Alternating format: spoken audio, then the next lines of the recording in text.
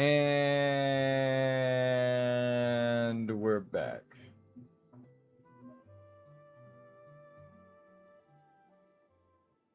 All right. My brain is just now turning on. I just got some coffee. I haven't even taken a sip yet. We'll just jump into no leveling. All right. So, I have gone and checked all of the requirements, and they were way easier than I thought to beat the character's story, to beat the game again. So this might be the last day of practice, and then tomorrow I'm gonna take a break, clean the house, relax, and the day after tomorrow is when I'm going to start the actual no leveling playthrough for nightreign. New save, completely fresh, starting with Wilder and then going through every character. I feel like Wilder's going to be the easiest character for me because I have so many runs. Oh damn, we're going in solo. I didn't even mean to do this. So, I mean, it's a good comparison if we do the first run solo. So the way that you one-shot everything...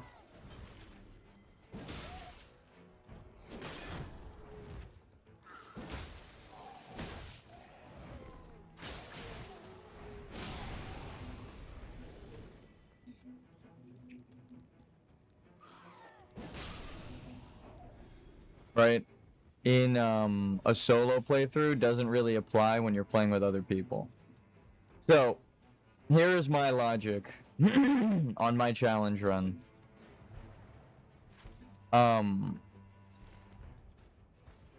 It's actually easier when you play by yourself. But I will be showing it with this run. Not only do things die in like one attack, right? When you don't upgrade your weapon. And on the first camp, you can upgrade one time. So, I can already upgrade my weapon. But there's it's like there's a ton of different things that you can do. Who's that down there? Bell-bearing hunter? But it's easier when you're by yourself. For instance, in that first camp, I don't have to compete for weapon drops. If a really good passive drops for me, if I'm playing by myself, I just pick it up, right? There's no competition for loot. It's way easier. And everything dies easier.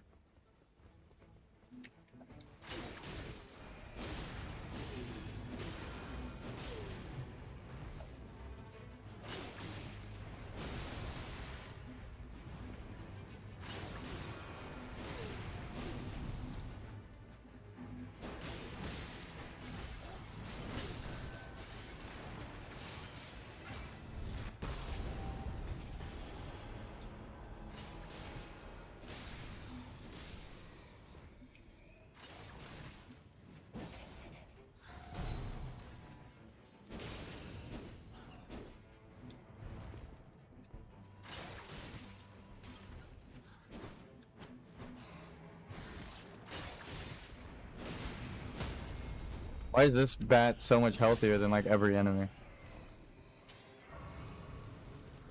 Alright.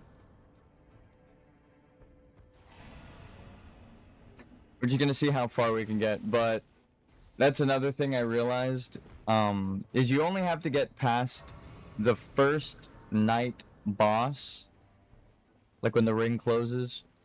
You only have to do that one time to progress the story. Or, well, you have to do it a couple times to get the remembrance thing, so you'll have to do it a couple times. But for each remembrance page for every character, you just have to hit it like one time.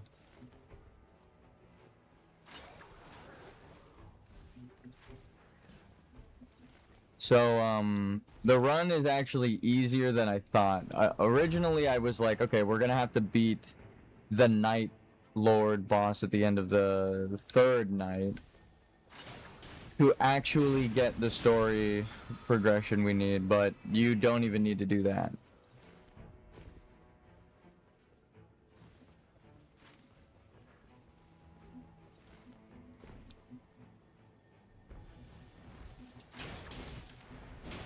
Everything has less health when you're by yourself, so that's the perfect talisman. A really good talisman setup for no leveling. So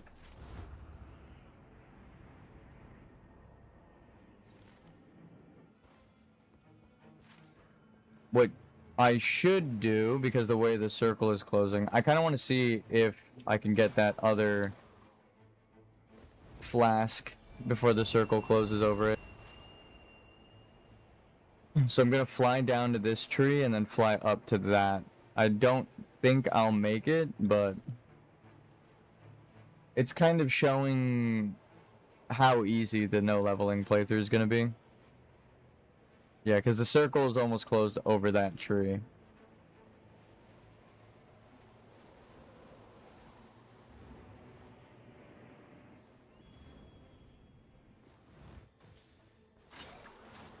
Maybe you could do this if you did level, because you'd have more health for the rain, but yeah, we can't do that. Unfortunate. Circle already closed on the ring, or on the tree. Can't go and get the other flask.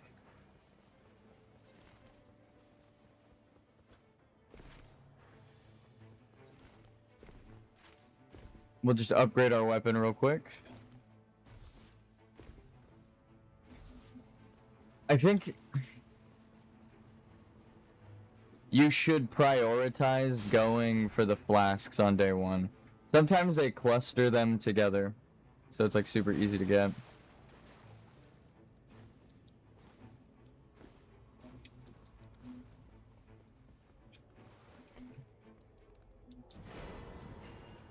And we have the extra life already. Let's see what's in the castle.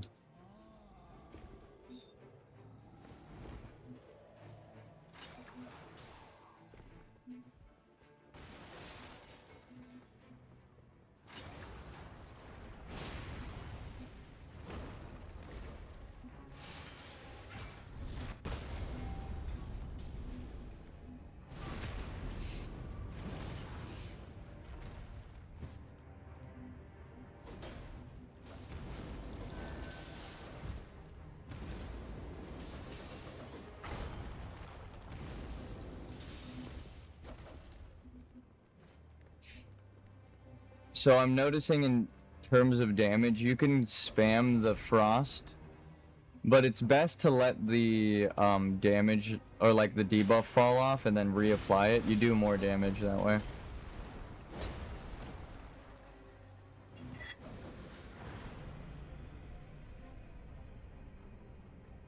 Like now that the enemy is not sparkling white, we can get a proc again.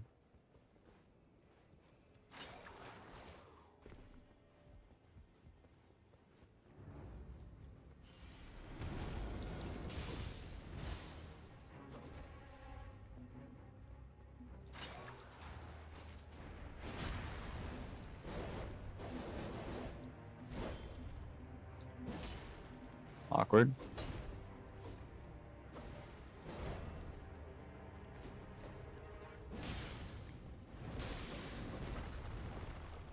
An extra roll came out. Damn it. It fucks your entire... Oh, and I'm stuck on the wall. Fucks the timing up if the game banks one of your inputs and then puts it in late. Because it's like, well, that is not the timing I needed. And everything is so, like, timing dependent. Here. That if it adds a second one, or it takes your stamina like that, you're gonna get hit constantly. It's actually better to just run and reset. Let the boss restart.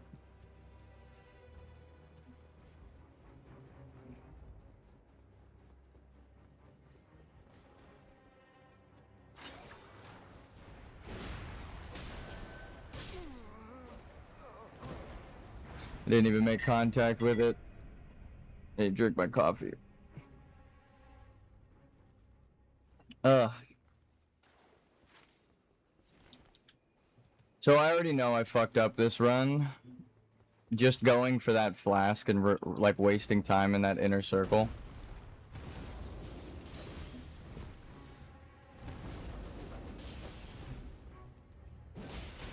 It's weird that they didn't take frost damage just now.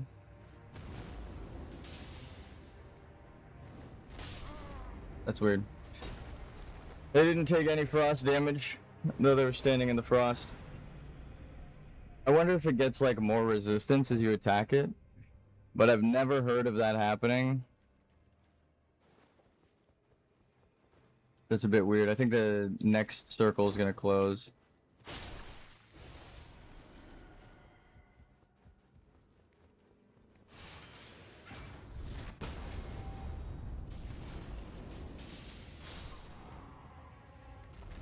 That's what I was trying to do before.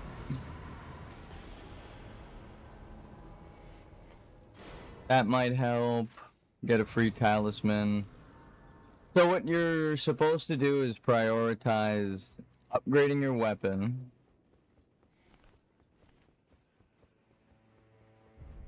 And grabbing the flasks. Then any passive you collect... I think recovery rate is better. Any passive you collect after you do those just helps you survive. But it's just so you're not standing around until the end of night 1.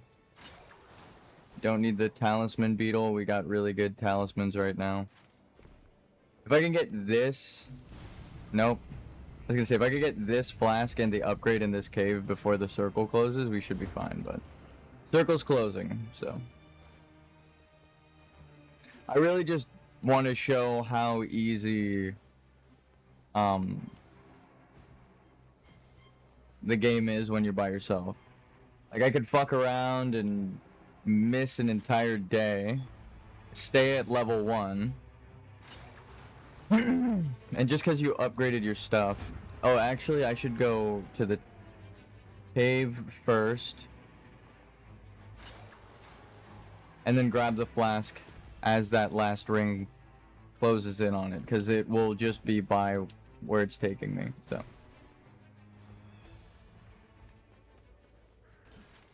Into here. Hopefully it's the knight and not the giant, because it's going to take a second.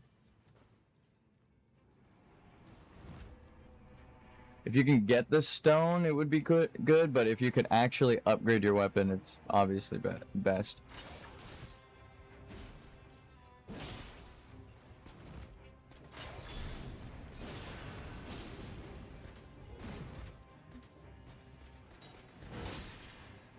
I want to call bullshit. Alright, we're good. We got the upgrade.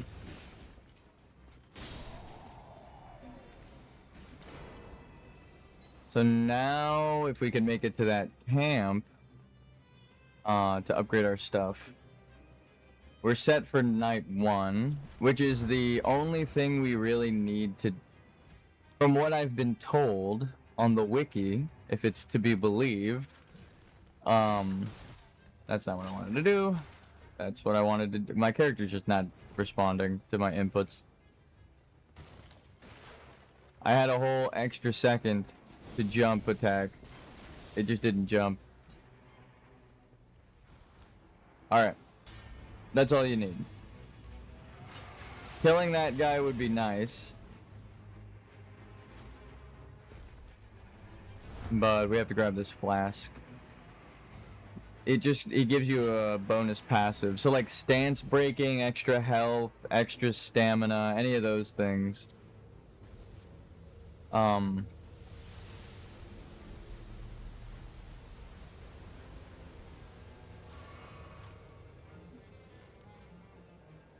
Those are the passives you're kind of after, but anything helps. The best passive is the instant kill at a random attack.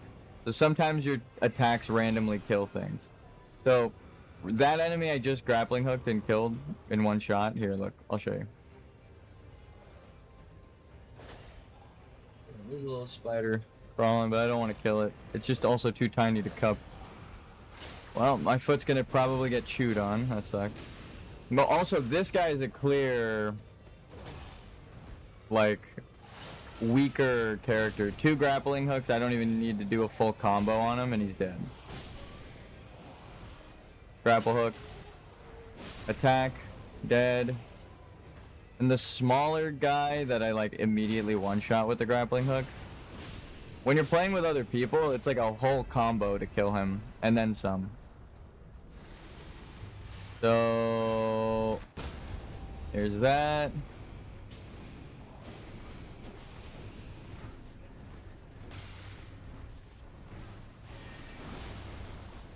Probably go for the one with the best mobility. I'm dead. Holy fuck, how did I just survive that?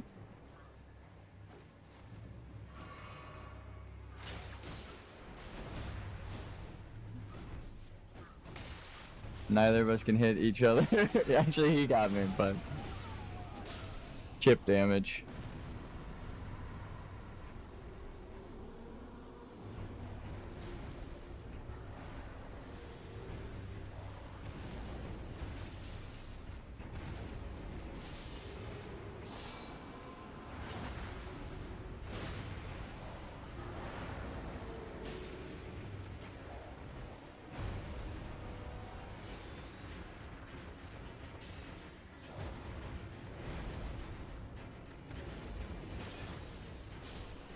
One shot with the frost proc is crazy. Like right there.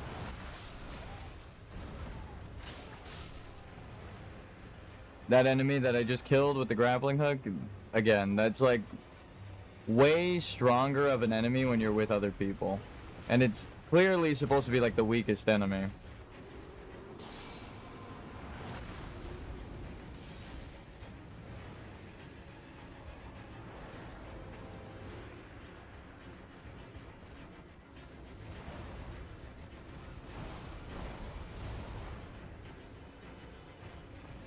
There we go, the frost damage is worn off, so now I can do more.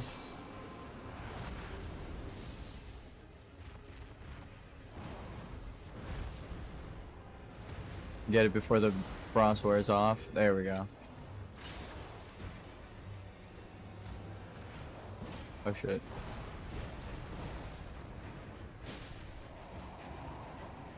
So that is all you need to do to progress the story mode, apparently. Sudden enemy death upon attacks that land. On rare occasions, they are not joking. You might get 2 kills a whole run with that power. It's not that strong, but it is nice to take that passive.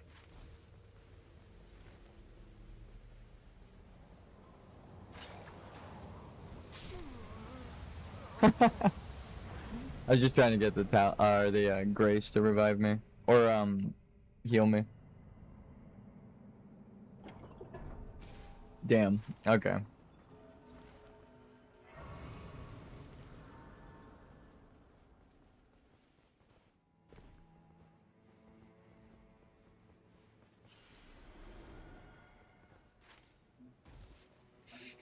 So after I grab this last flask, you're kind of done with your no leveling challenge. If you're not collecting passives and stuff, this is the whole challenge run. Getting through night 1 a couple of times, and then you get the remembrance quest,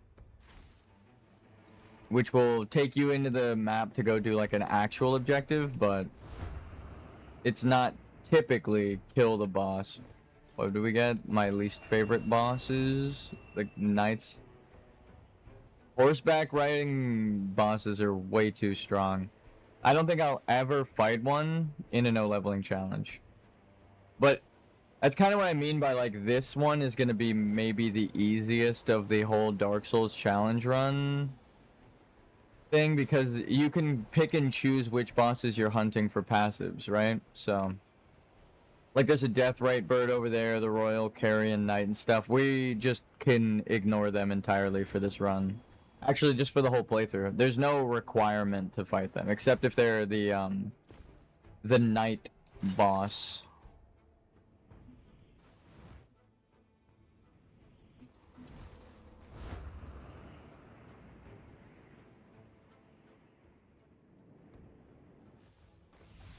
And we're good.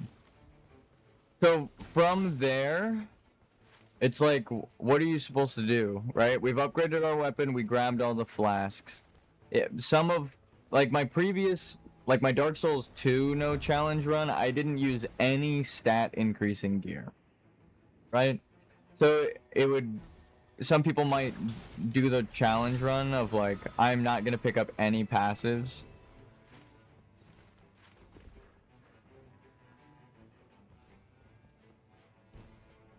I can't believe I even killed a boss in the fucking castle. Goddamn. Okay, when you're by yourself, it's actually this easy. It's like, well, my weapon's upgraded. I've done everything. I don't need to fight any of the ever jails. Maybe we could do the camp. Right? So I'm going to make it harder on myself in a couple of ways, but more so to make it fun. When you're playing with other people, you're competing for loot, right? Like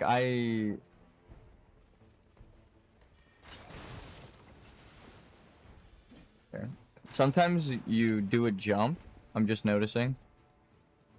That's like the first time I was taking it slow enough to notice. I did like a grapple hook jump, it didn't jump and it stopped me from sprinting, right? So like you don't even need to kill bosses for passives, you could just grab this shit from treasure chests and weapon racks, and then you're fine. You built your character. And even more like ease of access. You can just buy it from the fucking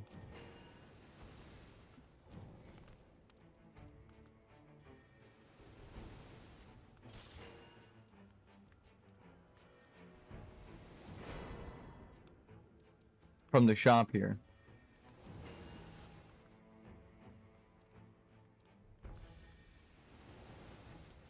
Kind of want to try that. I think I'm too weak to really poise check a boss, but so what I'm going to do to make the runs a little harder than this, because now we're just kind of fucking around, I am going to queue up with random people, so all of the enemies have more health, right? So it's a larger fight. For Darktide, the new class came out. What was it? Is it the Mechanicus like we thought, or? It's the Hivestone. Necromunda, the ganger. I know it! I said it was gonna be Necromunda, bro. That's crazy. I was like, that's the only thing I haven't seen represented in any Warhammer stuff. Criminals. Yeah, and also they're like But the trailer, I showed Mom the trailer. They're like a faction that they don't have a faction for in Warhammer. Yeah. Like you can't play as the Necromunda guys. They're their own thing in their own game. That's Necromunda. But it is Warhammer lore, so I'm like, that would be cool if they brought them in. They did. That's fucking sick. No, but I showed it, so it's like he has the crowbar and he's like. He's like a fucking Borderlands psycho. So the new gun is like the dual wielding machine. Oh, that's sick as fuck. Like this. He's like this. Uzis. And yeah. Mom's like, oh, they put Dominic in the game. He's got criminals. No, I'm just kidding. That's sick. His body, he's got 8 chains on. Yeah. Oh, that's fucking awesome. That's our brother.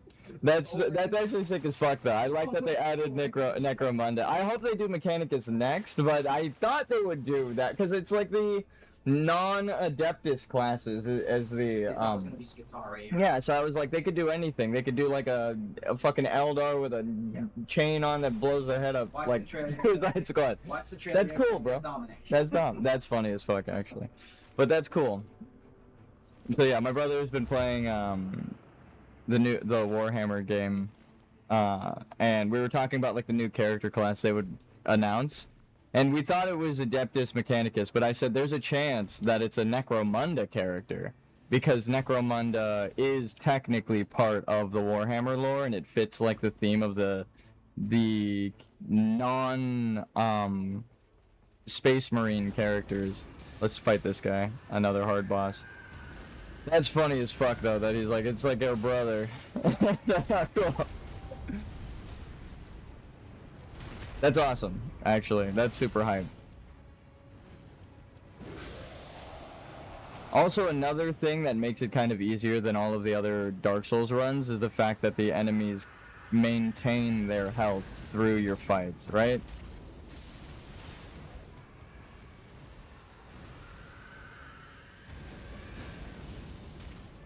Is it just my spell versus your spell, or what's going on here? Oh shit! Oh god! Alright, well, goddamn.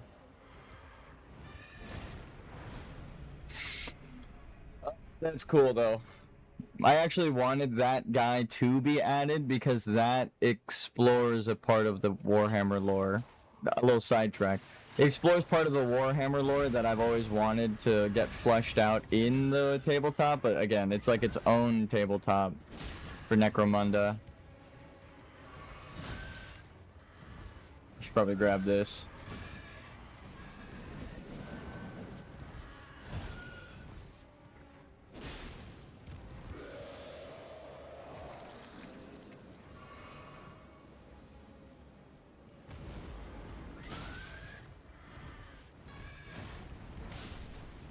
I fucked up the timing.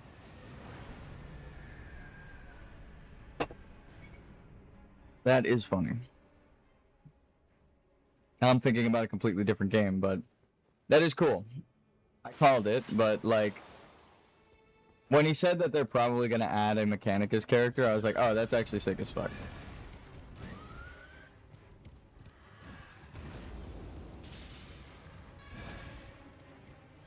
You can just keep frost-procking. It's worth dying over and over. Okay, they just... Something's going on with the frost. I know there's like a cooldown. But I feel like the cooldown is different for each character. Like the beehive head dude that's banging his head against the wall, you can keep procking on him. Okay.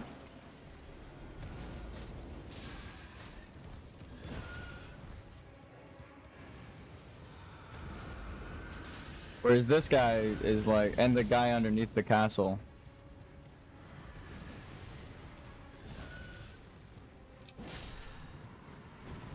So wow, we even got a passive. That's more of an annoying boss to fight. People don't like fighting them. So the passives that you can collect, they don't always give you the option, so I would recommend going for those. But no level, like I didn't have to fight that guy, I could kind of just stand around. Orb. Time to ponder the orb. Oh my god. I'm dead. Does it go up the mountain? It does. That's broken.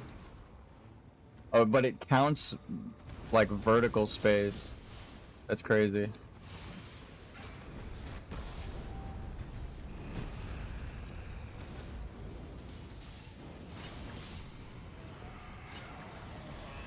No, I got body blocked.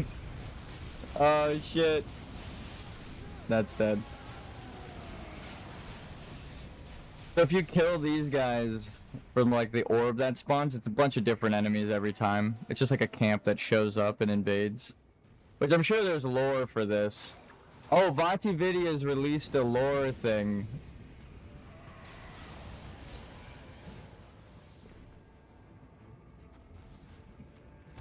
Like right here would be a good frost. Just keep rocking, because even if I die, I'm doing enough damage that it makes up for it. It maintains the damage. If I get this killed, then I know the single player is fucking way easier.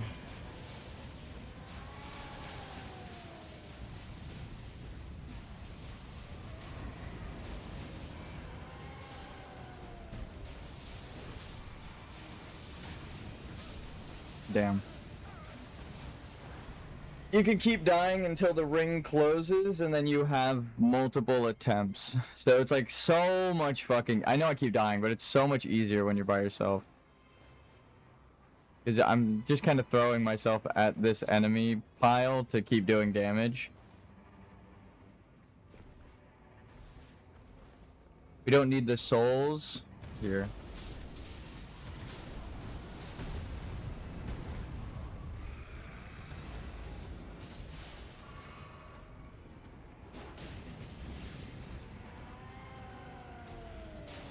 Why is my character attacking? What the fuck?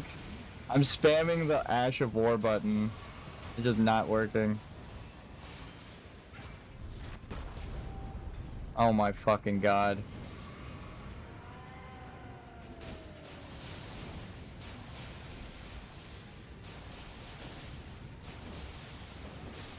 That's one. Oh wow, did it really give us both kill? Did they share a health bar? What the fuck was that? You just dropped dead.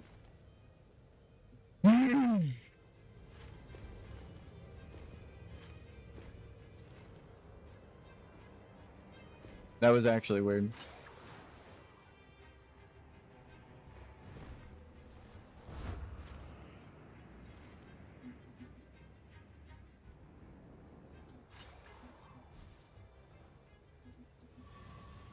Get my flasks and health back.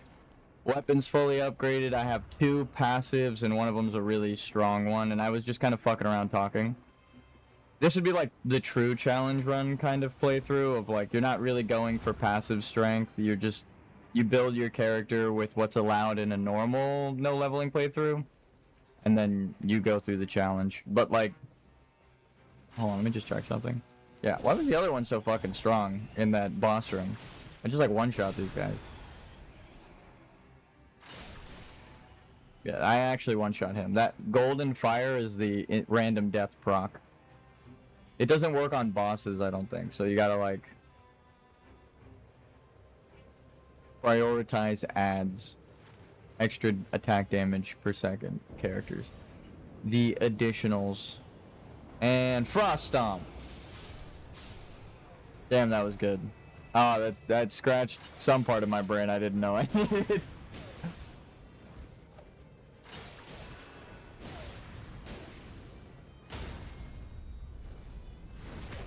Perfumer behind me. So my question is the perfumer character we're gonna get a depraved perfumer? Are we gonna get perfumer lore with the character now? Or is it going to be one of these perfumers? And also, I can't believe we got the fucking tree sentinel again. God damn it. This is like one of the worst bosses. Because it's 3 bosses.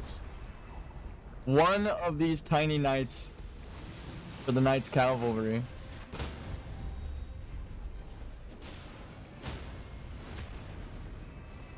Right?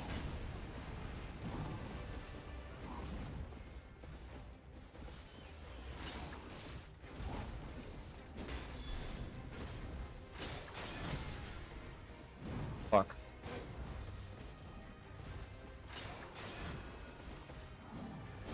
Damn it, I tried to get the iframes off.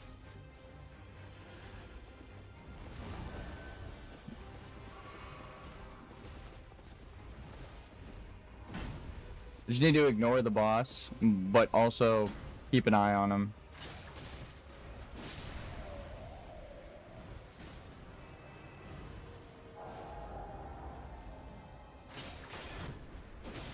What the fuck am I stuck on?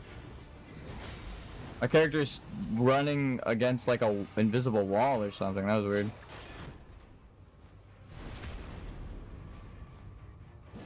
That's fine.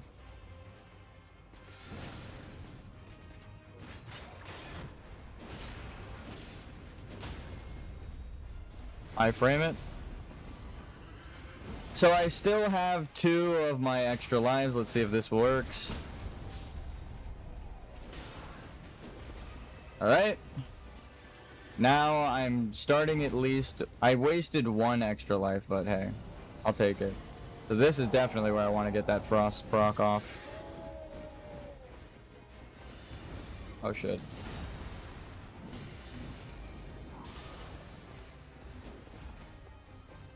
quarter of the way down, still have 2 extra lives. I'm running my ones. Running my ones, goddammit. Whoa, okay, lock on, please, lock on. The fucking camera 180'd. You know, that's not what I wanted. Holy shit. Damn it. I just jumped too early. That's the exact position I need to take for that dodge. I was just a little bit too far. So it was early. Space and timing are very reliant on each other. Is your spacing fucked? Then it might mess your timing up. Also, I don't have... Oh, that's what I should have got.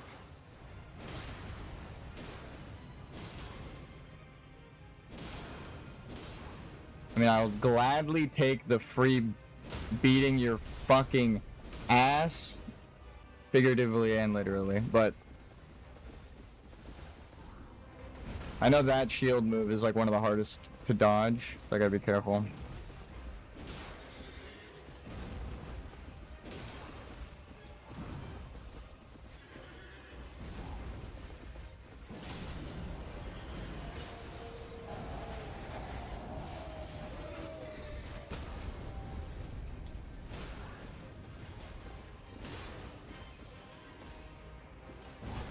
Oh, fuck. See, I just hit the heal button and no heals came out. That's like my biggest fear.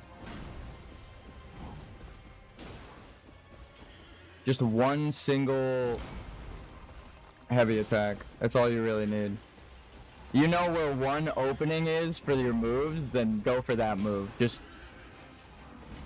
typically getting behind the horse at the end of a combo is the play.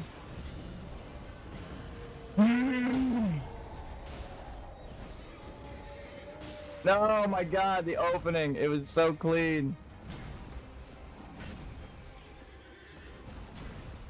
And scene. We even fucked around. We barely took any passives at all. And we fought 3 bosses at the same time as a level 1. This is one of the more annoying fights. And we just cleared it. This is all you need to do for your no leveling run. I guess the practice is paid off. We did it. Now we just have to try and beat the Night Lord. But it's way fucking easier when you're by yourself.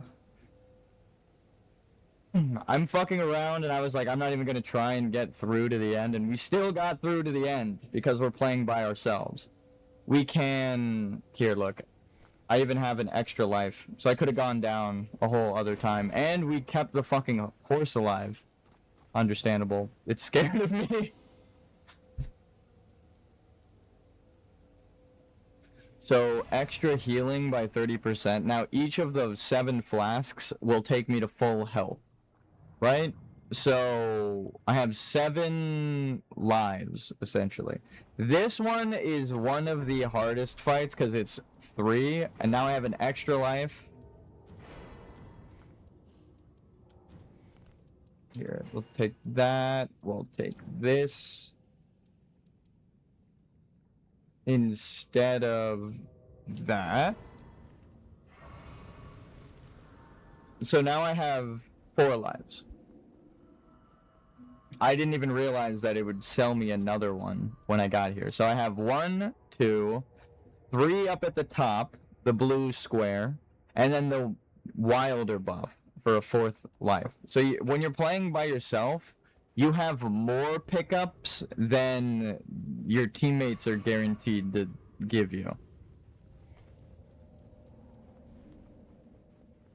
I'm doing fire damage, which is not good. Fire and frost damage, which it's useless against this boss. So this isn't the best build, but this is kind of where the relics will come into play on that other playthrough. I can build for the bosses I'm going to fight.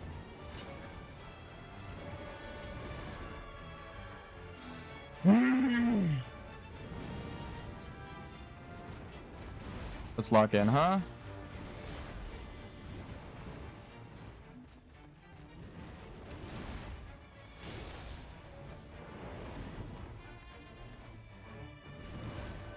Fuck.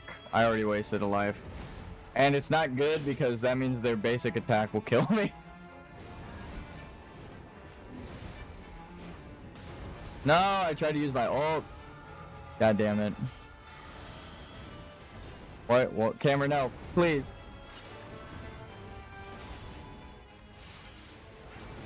Let's get a quarter of the way down, right?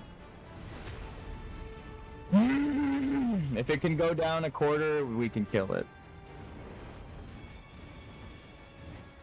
Just running away is safe as hell.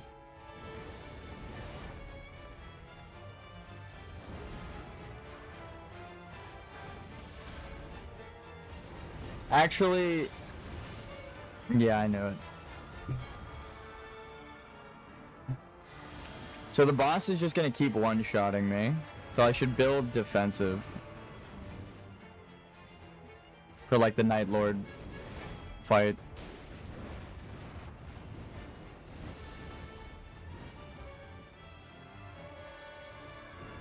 The pullback of the sword can kill you there. I already knew that, but I just fucked up.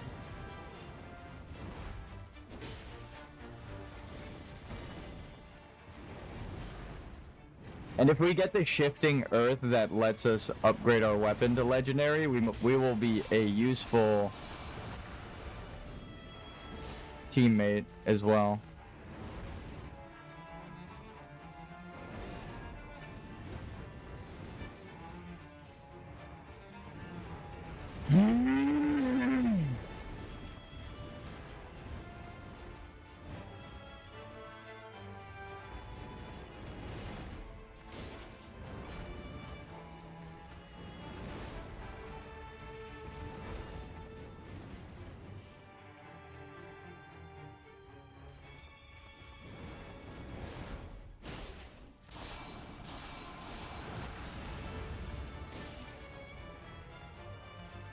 Could probably go for like a second attack, but I just don't want to fuck the timing up.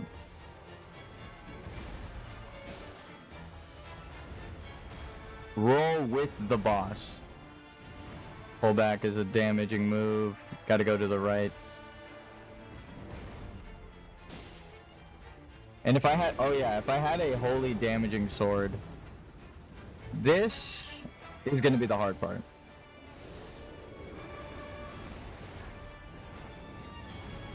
Dodging 3 wolves at the same time. Maybe if I body block one on the other.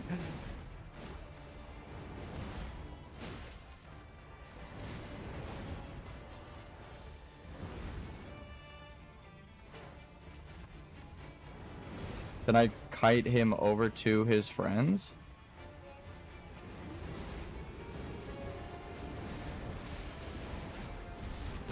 All 3 wolves? Fuck yeah, dude. Get out of here. Holy shit. Alright, so we're about halfway, or a third halfway. We're good. Save your ult.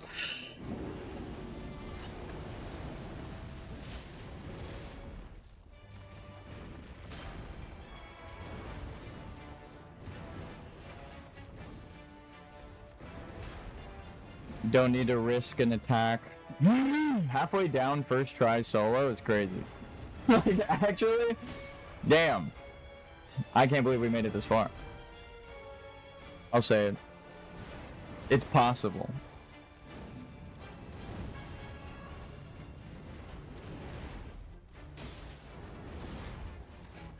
Oh, fuck. I knew I should. I looked up at my stamina, saw that the heavy attack took it, and I was like, okay, I'm fucked.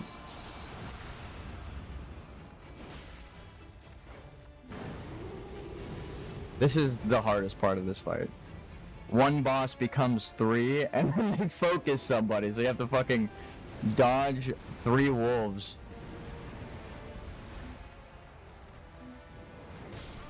Oh, god damn it. I tried to roll back. It looked like it missed me, and I tried to roll, but it missed. Timed the roll. Fuck, dude. Well, it's possible. You know my saying of all of the no leveling runs. If you can get it down to half health, then you can kill the boss. Improved stance breaking when two-handing, that might be the thing. Lightning damage and two-handing. But you see, like a relic like that would have made the difference for no leveling. Especially if it was holy damage. If my weapon dealt holy damage, then I am now built to fight that boss better. So, it is easier. You're also doing, like, no damage.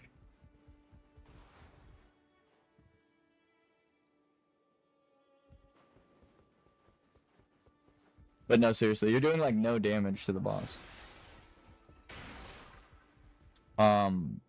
And we still got it pretty low. If I was additionally doing its weakness, then probably got it down to like a third, like lower than halfway if I had a different weapon. Or the same weapon, but a different power-up at the start. Hold on.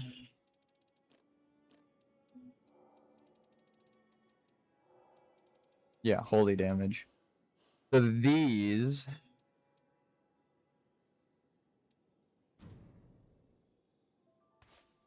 Like, that right there would help me fight that boss, because now I have faster ultimate charge, and I'm dealing holy damage.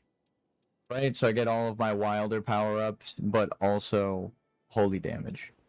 So, like, now you can see by my damage icon, there's a little holy symbol. I would be stronger against that boss, because he's weak to holy. That's what that effective tab under his name tells you. It's his weakness. So Gaping Jaw is weak to poison, Sentient Pest is weak to fire, Augur is weak to lightning, the Madness Beast is weak to madness. More lightning weakness for Dark Drift Knight, Fissure in the Fog. We are the Calico Frost Dragon is weak to fire, and then the Night Aspect is weak to holy as well, just like the dog that is his friend. Then you get the Everdark Sovereign bosses. We almost killed this guy as a level 1, so even the Everdark are possible. We did that on stream, so it's like the training is paying off. We're getting closer and closer. But you only need to beat the first Night boss. You don't even need to beat the actual Night Lord to progress the story. But we will have to beat them to make the story, like, or to unlock the rest of the bosses to get the story. So first you have only him. But then when you beat him, you get the rest up to Fissure in the Fog, right? So you get 1, 2, 3, 4, 5, 6 bosses after you beat the first one, and then when you beat 4, right, so you beat like 5 altogether Night Lords, then you unlock the Night Aspect. So it's going to be tough to beat them, but it's actually harder when you're with other people. If I queue up with random people right now, they're going to have like, they're going to be the true ones running, right? And that's just people playing the game normally, so it doesn't make the game like so much easier for you. I think the trade-off of having a team, because the game is balanced for having a team, as you can see, the boss splits into 3 enemies and you're supposed to have 3 people on your team, like you and 2 other people, so it's more balanced for 3 people. I think if you were doing a no leveling run, the way, like the truest, most difficult way to do it would be your whole team not leveling up, but I can't find anyone who is fucking crazy enough to beat this game without leveling. I've looked it up.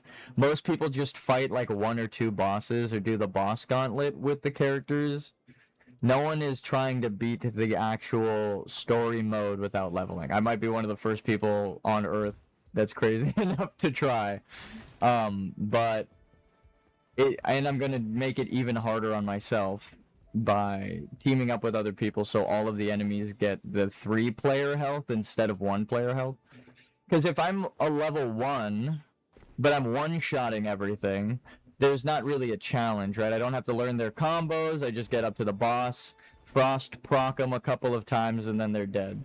And I got to the Night Lord, and I was like fucking around. I didn't go out of my way to find a holy sword or get anything that I needed.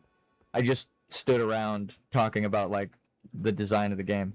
So if I actually went through and was collecting the passives in a solo run, it would be even easier for me to fight that Night Lord, which is what I was like trying to get at. Like the fact that on my first warm-up run, half asleep, I got all the way to the final boss and got them halfway down is crazy.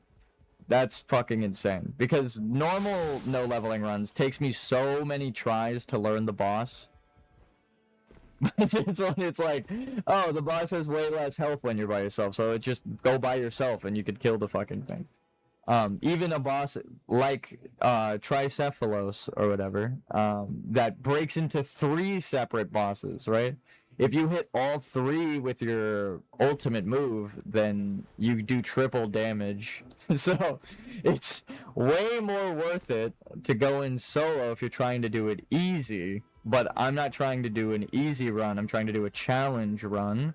So when you go with people, there's a chance that you don't even make it past your first knockdown. Say I get knocked down, and then 2 of my teammates get knocked down in the same attack. We all get hit one time, and everyone goes down. Our first death, it's game over. We start back at the menu.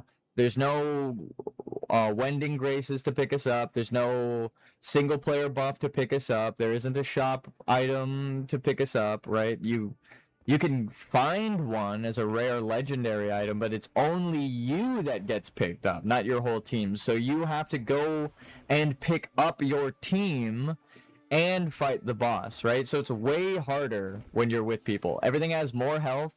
You're competing for loot. You have to go out of your way to fight way more bosses than you would by yourself on a no leveling run solo. So I think the no leveling run now is playing with random people. Because if you get one good team, that won't counterbalance every team that you're going to get to fight all 16 versions of the fucking bosses, right? If you're doing Everdark, but I'm just trying to beat the story mode. So in like 2 days, we're going to start that on the 20th. But the training, it has paid off. I feel way more confident going into this no leveling run.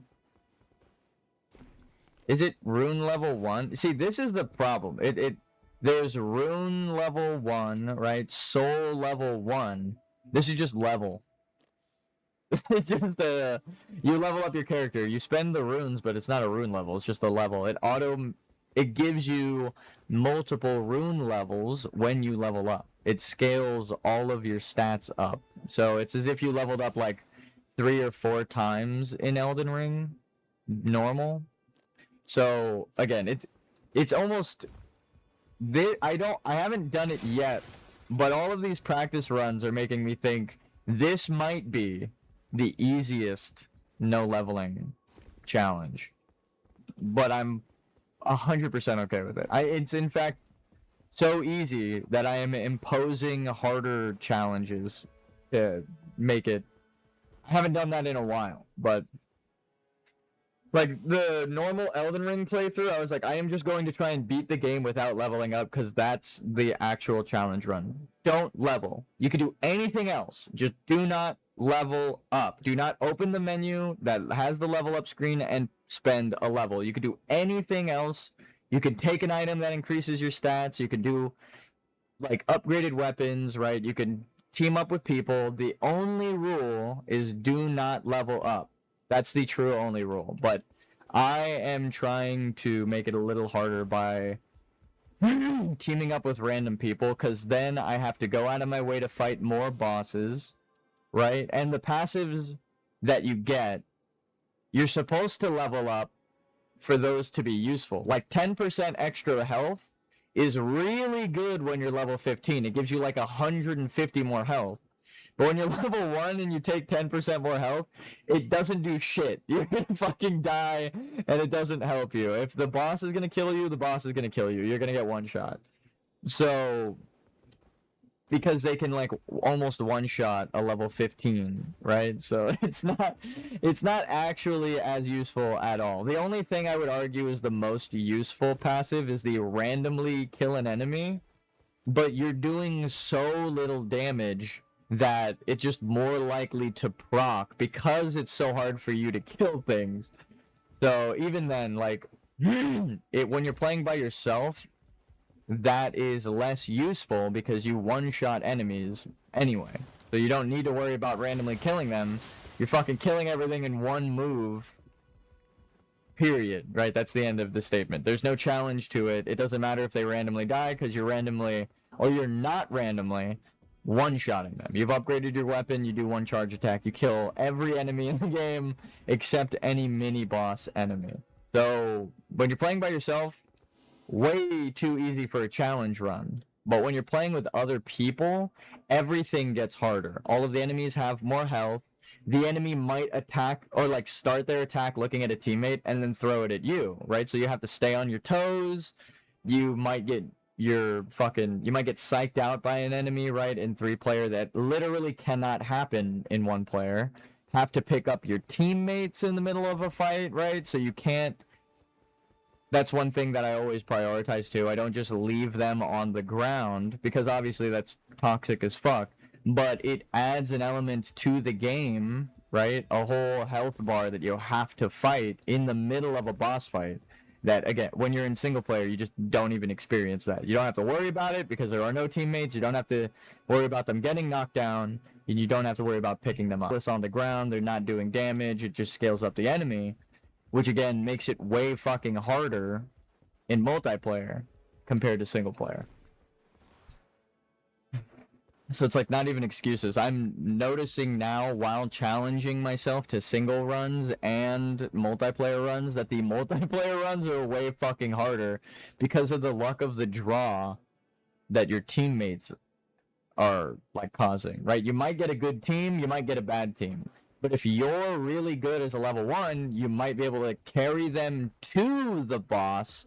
And if they go down a bunch of times on the last boss, you are now fighting an empowered, right, because it has extra health, version of the final boss. And you have to pick up your teammates if you want to be like a good player. So it's so much fucking harder. And you know they're going to get knocked down most likely because they've already been knocked a couple times. So like if they're all at 3 bars and shit, so it's an entire layer of challenging that you don't experience in single player. It's just not there. Those mechanics don't exist in single player. If your teammate dies in multiplayer, you just summon them again, whatever. Like in base game Elden Ring.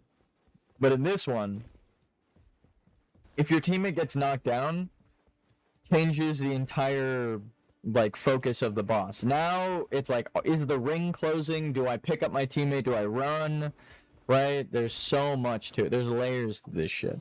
But that's why I think we'll do a multiplayer run right now of the same boss, and let's see if we even get to the fucking boss. Sometimes, especially on this first guy, you're getting new players who haven't unlocked the other guys yet because they're having difficulty with the earlier bosses, like the night bosses, not the Night Lord. So you might get a teammate that is actually completely fucking useless to you because they just don't have the experience. Maybe they could learn the game and maybe they'll get better and it's contributing to it, but they're not going to learn it all of a sudden in the middle of the fucking run. So if you get a bad teammate, you have a huge hindrance, right? Every enemy is now stronger, and you have someone that you have to constantly pick up. When, again, if I'm playing single player, I don't even have to worry about them. I don't have to worry about them taking an item that might be good for me, that they don't even use, that fucks the whole run up. Like, actually, when you're playing single player, it's fucking way easier. So I'm going to go, for the challenge run, we're going to be doing multiplayer. But I will acknowledge that there is a time where you might get good teammates, right?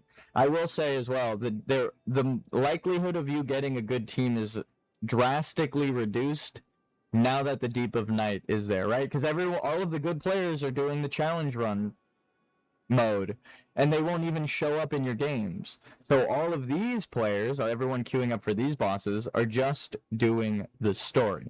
It might be their first time through, or they're stuck on that boss, which means they are learning, which means they're not going to be a super good teammate. This is where all of the great players are right now, in like deep depth 5 or depth 4, or maybe they're just starting and they're at deep of night 1 and they're working their way up. But this system prevents good teammates from reliably showing up in these bosses, right? These bosses, they're not in the deep of night queue. So all of those deep of night players, even the Everdark ones, right? So from here, these 2 harder bosses, all the way up to here, completely, not devoid, but like completely separate of deep of night runners, which are easily the best players in the game, because they're doing the challenge run where everything gets way fucking harder in the game. So it's like, of course they're the best. They're opting in for a harder challenge to clear. So if they're in like depth 2 at minimum, they're a good player, and they're starting their challenge, right? So they're separate from you. This is where the good players are. The likelihood of you getting a deep of night team, pretty much 0. It's not like they don't queue up for these bosses. It's just there's no reason to, because now you have an infinitely scaling game mode separate from the story mode. So that changes the entirety of the multiplayer layout, right? The community is separate from those doing story mode and those doing the challenge runs, the best players. If you're in depth 5, you're one of the best players. I'll say that. I can't even get there, and I'm trying my fucking hardest. So if you're in 4, even if you have a good team with you and you feel like you're getting carried, that is a really hard fucking mode, right? I'm only at 3 and I'm having trouble. So if you are at 3 or above, I don't even want to attribute it like to the one I'm at. Like if you're at 2 and above, or 4 and higher, like separate from where I'm at,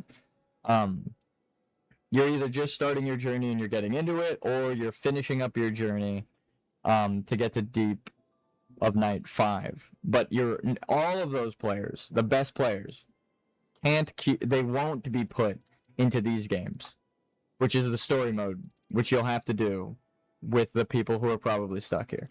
So that is my logic. Like right now is one of the only times that it makes sense to do this, because the Deep of Night came out and it changed the multiplayer. At first, there was no Deep of Night.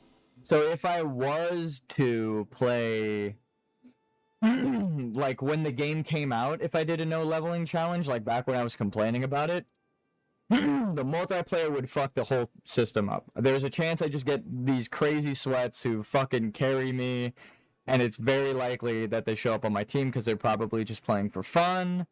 But now that there's an infinitely scaling game mode that's separate, they're not here. That wasn't how it was before. So they've added things to the game that make a level 1 playthrough way more viable as a challenge run, which I love. That's so cool of them. I don't know if they did that on purpose, but it's fucking awesome.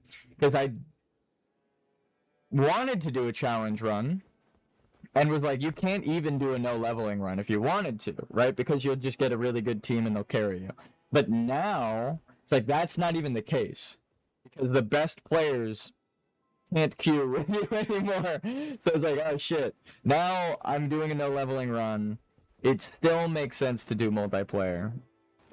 So that is, we'll do one run in a sec. I'm going to send out the chat signal to my boys and keep practicing. But now we're not going to be practicing in Deep of Night. I'm just going to be doing no leveling runs. That is it. I'm going to keep practicing for the next like day and a half, and then on the 20th, I am starting a new save file. A new character, new name, all of my story progress reset.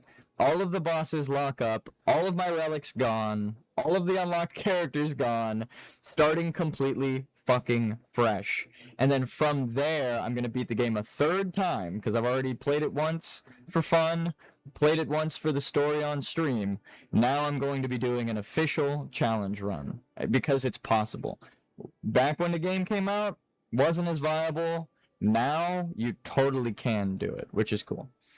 Give me a sec, and then we'll start up the run again. But this time we'll do it with people to kind of show what I'm talking about. I'm not going to die on purpose, but if like a teammate gets knocked or I get knocked like 3 times, I will explain like this is what I'm talking about, right? They just leave me on the ground. Whole run invalidated. No, but like if they just leave me on the ground, it means like damn, I'm getting fucked up right now. This is bad.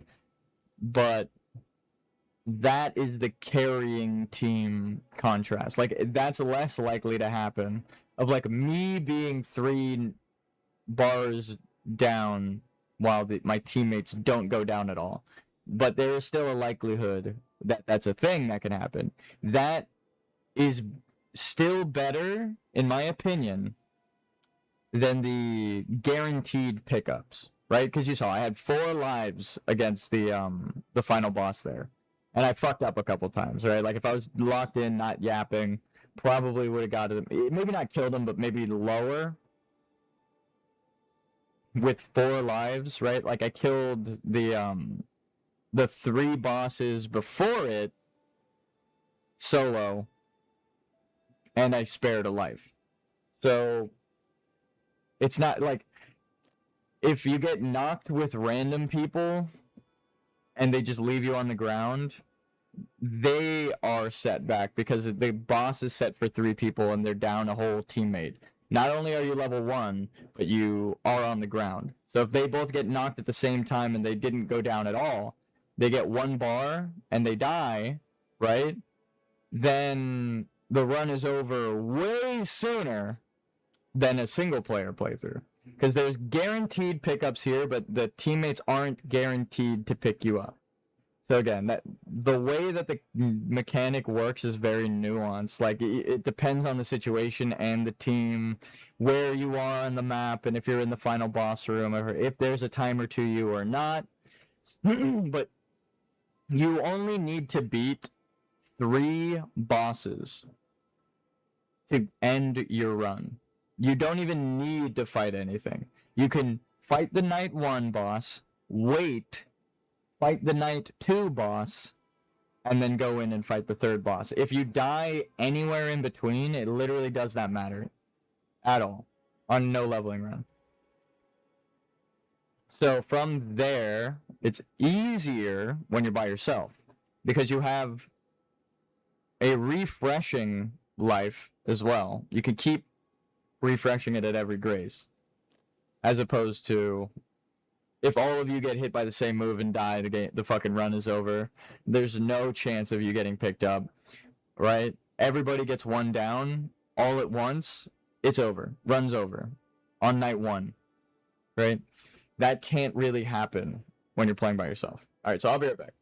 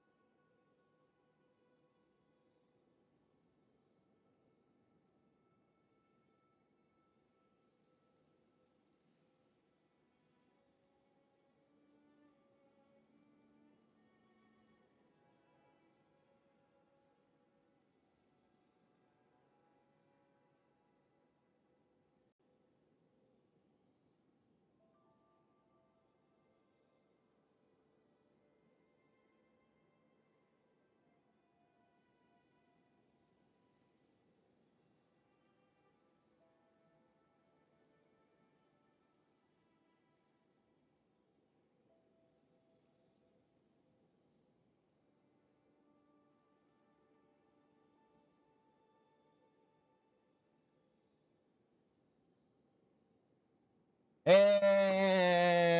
we're back. I'm gonna send out the chat signal to my boys, girls, and they thems who all tune in respectively. I am thankful for my community. I'm blown away that we're at 205 subscribers. And I haven't been pushing it. What's up, Elden Ring Gamer? I just linked your...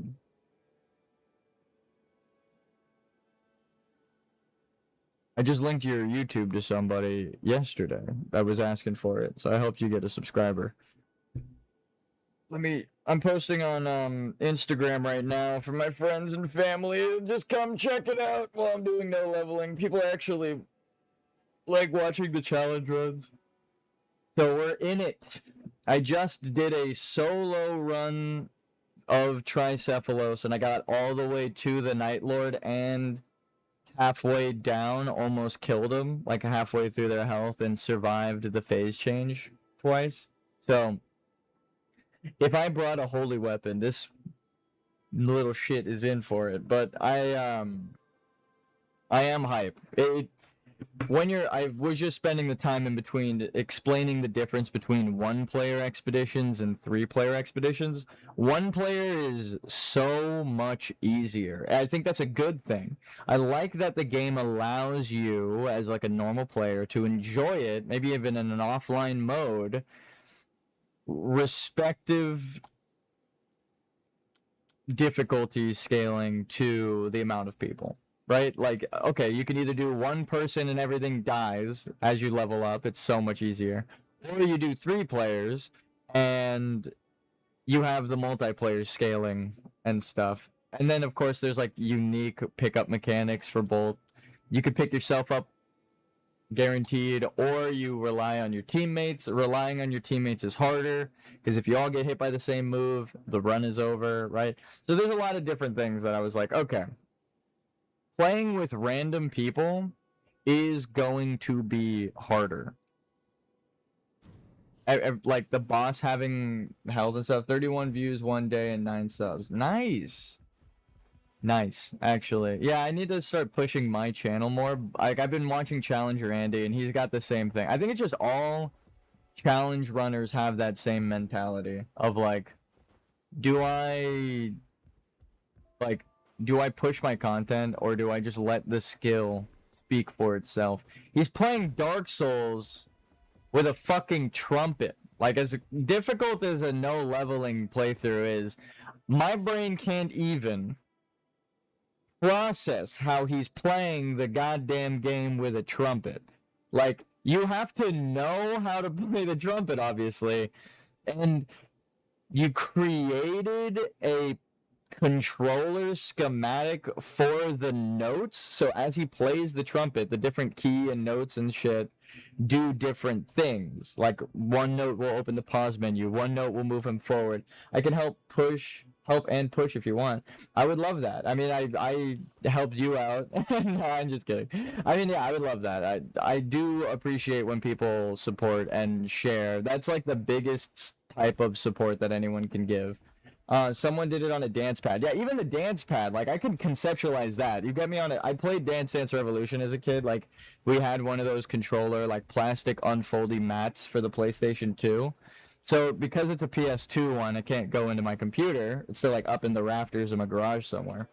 But I can understand that kind of, because it's just like you laid out the controller on the ground and you're stepping on the buttons. But the way that the trumpet works, I'm like, you literally had to translate the notes you're playing, and he can't just play one and then it automatically does something. He has to hold the note if he wants to keep running forward. So he's like, like the whole time to run and turn and shit. He's like trying to get to Manus right now. And I'm like, that's a fucking challenge. I don't even know how you would do that, bro. So I love, like, Challenger Andy. He's killing it right now. But he was even saying, like, he needs to promote his stuff more, and he's just been kind of playing it for fun. And the run has taken, like, a year and a half. And I'm like, God Damn, that's kind of like how it was for my Elden Ring playthrough. When I looked at when I started compared to when I end, I was like, oh my god, it took way longer than I thought it would. What the fuck? But there's just so much to the game. I wanted to do it all in my no leveling run, and I didn't want to redo it, right? So if I ever go back and do the DLC, I'm going to be playing that character who already beat the game. If. It's a big if, but I've done all of the Souls-likes, you know, Dark Souls and stuff. So I'm going to start it up. I'm going to send out the chat signal. We're going to get into a run. I'm going to post on Instagram for my friends and family. See, this is where I suck at it. Level 1 on a trumpet and no sound. Yeah, that would be fucking crazy. I made the joke in his chat to him, and he laughed. I was like, trumpet soul level 1 run when, right? Like, when are you going to do this without leveling up?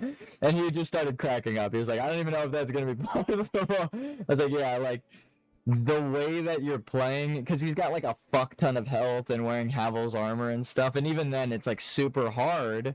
Obviously, it's Dark Souls, and he's playing with a trumpet, right? He could do like one input at a time at all, right? So if he's got to stop, turn the camera, turn his character, then block. He can't just like rotate the camera while moving and then hit the block button to be moving and blocking, right? Like he's moving like a robot would. Like he walks forward, stops, turns around, faces the enemy, pulls out weapon. Like he's playing it like it's a fucking turn-based RPG. It's so funny. But I love it, and he knows that it's a challenge run and that it's hard to do. But it's shit like that that makes me like, as much as I love the no leveling run, I'm like, how the fuck do people do this shit? But he even said, like, in that run that it's hard for him to promote his channel. He just forgets sometimes, and he's starting to do clips now. And I'm like, yeah, I have that same problem. All right, so I'm going to start posting and stuff, but I don't think people need to do challenge runs, but when they do, they understand the do not give up mentality. Even if, like, if you get through the challenge run specifically, right? Starting the challenge run is one thing. Beating a boss on a challenge run is another. And beating the whole challenge run is crazy. Good luck. On any run you're going to do. That's a challenge run. Some people do, like, fist only, using a torch as a weapon. Shit like that. It's wild to me, but they still do it.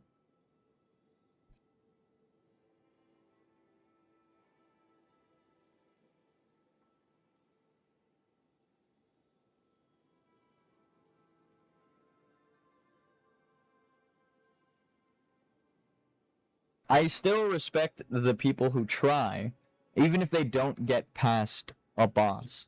But when you get past a boss, I know that you went through that challenge run, right? Like, oh, Bushley did kick only. Yeah, like, there's crazy shit like that where you watch someone do a playthrough that's like, if you have all of the time in the world, you could get through it. But I like the no leveling run because it's not just a time investment. You need to learn the fight if you're going to do a no leveling run. Because you can't get hit more than like 2 times. On the late game bosses in Elden Ring, I couldn't get hit or I would die. So I had to do essentially a fucking no-hit run to beat some of the bosses. But when you would survive with like a sliver of health because of the defensives you took, it made you feel like, holy fucking shit, I need to heal right this second. I need to lock the fuck in. Like, it changes the game entirely. No leveling training today.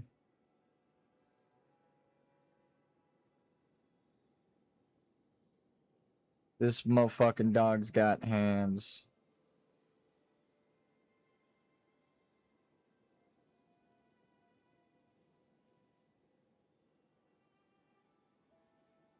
And now I'm going to put a sticker that's a link that just lets them tap on it to go through. It's so much. Scumnut did minus 99 in every stat. Yeah, exactly. That kind of shit. I'm like, how the fuck? Like, I can't even imagine. I've been doing a no leveling playthrough, and when I die, I joke like, "What's it gonna do? Take my 1 level away?" He literally did that. He did that. I took all of my levels away and then some. I know what playthrough you're talking about. I'm like, Jesus Christ.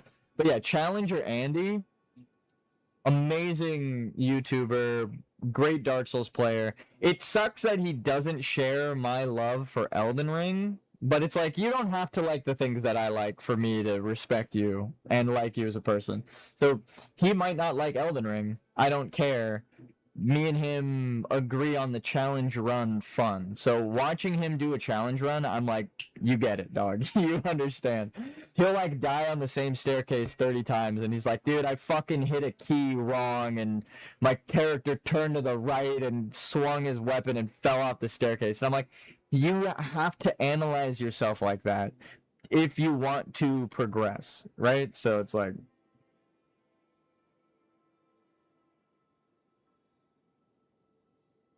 I love that shit.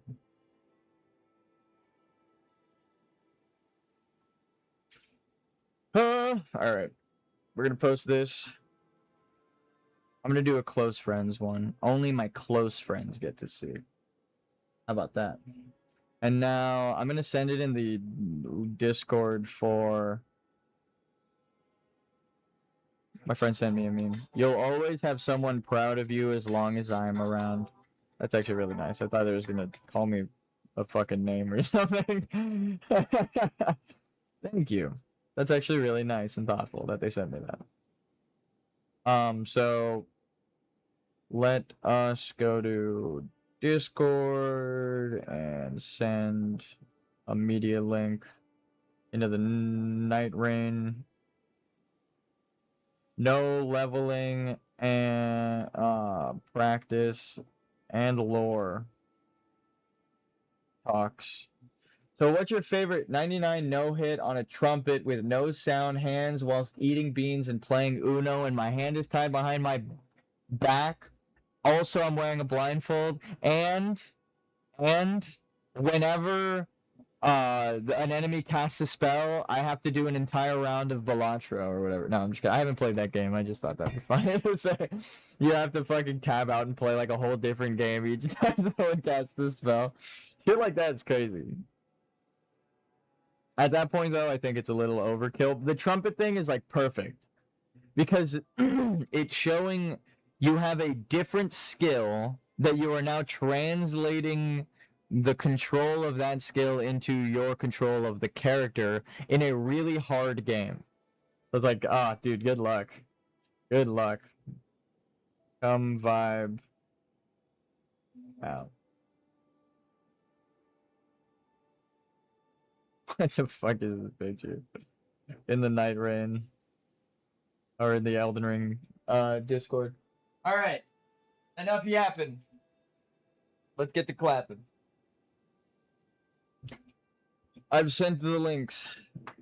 What the fuck, for real? Can I yap? Yeah, no, Vati Videos did a lore analysis of Elden Ring nightreign. Or like 2 characters. And boy, howdy. I mean, it kind of hurts. I feel like I just explained how it's dumb that people hold his lore over the in-game lore, right? They're like, I don't care what people have to say about the... Or it's the opposite. I don't care what the game has to say about the lore. Vati Videos said this once in an hour-long video I watched, so he's obviously right. I hate that shit. I understand why the game developers would hate that shit. It's like you're holding someone who didn't work on the game's opinion over the game itself. So, of course, I think Corin is a parody of Vati to show you, like, don't just blindly follow. Right? It is a very clear problem with the community, in my opinion. It's not Vati that's the problem, it's the community's opinion on Vati, but it doesn't help that he's like, my lore is so right that I'm releasing a book, right? Because now everyone is going to use that book to argue, and it literally has nothing to do with the game's development. He's just a random dude on the internet, like me. So it's like, oh my god, it's so fucking upsetting that, like, in the lore video, he doesn't contribute anything. He's just, and to make his points, he talks about cut content, right? He's talking about, well, they got rid of this stuff in the game. They removed this stuff in the game. And I'm like, you are literally referring to cut content as if it is in the game, when they removed it for a reason. They would have removed it for an obvious fucking reason. Maybe it didn't align with the in-game story. So he's using this cut content to argue his story that he's making a book about. I'm like, dude, that is the scummiest shit I've seen in a long time. It breaks my heart a little bit, actually, because I was just talking about how the community uses that kind of shit to argue, like, in favor of their own theories. And you see what I mean by, like, competing with... I didn't even get to see what the fuck that item was. That's why we don't want you to talk about it. That's why they don't want you to talk about it. Yeah. I feel bad. Because I know he's got to make money somehow, right? But, like, how... Like, I'm at least saying, like, oh, I really, really believe Marika's the Glowmite Queen. But I'm leaving some doubt, right? Even though it aligns, like, 100 fucking %, with all of the things that I've pointed out before, I will still leave some leeway to, like, maybe it's not that story. Even though they literally created a game exactly like I said they should to tell that story, right? It's pretty fucking obvious what's happening in this game. You would have to argue against the game, right? I finna post it today. Nice. But it's just so...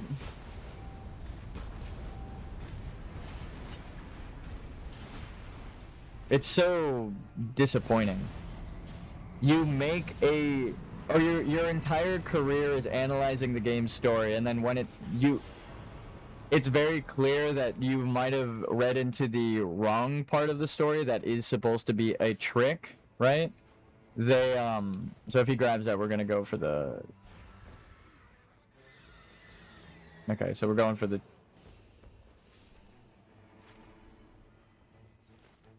The Everjail. But see, in a normal, like, single player, no leveling, I wouldn't even go for this. This is a whole boss we wouldn't even fight. But, yeah, true. It's very, very sad. Especially for the game developers, right? You imagine you're trying to tell a story. Okay, so yeah, you do, like, half of your damage.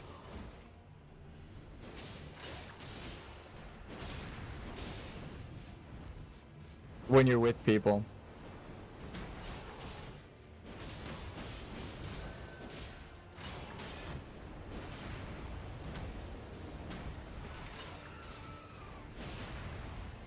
I'm like tanking. I'm tanking 2 ads while talking about the lore. And honestly, again, with the teammates, he fucked me over like 4 times in that. If someone hits the guy that you pull, right? It interrupts the it interrupts your aggro. Like, you don't actually pull them over to you. So again, with another way that it's easier when you're playing by yourself, no one can fuck up your combos, no one can steal your criticals, no one can, like, the way if you don't coordinate with your team and you're playing a bunch of wilders, it's gonna be hard to get the power-ups that you need.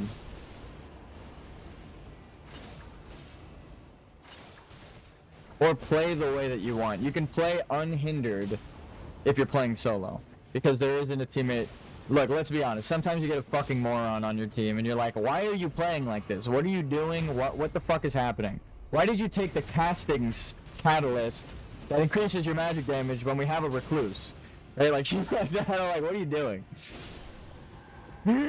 Works for years on plot of your game, and some just say, but like, what way, that's whatever, that's what they want you to think. Yeah, exactly. That's what they want you to think. Exactly. That is what they want you to think. The whole point of the game is to call into question. Here. I'm gonna fly over. But that shit bothers me. Like, as a game designer, I'm like disappointed in the community. The way they hold Vati Vidya's lore over the actual in-game lore. It's like, why are we arguing about this? The fucking item says this, and it implies this with the environmental storytelling that took years and multiple people, I'm getting heated, years and multiple people to create. You're just like, well, YouTube made an hour-long video that took them a month. Right? It's like, suck my dick. That's a dumbass fucking reason to argue in favor of that. It's like, yeah, I know that it's probably what the game is telling us, but I would rather say that it's my favorite YouTuber's lore, because I watched a video, right, one time, and I'm like, oh, that's cool. And that's it. Like, that is literally it. What's the name of your game I want to play? The one that I've made, or it's on itch.io. That's weird. I don't think I even mentioned that I make games at this moment, but I do. I have like 3. There's only one of them's a prototype. There's like a whole lore. Here's some lore for the game development. Here, let's see if we can get this guy before we.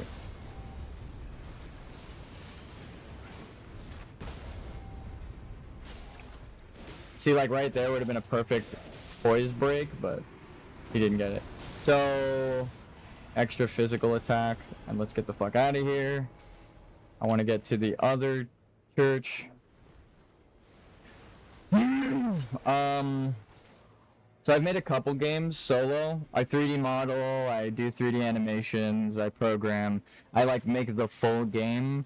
There's one game that I was working on that I used assets, but like when Windows 11 came out and they stopped support for Windows 10, Unity kind of exploded.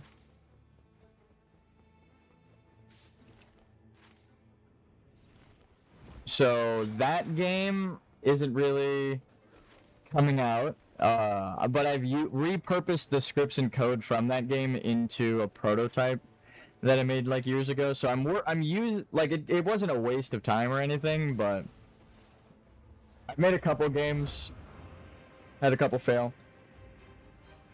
Faith, strength, or dex? I think strength. I like a good balance, actually. I would take arcane, strength, and dex. And dex, which is crazy. Because Wilder has strength and dex as his, pretty much Wilder. I have hundreds of runs, literally and plural, as Wilder.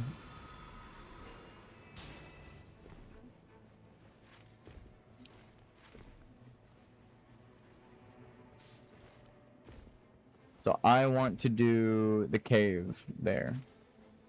And then we'll come up through the other side at the town. And I should have enough to buy the talismans I want and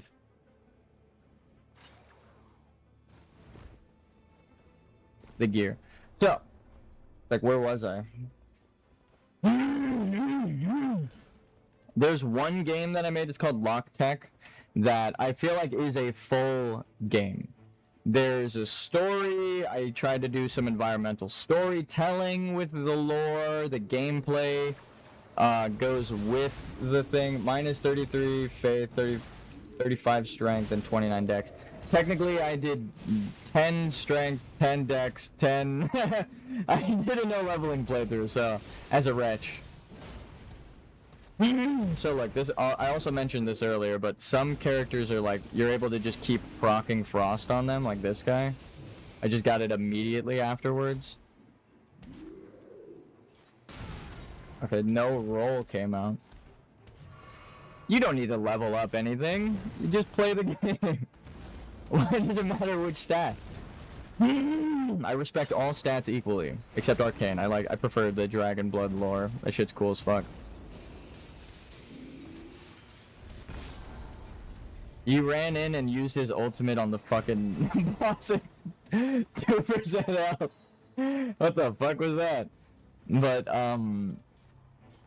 the games I've made were mostly for game jams. Arcane or Dex, Arcane all the way. Easy choice. You get bleed. I used bleed for my no leveling playthrough because the proc is just so good. Spider-Man your way through. Let's see, what do we got? What do we got? I am going to grab this. Actually, no, I'm going to grab this instead. Because that's kind of the Erdtree's Favor and the Dragon Crest Shield Talisman were the ones I used in my no leveling. So we'll grab that. Fuck. Oh, dude, are you serious? Did that just happen?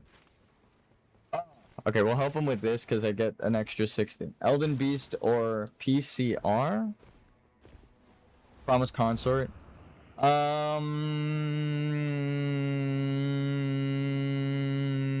Fuck. That's a tough one. I think... Oh, dude, that's actually a tough one. No, get back here! Run at the boss, you fucking moron! You just kited the boss away from my ult. What are you doing? Alright, but look at how much damage I do as a level 1. Like, none. 62. Unupgraded weapon. Damn, that's a tough one. I think Promised Consort for, like, lore reason, but in terms of fights, I think Elden Beast is way cooler. I steal this from you. But no, that's a good question.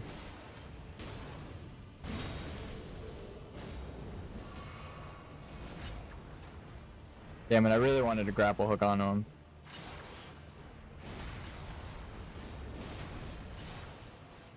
So like in in Depth of Night, you get like 2 hits on this guy. Like he can hit you 2 times and then you're done, right? And it's the same in no leveling. When you're not leveling up, it takes about 2 hits. The thing is, in Depth of Night, you'd be like level 15. Before it actually... like, stops one-shotting you. At level 11, you still get one shot. Successive attack gives you mana back. That's the play. We got 20,000 souls from that. I'm going to jump down here and get this. But yeah, for my game, which is like an easier thing to talk about, so I'll just summarize it real quick. I describe it as like shitty Portal or Half-Life. Like it's just kind of a tech demo, but I worked on it enough that it has multiple endings, multiple mechanics, multiple enemies. I coded the enemy AI. It took a long time, but I learned how to make the game, or a game, right, with like AI pathfinding. Not AI in the way that most people talk about, like not ChatGPT. I'm talking like Goomba, right? Like the AI we grew up with as an AI, right? Like that was always AI to me. Not ChatGPT, but like the enemy coded intelligence. That, in my opinion, that's what I use. That's what I call AI. So whenever I refer to it, that's what I'm talking about. Not like ChatGPT, but like I learned how to, in the Unity engine, code the enemies. And like they have a very specific reference API and stuff, so I had to like learn a lot about game design in that project. Essentially the first game, what's it called? Lock Tech. It's in my itch.io, which is linked just like my Discord in the descriptions. Where did they go? Where did they die? Where are they down? Damn, he's just barely too low. Oh, and he's in the cave. There's no way I could save him. But see, if we all died just then to the rain, it'd be over, right? We don't get a bonus pickup. We're just fucking done. And the run is, on night 1, we fucking lost. And I feel like that won't happen with me playing alone, simply because I've already beaten Elden Ring solo, so I know how to fight most of these enemies by myself. I didn't cheese them, right? But anyway, the Lock Tech game, That's the one I'm most proud of. It's kind of like it's got like a little bit of a dark storytelling. It's got like a comical humor. Kind of. Oh yeah, and the poise checks are harder in multiplayer. That's something I always forget to mention, but it is harder to. Why are you attacking me, dude? Like I just straight up swung at me. My teammate, why are you attacking? But like that game, and even like it took me a month to make it, like because it was a game jam. But it was like my third project. I made one game. It's like Trash Toss or something like that, where you're playing like a fairy in a witch's house. It was like really, really shitty, but I made it in like a week. And then there's another game that I did in like a weekend. So I did like a weekend, a week, and a month of development time to see how long, or like how is it hard to make the game, and how good could I make a game in that time frame. A game made within a week is like a mini game, in my opinion. Like it could be a mini game in a full game like this. Ow.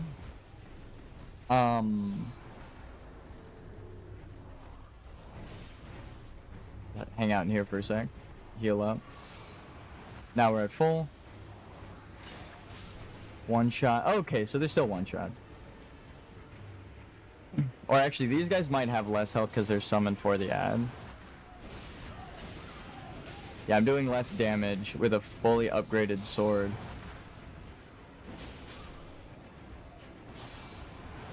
So, these guys are just weak as fuck, but... Ow.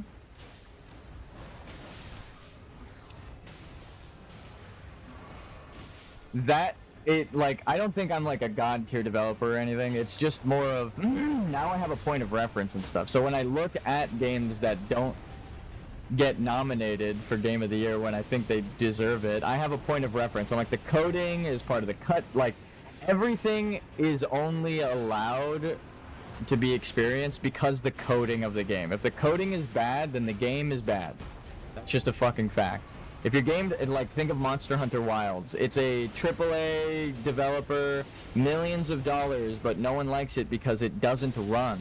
It's not that the game design on paper is bad, right? Everyone loves Monster Hunter. It's just now there are so many... Here, sure, we'll do Anti-Dragon. There are so many good games out, even Monster Hunter games, that it's hard to compare a shitty game that doesn't run to a game that's out and does run and works, right?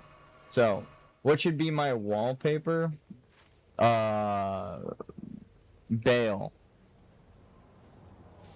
Roaring. The phase 2 transition of Bale. That shit is one of the most cinematic fucking boss. It's like it should be a cutscene, but you're playing it in real time. That shit is so cool. I fucking love that. So what boss is down here? You're gonna try and fight a fucking draconic tree sentinel? What about this boss? What's over here? Instead of a lion, we should fight this guy. Why would you fight the draconic tree sentinel when there's a fucking lion nearby? This guy is so much easier. But yeah, my god, great idea. Yeah, that shit's like a straight up fucking cutscene. It's like, you're playing through a cutscene and you're dodging shit in real time, and you're like, wow, this is beautiful and horrifying. Trying to do that shit no leveling was fucking crazy. I think that, or doing it normally is where I drew the line no leveling. I was like, alright dude, fuck this. We'll come back to this. Nightraign added all of the things that I said they needed to for my lore to map out, and I'm still like, maybe I'm wrong. They added everything I said they needed to for my lore to make sense, but maybe I'm wrong. It's like the opposite of Vati videos, who's like, this is what happens in the game, and if you read the item descriptions, I'm right. It's like, no, because the item descriptions are part of the untrustworthy narrator trope. Where does the item description come from? It has to be your character or some magical text that manifests, right? Either way, it aligns with Corrin's story, right? Let's try to hit the castle up. Fuck the Draconic Tree Sentinel. I don't know who marked that, but you're wrong. We're not doing that. Anyway, that game is probably the one I'm most proud of making, but even I can address that, like, it's probably coded like shit, got bugs, and it's not a good game when compared to the things that inspired it, but I need to make it to practice making games, right? It's different for indies, because it's like, well, I don't expect you to have the full knowledge of a team of people to be able to make the game from scratch. You need to design the systems, and then you need to code the systems, and then you need to refine the system before you,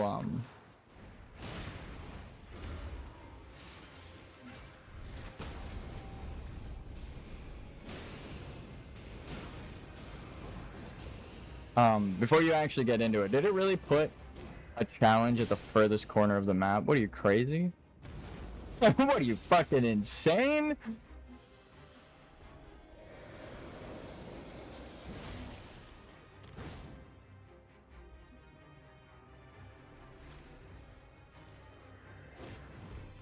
So, like, this situation right here is exactly why I want to do a no leveling run with random people.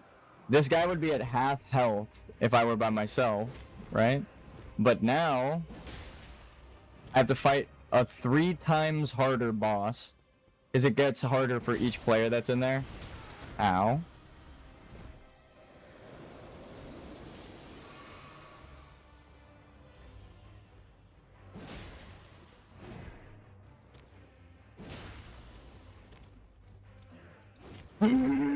So, me doing this is the challenge run, right? I'm going to do my playthrough, and if they help me, that's good, but they're just playing the game normally. It doesn't actually, like, it's not like I'm getting carried, right? If I can't do it within if I can't do it by the time the ring closes, then it's over. That's just, it's not like game over, because there is a game over condition. Let's try to hit this. Fuck.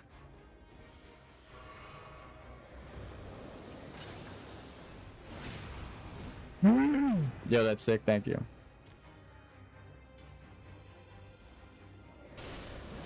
But this is why I'm playing with random people. This exact boss fight right here. Because now they're up doing the castle, right? And I'm being productive. Oh my god! I tried to grapple hook on to get by him in time, but I did not. So now I can at least talk about lore. Yeah. So, like, coming up with a story and environmental storytelling for the game that I made, it was hard enough. I can't imagine having to go off of someone else's lore that they also want to keep a secret and are fact-checking you. So, of course there's going to be content that gets removed because it contradicts the established fucking story. So again, with Vati videos, if you are using your own story and cut content to excuse it, you're like, no, you shouldn't do that, because it's a huge team working on these games. So yeah, there's going to be cut content that they say this actually isn't part of the story. This fucks it up, this confuses people, and this is going to make people see it the wrong way. Now, right, Vati is actually relying on the cut content, which is the opposite of what I want to do. I even know about cut content, and I refer to it and explain how it helps my argument, but it's cut. So that's a point against my argument. He's trying to use it as a point for his argument when it is cut content. It was cut. It is removed. They said it should not be in the game, right? That fact alone should make it very fucking obvious you shouldn't use it as a point of reference, because they removed it. So I don't know. Like, the whole new video of his, I was like, it is a cool concept. I love what he's doing, just analyzing what is happening in the game and letting people come to their own conclusions. But even then, he's like writing his own book to tell the lore from his own lore, right? It's his interpretation of the lore, he says. I'm like, that only hurts and hinders the fucking story, that the actual game designers are trying to tell. You are fucking with the community. Like, that is a bad thing to do. Continuous HP recovery is broken in level 1. I always take... Actually, it's broken in anytime you take it, but it helps especially. You're healing a larger percent because you have such a small health bar. Anyway. That shit bummed me out. Vati's 7% or 75%.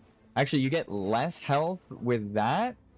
What the fuck? The Erd Tree's favor gives you more health than the Vitality Talisman? Why would you ever take anything else? So this is where I think we should balance the game. Real quick, game designers. If you're in Depth of Night 3 and onward, I'm sick of everything one-shotting me. Can you give us the level 2 talismans already? Maybe they don't exist yet, and that's like part of the story.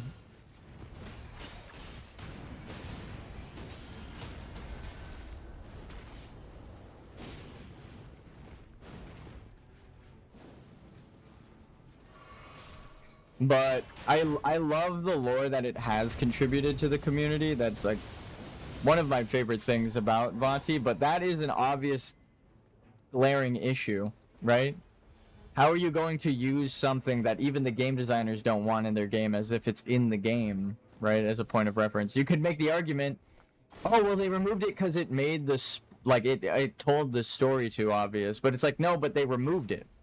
So, that's just a maybe. The only way you would know for sure is if you were on the development team, which brings me back to the point of, he didn't make the game, so holding his word over the fucking game developers is insane. So I don't think he's right. The whole thing seems like a cash grab as like a last ditch effort to have his community hold his word over the games. And it's I was hoping for the opposite. I was hoping for the maybe I'm wrong video. But it seems like he's doubling down. He's like, I'm releasing a book about how right I am. And I'm like, I've already argued at length of why you're wrong.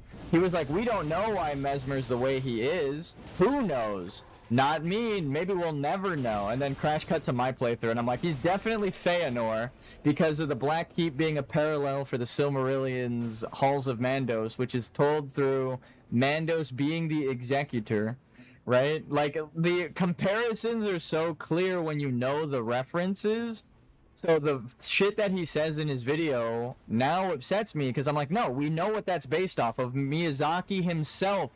You can quote the developer of the fucking game against you, right? The person who I'm quoting isn't Vati Vidya's essay. It's fucking Miyazaki in an interview, right? So it's not like, oh, this is cut content. It's like, no, this is the original creator's own fucking words that I'm using. And even then I'm saying take it with a grain of salt because they cut content, right? So it's like it's the opposite mentality. It's like the same reasoning, but they came to the opposite fucking conclusion somehow. They're like, yeah, they cut the content, so clearly it's the best content as a point of reference. I'm like, no, they cut the content, which means they didn't want it in the fucking game. How are you using that as a point of reference at all? That doesn't make any sense. So that upset me. And then again, he's like, to sell his book. So of course it makes sense. Now it all makes sense, right? The reason he wants to be right is because if he's wrong, his whole book is useless and doesn't sell. It goes back to greed. And it's fucking lame as shit. Rather than corporate greed ruining the game, it's just some random fucking idiot that's like, my story's cooler than Elden Ring's story. While I'm sitting here trying to find the actual answers. We got dipshits like that pretending to find the answers, which is mean to Vati, but also, like, it's very obvious now. It's like, okay, if you are wrong, no one buys your book because you're wrong. So you have to double down. You can't say I was wrong because why would anyone buy your book if you were wrong? Which is ironic. If he just said he was wrong, I would be like, oh, he's willing to acknowledge different theories and, you know, maybe the book is worth reading. But the fact that he has doubled down, like if you go watch the Mesmer, his like Prepare to Cry Mesmer lore, and then you watch the same stream, like the thing that I streamed of Elden Ring that same day. I'm like fighting the DLC while he's talking about it. I find the answers, and then he literally opens up with, maybe it's better if we don't know why Mesmer is the way he is. And I'm like, bro, it tells you in the environmental storytelling. He just wasn't playing the game. He was focused on the lore and reading the items, which is Korin's whole like criticism of me. Like Miyazaki made a parody of Vati, and originally I was like, that's kind of mean. And now I see and understand. I'm like, oh, Vati is just writing a book and wants to sell you his book, so he can't say he's wrong. Otherwise, you won't see the value in his book. So it kind of sucks. Like, oh, how the mighty have fallen. He fell into the Korin's trap. The entire plot of Korin's story is a parody of Vati, and it literally happened in the way the game said it would. He couldn't believe that the Golden Order was a lie, right? So he doubles down and says the Golden Order can't be a lie. And he dies on that hill. Harn, yeah. He doubles down and dies on the hill that he was right, which is literally what happens to Korin. He dies when he believes he's right. And because he thinks the Erd Tree can't be burned, then we burn the Erd Tree. And he fucking kills himself because he can't take the truth. He dies on the hill unless you give him the forgetful tonic or allow him to make the decision himself. He falls into despair. He literally goes into a state of depression because he's wrong about all of the text he read. That is Korin's story. And the text he read is provided by the items and books in the game. So it is 1-to-1. He is reading the holy text of the game and can't believe that it lied to him. That is Korin's whole fucking story. And what does Korin look like? A blonde guy with a blindfold on. Rather than Vati, who is a character wearing a blindfold with one eye visible, right? He is literally designed to look like a parody of Vati videos. Actually. He is a blind follower of the holy text that shows up. What holy text? Bro, it's like Logan Paul apology. Yeah. I feel bad, but it's like the game made fun of him and he fell into the exact trap that the game made fun of. I'm like, bro, how do you literally have a character making fun of you for doing that, and then you do the same fucking thing that the whole plot of the game was joking about? I just can't believe that. It's like, oh, how the mighty have fallen as a joke, but like actually. We just beat this boss solo, so. Oh, wait, no. I need to get picked up. Shit, I want to hit him with a charged attack, so there's a point of reference of how much damage I do versus, like, with teammates as opposed to being alone. So watch. We go in, we buff our weapon, and we hit him with a charge attack. Ready? Oh my god! Fuck me! I got third-partied. This is why I hate fighting multiple bosses at once. That's just me being bad. I didn't look at the ads. I was too focused on the boss. It's called tunnel vision, and I'm a dumbass for doing that. But I just needed one hit, and then I could have gone back down. This run was to show what I was talking about. So now I have 3 downs, right? But if my teammate dies, then essentially there's a whole item I didn't get. You talking about Brother Korin. Yeah, you talking about Brother Korin. Yeah, Korin. Here, we'll help with the ads.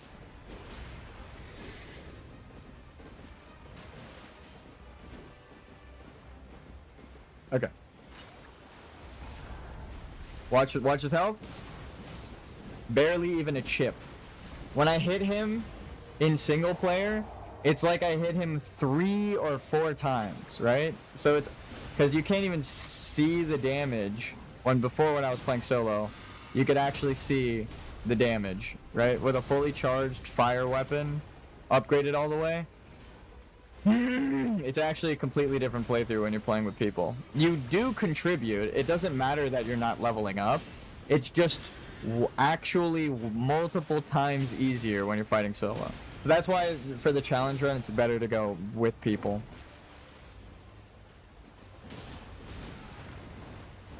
Just break his ankles.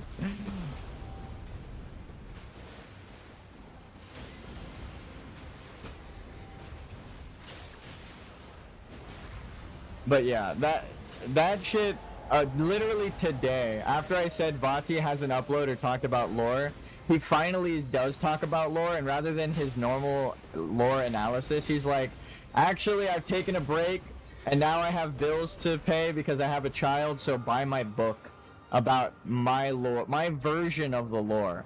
It's like, you, as a game designer, I'm almost insulted for From Software, because it's like, you're making money off of your lore videos, right? That is the thing that people like, the prepare to cry. Whether they're right or wrong, right? It's good to analyze the story, right? So that it gets people talking. But now he's just making a book, right? So he's selling something that isn't a part of a conversation. There's no YouTube comments or anything. It's no longer part of the community. It's just something he's selling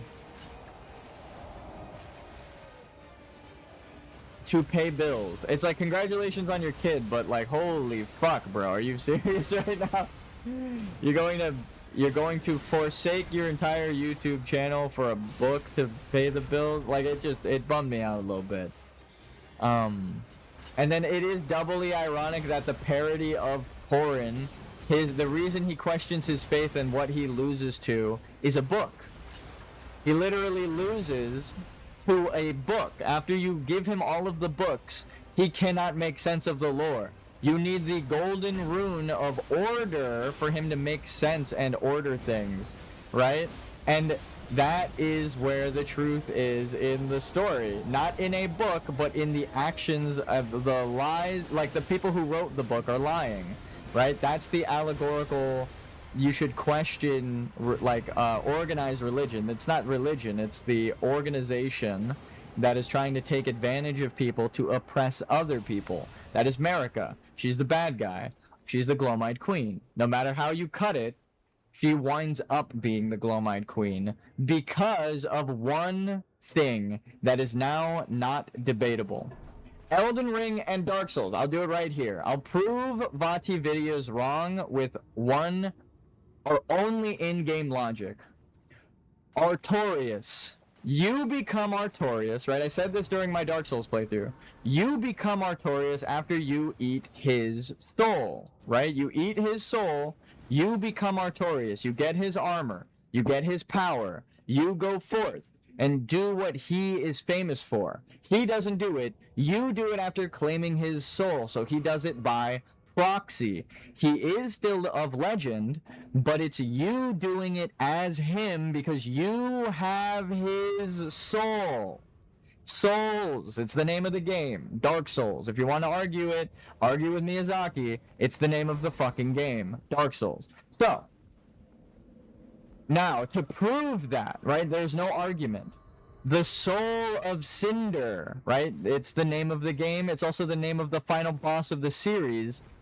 Has Gwyn's theme in it. What does the community all agree on? The Soul of Cinder is partially Gwyn, right?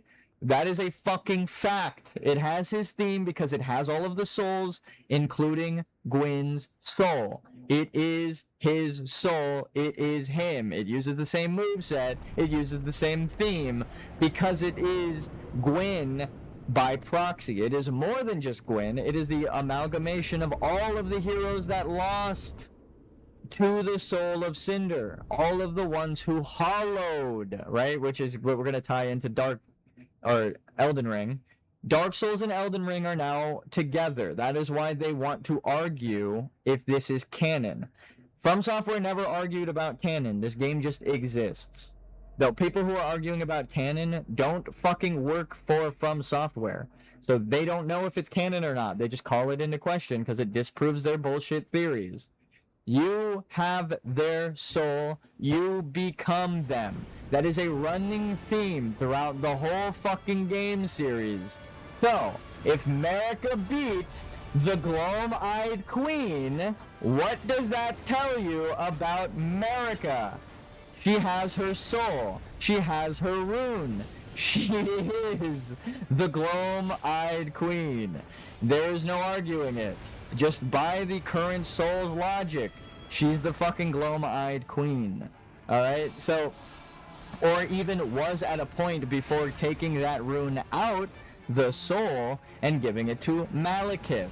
Right? So Malekith defeating the Gloam-Eyed Queen is Marika giving the soul of him, or giving the soul of the Gloam-Eyed Queen to Malekith, no matter what. In that time that she gave him that soul, she was in possession of it. She was the Gloam-Eyed Queen for that moment, period. No argument. That's the end of the discussion. That's a fucking fact. That's the story of the game. Everyone agrees on. All of the people who don't agree don't play the fucking game. Right? That is just the lore of the game, god damn it. So him trying to be like Marika's not the Gloam-Eyed Queen, you're just wrong. She was at one point when she gave Malekith the rune. It doesn't matter if she was before that or ever became it afterwards. She was the Gloam-Eyed Queen because now all of the fucking lore is tied to Dark Souls. So that's why people say nightreign can't be canon, because it forces Marika to be the Gloam-Eyed Queen, no matter what. Especially Artorias being in the game, not just as a costume, but now as a playable character, facing the night, facing the abyss. It is part of his story. It is literally Wilder's story. It is part of the fucking narrative. If you just narrate what's happening in the game, that's what happens. So that's why I don't like that shit of like, you take a YouTuber's word over it. All they have to do is release a game that says it's not that way, right? Again, it's like the Five Nights at Freddy's thing, right? How you decipher that lore. You don't need to retcon the lie, right, that the YouTubers are saying in any lore as a game designer. All you need to do, because they saw that story in your game somewhere, all you have to do is say, yeah, that story exists, and it's a lie. And now, they call into question everything they know. That is the fucking point of the game. That is the theme of the Golden Order. That is the theme of Gwyn with his fucking first flame and the people who worship the flame. It is all the same story. So his argument of maybe we don't know where Mesmer is from or what that, like all of his arguments fall short because you didn't play through the game. You're only reading the items. As someone who read all the items during my level 1 playthrough, I did it. I got the environmental storytelling, I made it through all of the bosses, and I analyzed the lore, right? Alright, three fights, a 3 knockdown. This is where I'm just hard capped in my skill. But I'm arguing lore, that's why. You can argue about cut content all you want. I'm talking about things that happen in the fucking game. Things that characters tell you. Things that trustworthy characters tell you. And things that lying... Alright, this is a perfect example. It happened. If I had gone in solo, I would have stood up. I would have 4 pickups. But because my teammates died, we didn't make it through. It's harder when you're playing with random people. I'm actually kind of glad that we didn't make it through. Because that's like the perfect example. Everything has more health, and I had 1 less revive playing with people than playing solo, right? I would have 4 playing by myself, but I had 3. Actually, I only got 2 pickups during that boss, so I had 2 lives instead of 3 guaranteed and a 4th safety. So when you're playing solo, it's actually easier. But yeah, it's like the lore argues with Brother Korin, but Vati says that it's not, like, we would never know. Who knows? And he said something that, as someone looking for answers, I was like, nope, you're wrong. You're wrong in that mentality. You accepted defeat. You died on that hill. I'll pull it up. I will pull it up. Mesmer, prepare to cry. Right? So in this video that came out 6 months ago, when I was playing nightreign, or when I was playing through my no leveling playthrough, I watched this video and was like, oh, they genuinely said the thing that they gave up. Why it's here? So here, this right here, I've already deduced all of these things, and I've talked about them at length because it's environmental storytelling. The great serpent. Serpent. Why it's here is a mystery. No, it's not. They are tying the serpent to Bonnie Village, and the grandmother he fails to mention also in this whole thing. Has yet to unravel. That is bullshit. Literally, while I was playing in April, I unraveled it, right? I was talking about this. So it's like, he had this video prepared for months. I even liked it, just to show out of spite. But I watched this whole thing. I already know. This video, he says maybe... Rykard's law, that serpents like this are reviled. But they're dragons. That's the true part of the lore. Rykard is showing you that dragons are serpentine, right? Because on Mount Gelmir, there's a bunch of people who ate dragon hearts and became lizard people. That's just a fact. Not the snake men, but the magma worm. The magma worm bosses are there to tell you snake equals dragon, right? Snake equals dragon. So Bonnie Village, being in the Crucible Society, that would have been Farah Missoula, ruled by a dragon, is telling you that Marika comes from a lineage of snakes because she's from Bonnie Village. The dragons ruled over everything. They were stuffing people in jars to make a deity, right? They were trying to make their own god. Snake is tied to Bonnie Village, tied to the grandmother, tied to Marika.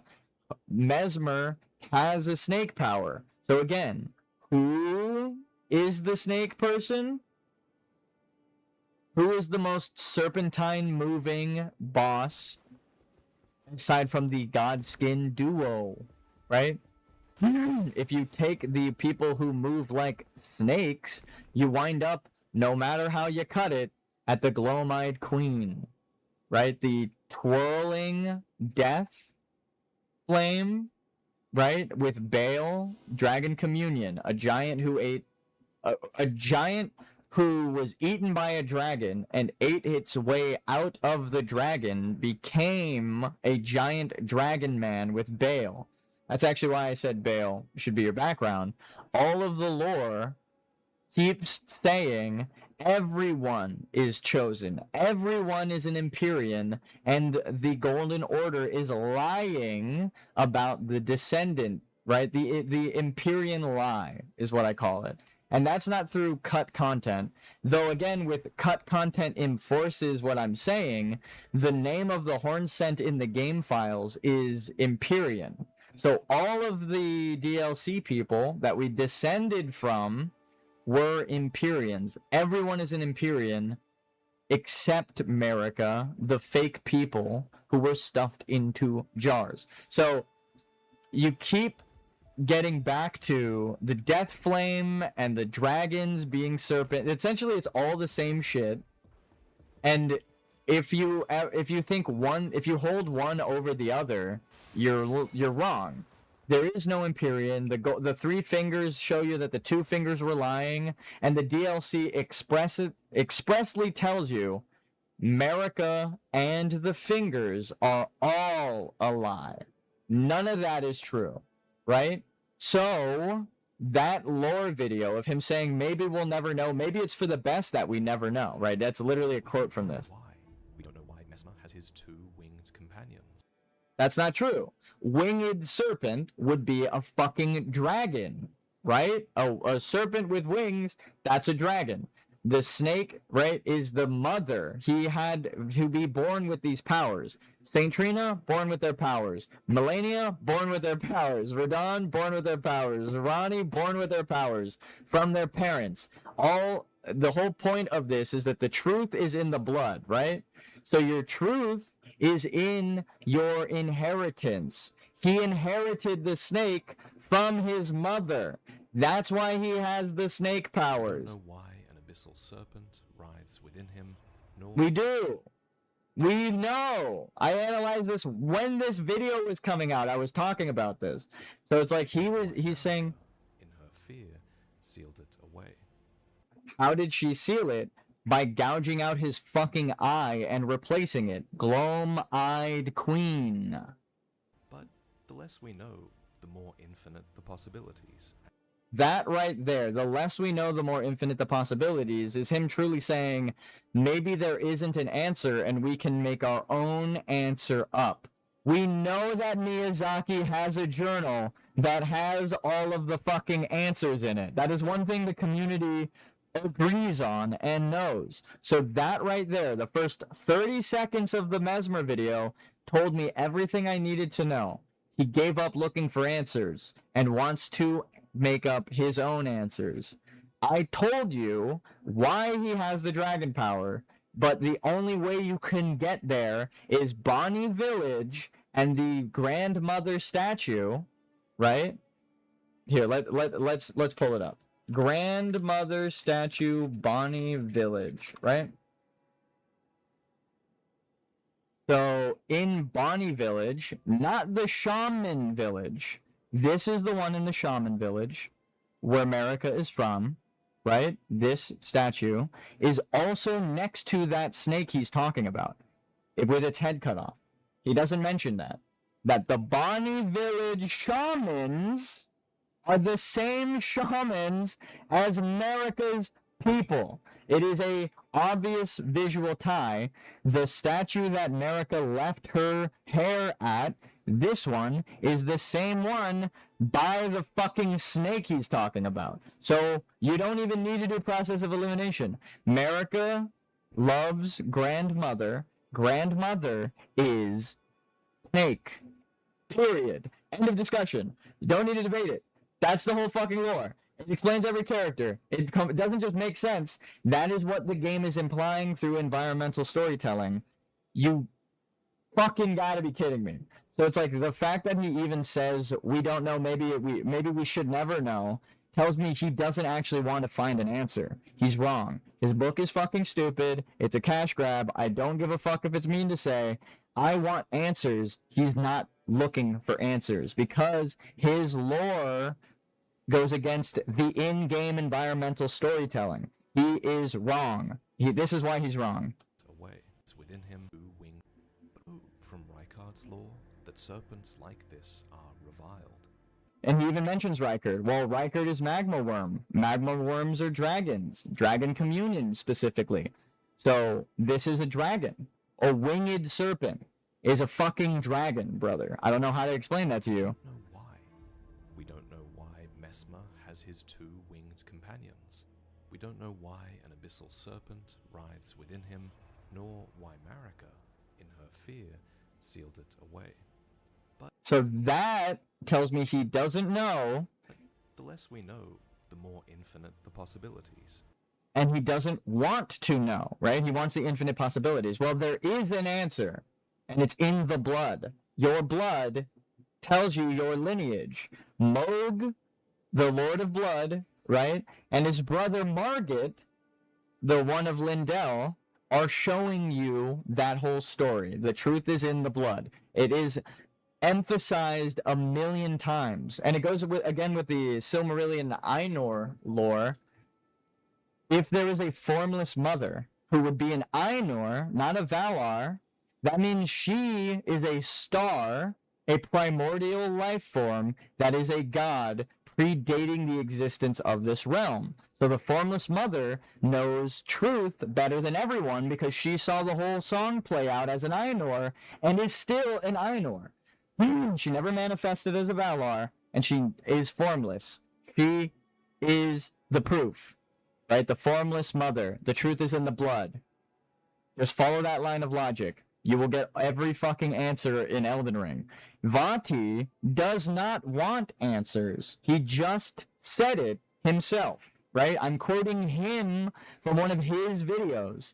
So why would I care about buying his book if he's wrong and admitting that he doesn't want to find an answer? So again, Corin is a parody of this. A person that's blonde with, instead of one eye covering, the headdress is pulled down. He is blinded. He has both eyes covered. That's Corin. Corin is a parody of Vanti. And it's because of this shit, right? An art book inspired by Dark Souls, Soulsborne, Sekiro, and Demon Souls. I would love for them all to be tied together, but people like this making videos that make people argue against me, like, no, this isn't canon.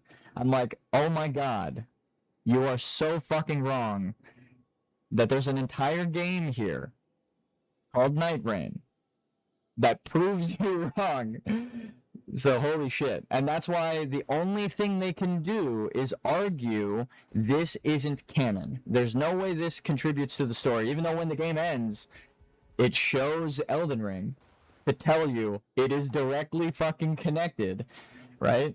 It's like, oh, that lore bothers me so much. That Vanti videos, especially because it just came out today. After me complaining about the lore and saying, you are wrong, admit you're wrong, he doubles down and is like, I wrote a book about how I'm right. I'm like, okay, fuck you. I'm going to break down why you don't follow blindly, right? That is the whole point of Corin. He follows blindly, and then when the person, Goldmask, tells him the truth of the order, he denies it. He can't believe it because he thinks he got all of the answers from the text. How could the text be lying to him? That is literally what Vanti is arguing. I read all of the item descriptions here, and I'll show you why it's wrong. Untrustworthy narrator. Go to like the this. A tall, medium-sized wooden shield, light for its size and easy to handle, thought to represent a surreptitious prophecy of cardinal sin. That right there. The lit candle tree design was forbidden. The cardinal sin is only to the Golden Order. And we know that the prophecy is true because we fulfill it in the fucking game. No matter how you beat the game, you need to burn the tree. It is a cardinal sin, but you fulfill the prophecy in any playthrough, meaning the Golden Order is wrong. But more importantly, why is it called a cardinal sin in this item description? Why isn't it just called a prophecy? Because this is from the Order, right? This is all of the descriptions of the items are from the Golden Order's perspective, which is wrong, because the tree does get lit on fire. You can't read the text and trust it. They fucking played you, okay? So there's way more examples than that. A bunch of items get called into question and have questions. You read the item description and some of the items literally have questions. They're like, we don't know, right? Because it's a secret from the Golden Order. It's not that no one can ever find it out. It's not that you can't even find it out in the game. It's that the Golden Order doesn't know because they are lied to. Even the item descriptions are called into question. If they're 100% certain, why the fuck is there a question amongst them? Right? I think it's like the dragon items. I forget exactly which item. And it might be an item that's not in here. Because if it's like, sorceries and incantations. So like, I think it's like the star one. So some of the questions, or some of the, I forget exactly which ones, but some of the spells just ask questions, right? Or some of the item descriptions, I don't know where, but they ask questions. If the items are supposed to be 100% right and tell you everything you need to know, why would there be a question? There would never be a question from whoever's writing these, right? Because they know everything, according to Vanti. So why would things be wrong, right? Why would things be considered blasphemous at all, right? Why would they be blasphemous? It's just an item description. It doesn't matter what it is. It's only blasphemous to the Golden Order. So it's from the Golden Order's perspective. That's why some things are questioned, because it's a secret from the Golden Order. I think it's in the DLC, so some of the spells aren't even here.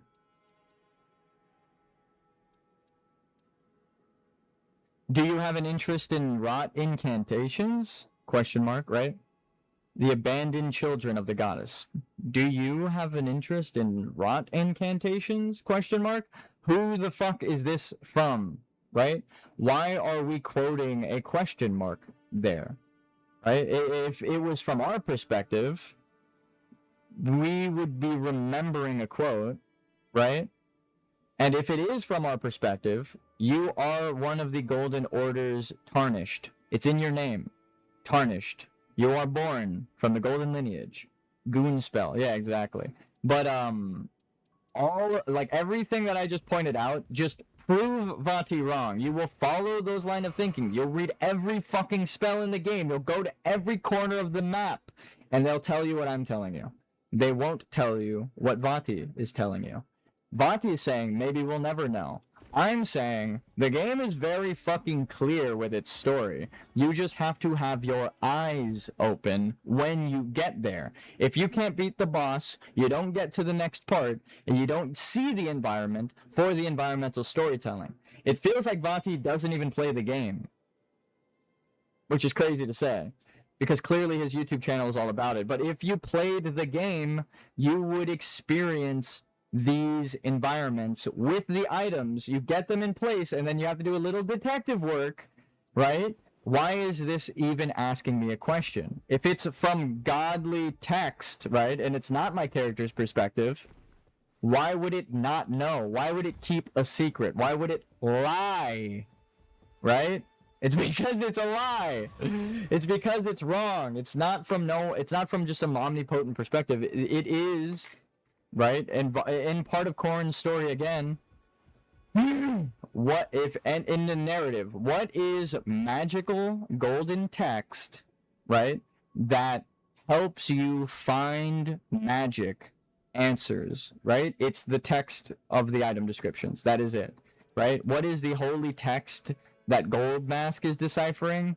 This text, right? These item descriptions. This is all around to tell you, ironically, Corrin's whole quest is to tell you Vati's way of thinking, trusting only the item descriptions, right, is wrong. Because it could say this is holy, right? This was the weapon of commanders in Melania's army, and the half Halo blade deals holy damage. War Scythe of the Clean Rot Knights, who fought alongside Melania, blade of Mikola, right? But where do you find these things, right? Winged Scythe.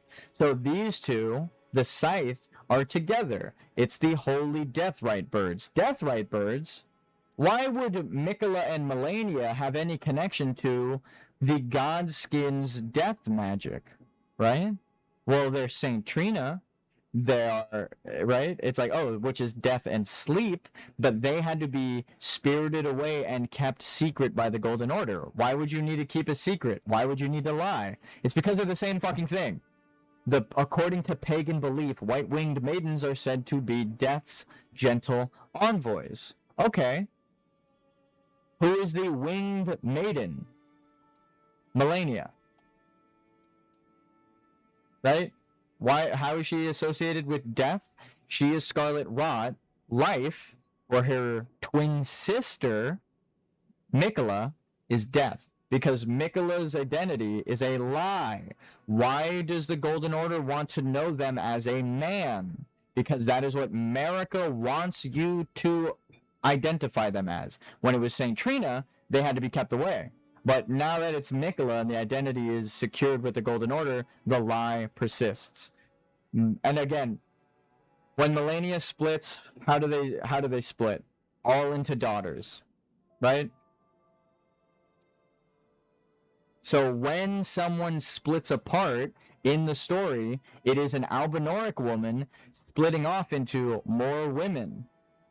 So the way that Nicola was even created in the eyes of people, like Radagon and Marika are the same person, and she split into them, which is what people even that goes against what you see in the game. When someone splits off parts of themselves, it's a bunch of women. Albinorics, specifically. Winged maidens, death's gentle envoys, or whatever. So, again, the fact that there are lies, right? Here. Saint Trina is an enigmatic figure. Some say she is a comely young girl, so she's a beautiful girl. Others are sure he is a boy, but there is no definitive answer. The only certainty is that their appearance was as sudden as their disappearance. So all of a sudden there was Saint Trina, and then they had to be spirited away to become Nicola. You're not supposed to know Saint Trina and Nicola are the same. You aren't. We know that now, but you aren't supposed to know that, right? But what does it tell you when you know it? It means that that's a lie. Nicola, the entire identity of Nicola, is a lie that the Golden Order wants to perpetuate. She is Saint Trina. Whether she's a girl or a boy, doesn't matter. She's Saint Trina, right? So, which was a girl. And it's the straight sword user, which is what I think is going to tie into the new DLC characters for nightreign. But I have way deeper analysis lined up for all of the characters of nightreign, the parallels of their influence, and how they both do and do not align with the theory, right? Because I want to also disprove myself, because if I find the answer, I might be wrong. Vanti saying that we shouldn't find the answer because it allows for infinite possibilities is the wrong way of thinking, because there is an answer. There is a game, there is a story inside, and the environmental storytelling is one of their biggest fucking strengths. So saying we'll never know because the game's text doesn't tell us, I can without a doubt say you are playing Dark Souls wrong. It's about the environmental storytelling. The game doesn't know, right? It literally, even with that Saint Trina's thing, they're like, who fucking knows if it's a girl or a guy, right? They don't tell you because it is ambiguous. Of course you're not going to know about Saint Trina from the Golden Order's text. So, of course, the item descriptions from the Golden Order's perspective will be like, who knows? Right? They would tell you if this item can disprove it altogether. If they knew for certain in the holy text of the item descriptions, the entire second paragraph would not be the way it is. It would just say, she is a girl, or she is a boy. The fact that they leave it as a question, who knows if she's a boy or a girl? But the only thing for certain is that they disappeared. That is the only thing the Golden Order knows, is that she showed up and she disappeared, and their identity was kept a secret. That is the perspective of the Golden Order, as well as the item description of Saint Trina. The item descriptions are from the Golden Order's perspective, which in the DLC is told to us that it's all a fucking lie. So it's hard to tell Dark Souls players that you can't trust the description of the items to tell you the story, because that's what Vanti has been doing for years, is saying the item descriptions tell you the story. No, the item descriptions leave it ambiguous, so you can find it out through the environment, through the environmental storytelling. There won't be an answer given to you. You need to find the fucking answer with your eyes, right? By beating the bosses. If you can't beat the bosses, you won't be able to experience the story. You can't just read the items, because that would spoil the story. They would never put the item's answer, or they would never put the story's answer in the item descriptions. You need to play the game. So Vati is wrong. Period. End of discussion. I showed you the video. I quoted him. I pulled up the game and only used in-game reasoning to show you that that is right. It's not even that I'm right. It's like the game is right. We have to find the answer. And if you say, who knows, we'll never find out, that's you giving up. you stopped looking for the answer. He opened the Mesmer video with, "We don't know." So he's wrong. He's just wrong. We do know. The answer's in your blood. He was born from America. He has red hair. He is part Dragon Society. That's why he feels bad about torturing the Hornsent now in retrospect, because when he dove into the keep and found his answers, the oh mother gesture. He knows now that his mother was just a vengeful person torturing her own people.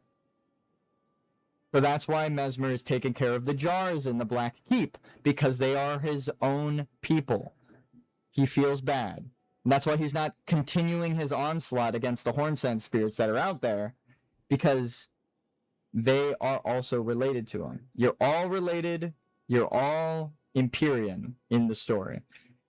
Vati is just wrong. Now, I'll be right back. We'll continue our no leveling training. I'm glad we got to talk lore.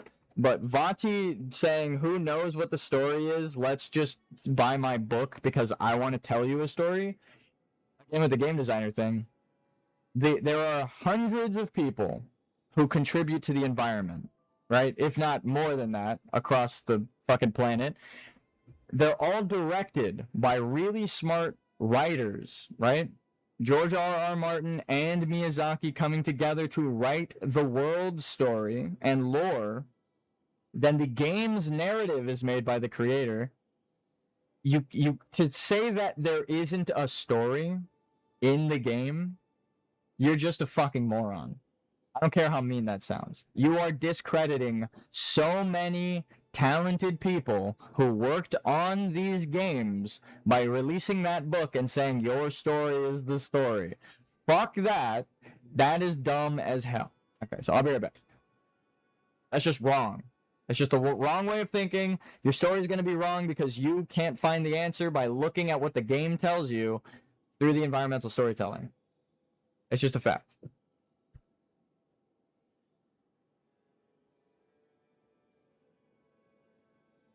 So, it seems like the person who needs a good cry prepared is Vati.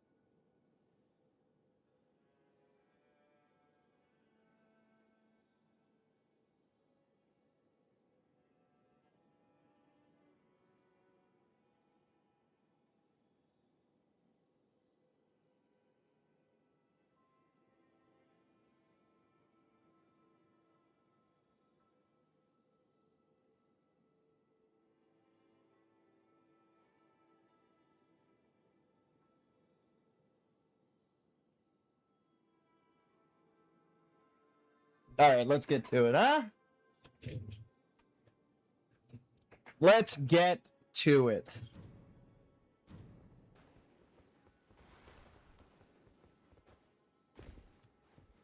Oh, man.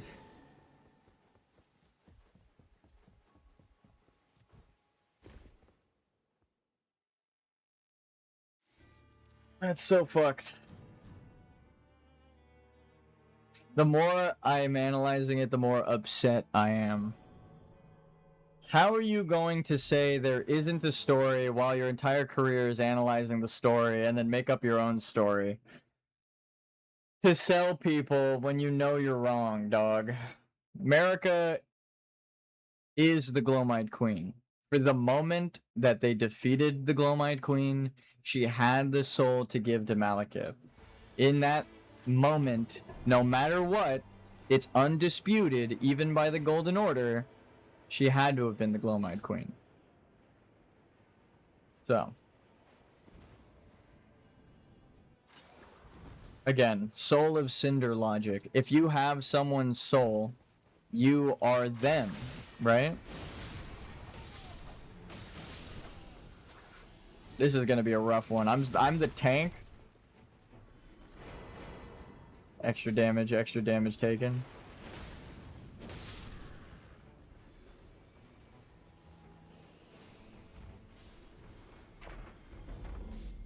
Alright, we could do the thing. Let's analyze some lore. I mean, I do love a good grace. Or a flask. Now this is where I have no idea where the story is, and normally starting with I have no fucking clue is a good way to start finding answers. It just means it's something that I haven't analyzed much of. So why the fuck is Limgrave? Was it...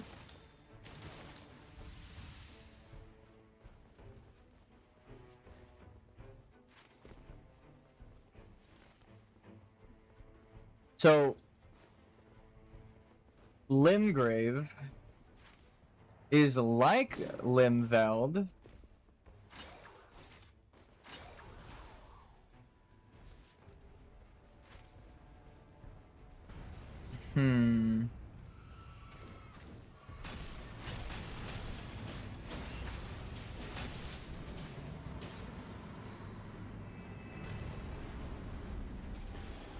Ooh, alright. That guy would have probably been a one-shot.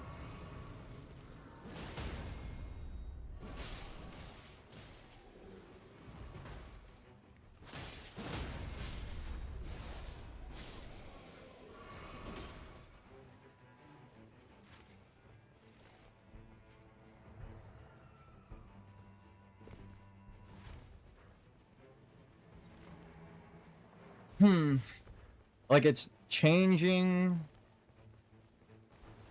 but it's also kind of preset. The land is torn away. Damn, this is like the fucking...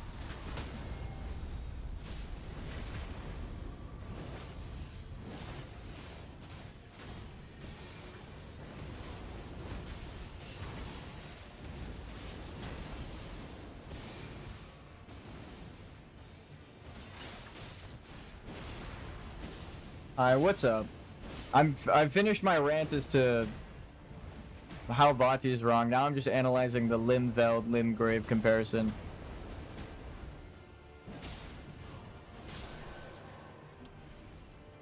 I fucking hate multiple bosses at the same time. There is no... So right there, if we were all in that, we'd just be game over, right? It's not... Like, if we were at the deep of night, or like, the ring was closed, and this happened, we'd just be kind of fucked.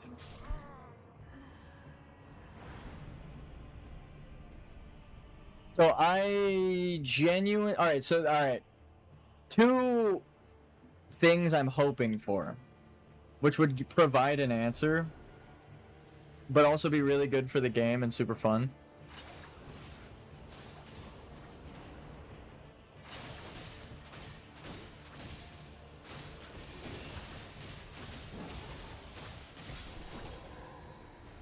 I'm thinking Limveld or Limgrave is what happens after America takes over. We'll get resistance. I mean, it's not really required for the final boss, but let's hit this so we can get that.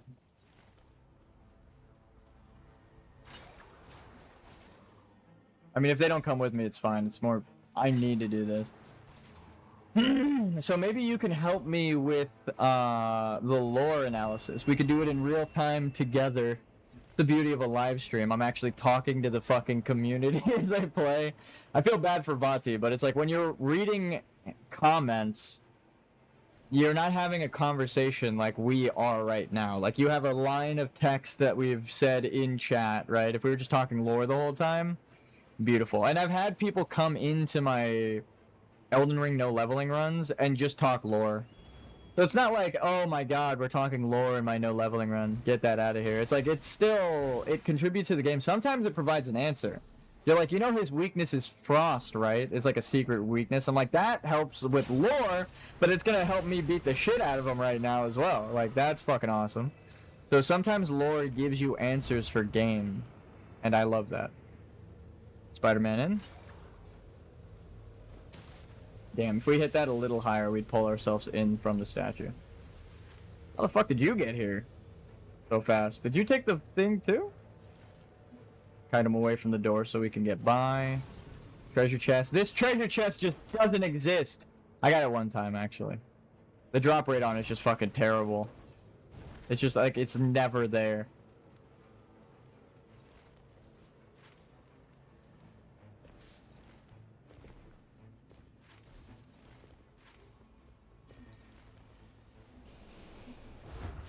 But I think Limveld, the one that we're in now, nightreign world, is...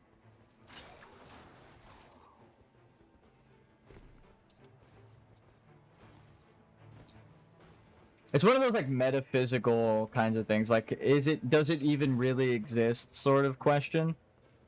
Yo, got pizza. Nice. I actually have pizza in the fridge, like, leftovers that I'm probably gonna snack on in a bit. But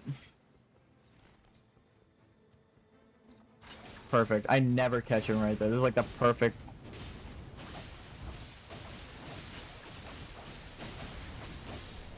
You see, like, I know I can solo these guys, but fuck, is it not faster when you got a teammate that could do that kind of shit?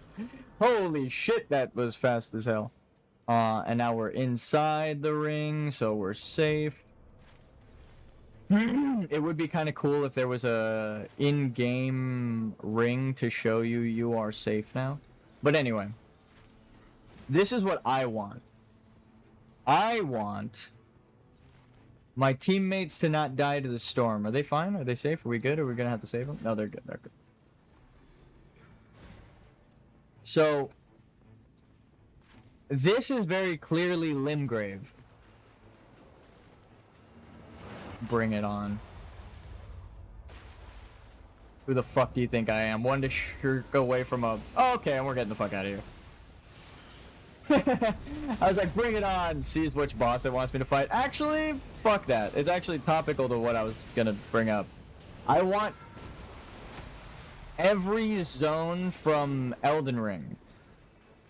I want every zone from Elden Ring. What killed you?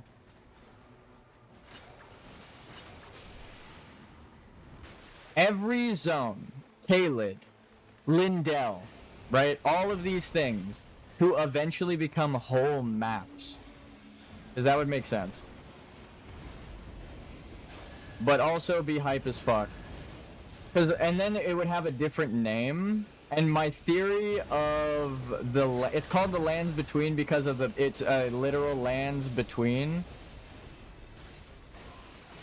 We might not be. The problem is we might not get the crumbling Farum Azula part of the map that I want. Holy shit, am I doing damage? My shit's not even upgraded yet. Nice. Damn, and we got the power. I opened up with my ult and frost step on everything, so I actually did a fuck ton of damage there. That was really good on my part, actually. Let's go here, because fuck that. I do not want to fight this guy. Anything but this guy. Anything but this guy. Literally anything but the Black Blade Kindred. You guys gotta be fucking kidding me with this.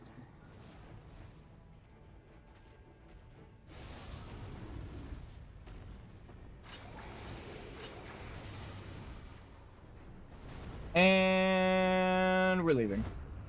Bye. Just gonna ping it again to let him know I'm fucking leaving, you guys. That one pickup was free, but you guys go down again, you're dead. I don't give a fuck. It's a personal gripe against a Black Blade Kindred. That shit's hard as fuck. But I want every map, the Mountaintop of Giants, right? Every single part of the base game map as a larger map to choose from and randomly attain. Holy fuck, would that be cool? And then you get shifting Earths on every map. They can have content for fucking ever. The fuck? I just died. He got pulled down and his foot hitbox technically collided with me. Get a backstab. He's just fucking hanging out here. What the hell? He's just standing there menacingly. Get the proc, get the proc. Ah, I wanted to hit everyone with that. That would have been so sick.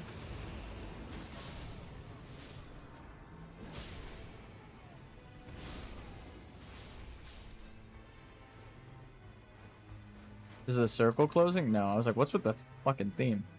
But the problem with that is that the crumbling Farum Azula is obviously... We'll take this because we're weak. We'll take this as an offhand. We'll take these. I'll buy one of these, buy one of these, buy a couple of these, buy a couple of these.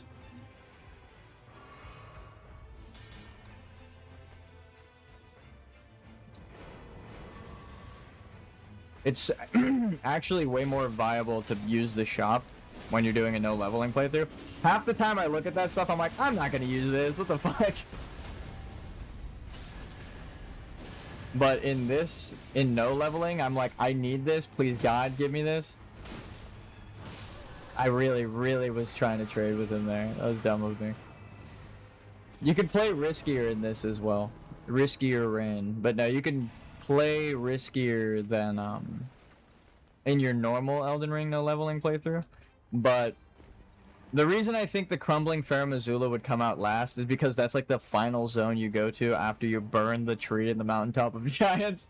So like if they did it technically in order, you'd go Limgrave, Carium, the what the fuck is that? Holy shit, how did I forget the zone where Carium Manor? Carium Manor is a place in the zone. Liurnia. Liurnia of the Lakes. Right? I'm dead.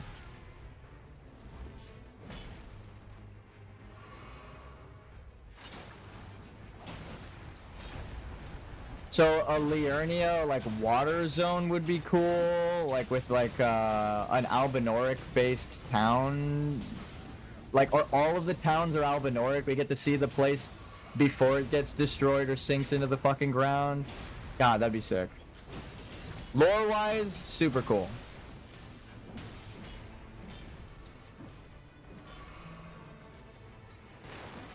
Run! Run! Run! She's got no health. We might die here just because of this boss fight. Now I have no healing and we're going into the last fucking... and the night boss. But see, this is what I'm talking about. I wouldn't have even tried this by myself because I hate that. Like, I don't hate those bosses, they're just super tanky, so it's not worth the time when you could prioritize other things. The demi-human beasts are probably the only guys that I'm cool with. Like, oh cool, we got this boss. Everything, even though there's two of them, they don't really attack you. They have more honor than the knights. Whoa, fuck that! No thank you. I missed. I frame it? Oh god, I love that character. On my team, the Recluse is one of my favorites. I don't know if I play her like that, but damn, dude, it's so nice.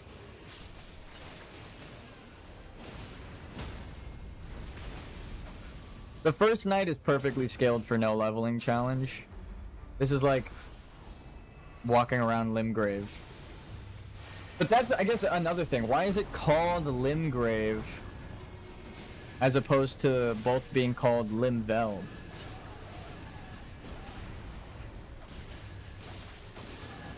Right? It's a zone difference. Ow. So the zone changes, so it's literally a different zone. Limveld is a different zone from Limveld. Like, that's how different the map... That's why the map is weird to me. I'm like, how is it different, but the same? But I guess that's the whole thing. It's like infinite timelines, different souls. It goes with my previous theory, but I don't want to just say I'm right. Isn't that crazy? I said this during my Dark Souls playthrough years ago, before I even did my no leveling Elden Ring run. That's how, like, I called that shit before I walked in the room, kind of. I threw that shit before I walked in the room! But no, actually, I'm like, damn, I fucking said that this is probably what it's gonna be, and they did the thing. I was like, I always viewed Dark Souls and Demon Souls as like one thing. And that it literally made Elden Ring and Dark Souls one thing. I'm like, well... I mean, I don't know how else to fucking describe how right I was. Before the game came out, I described the game. That's pretty fucking correct. Sure, we could do that.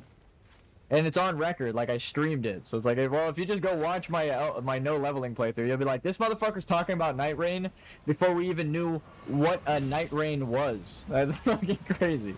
And I'm still even surprised. So like it kind of goes to prove my point, but I don't even want to use this game's... This game is too good to use as a look at how right I am. Isn't that crazy? Like, that's actually crazy. It proves 90% of what I've been talking about in all of my playthroughs, and I'm like, nah, there's no way, dude. That's fucking crazy. There's no way I'm that right. That's fucking insane. Years early before they even worked on the game, right? That's fucking crazy. Or they probably were working on this while I was talking about it. Which is even crazier. But again, it's on record. I said it on stream like 2 years ago, a year and a half ago.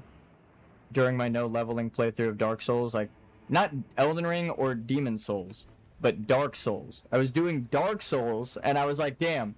I always viewed them as connected. And then the nightreign comes out, and it's like, there are Dark Souls bosses and characters in Elden Ring now. I'm like, okay, well, it literally connects them, but I don't know if it connects them the way that I said it connects them. Like, that's how right I was. That I'm like, I can only argue nuance against it, but I don't want to say this isn't canon, because that's... like, I don't know that. I didn't work on the fucking game, so... Oh my god, that was the best AoE I've ever done. I don't know if I'll ever do a fucking kill. I just killed like 5 guys. I just burger shopped those fucking... Oh my god.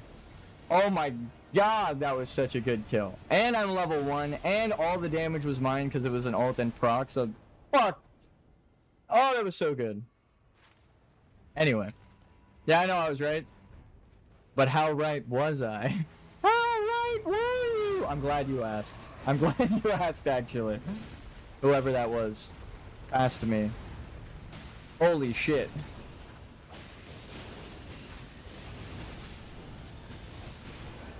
Okay, just...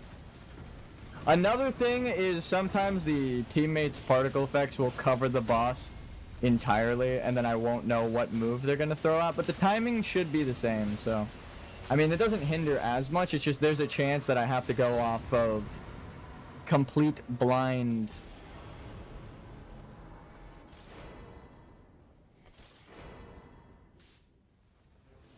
I almost leveled up. I almost leveled up on instinct. See, the hardest part of this challenge run is going to be fighting the urge to click the level up button because it's so convenient and fun. and it's ingrained in me after 300, 400 hours. So, fuck. I have to not level up.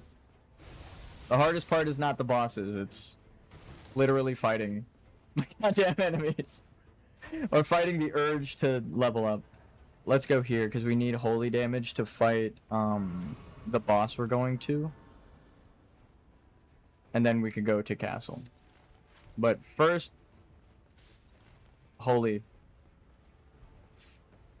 But yeah, alright. It's not lost on me that literally everything I said came true. Because it's my favorite game series, I respect it enough to say they probably just had the idea themselves, because my idea came from analyzing the fucking game. So it's not like, oh dude, I'm so right about the game. It was, damn, the game developers are so fucking good. Hey, how's everyone doing here? That they told the story as they probably intended it, because it makes sense to me. It doesn't just make sense to me, I can explain it now, and it is pretty fucking accurate. Again, it goes to,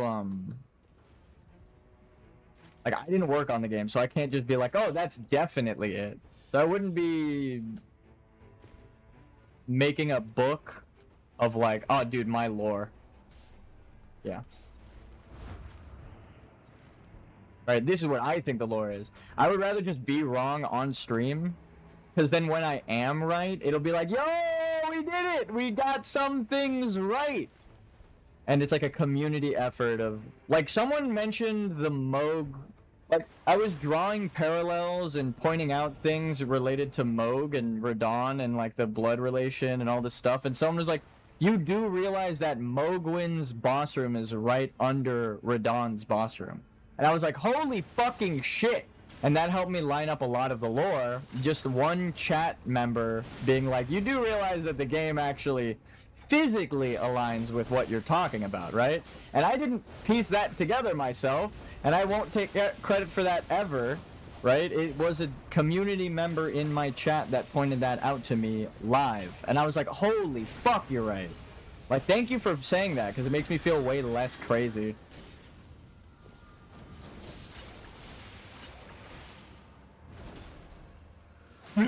But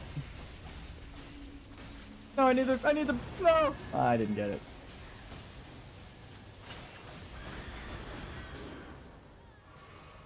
This is why I love Wilder.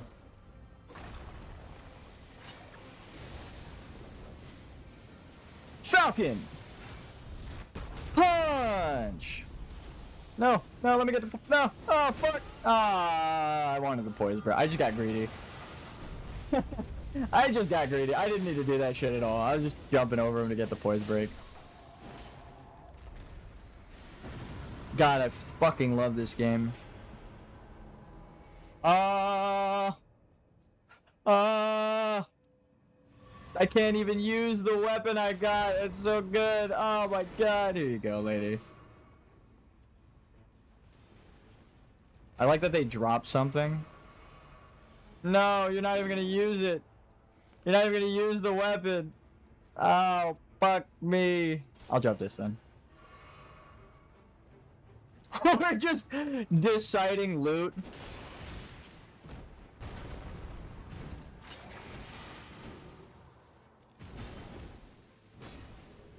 That is not what I wanted to press. Let's bring him into the old boss room. Let's go, brother. Or sister. I don't think we ever established... I think they're unisex. I think there are girl and guy Crucible Knights, so we're fine.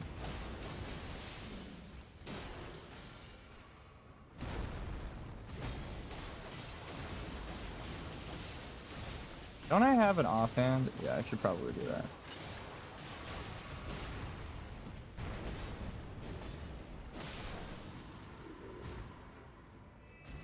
That don't drop nothing. I don't know why we fucking... I guess I was just helping my team. They got downed by him. Oh, I'm glad I got to rant about lore.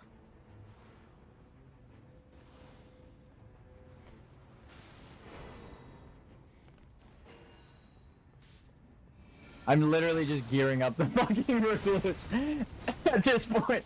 Holy shit. My drop sweater. I'm joking.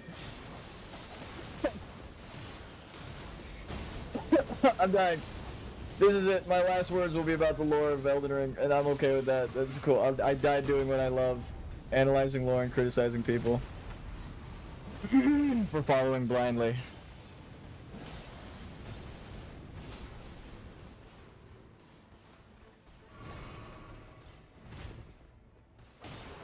Oh shit. Oh fuck. Last second dodge, actually. You know it was close because I casted that and I was like, ooh, I fucked up. Like before he even swung at me, I was like, ooh, that's not good. Shorten spell casting time. That's an amazing talisman. Why didn't you grab it? Taking damage boosts damage negation or just straight up survivability. That really shouldn't be a debate.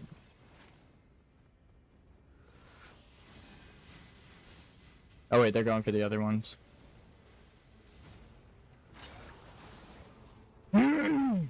Casually talks about a game before it even gets announced. I swear to God, I do not work for From Software. I program, I 3D model, I game design, I write stories, I do world building. I fucking love every aspect of video games. They deserve Game of the Year. It has nothing to. I do not work for them. I have sacrificed long ago my ability to work for them. If you know, you know. In my Elden Ring playthrough, I was like, I'm gonna criticize the executives because the developers deserve the chance to just make a fucking game. And they made this after I said that. So like, alright dude, you guys made a fucking great game. This game should have won at least a nomination for Game of the Year. I understand that it's like, people, like, there are industry favorites and it's not really, like, the fans that get to vote, even though numbers-wise, Elden Ring nightreign is destroying every other game that fucking came out this year. Numbers-wise, it did win Game of the Year. It sold more copies, it has more concurrent players, it's got a DLC coming out, the fucking hundreds of hours among all of my friends who have played it have at least 50 hours plus in it, and that is crazy. I know people who have just been giving up on like Silk Song and all these other things. If your game, and this game is challenging as fuck, so it's not like, oh, they don't like challenges. It's just like, no, they would literally rather play nightreign, which is, I mean, come on. And that's, I should state, I have some friends who got into Dark Souls, who I've never played Dark Souls with, who I've been trying to get to play the series, and nightreign is their first game for the series, and they're playing it. So it's like, damn, they still, like, the game is so good, people who don't even play Dark Souls can appreciate it and have, like, almost 100 hours in it, which is nuts. But it's so unique and innovative that it's actually worth the attempt. Extra tanky, this might be the play. Improved lightning damage negation? No thanks. If there's a like a lightning knight, that should be for them. That's so good. What the fuck?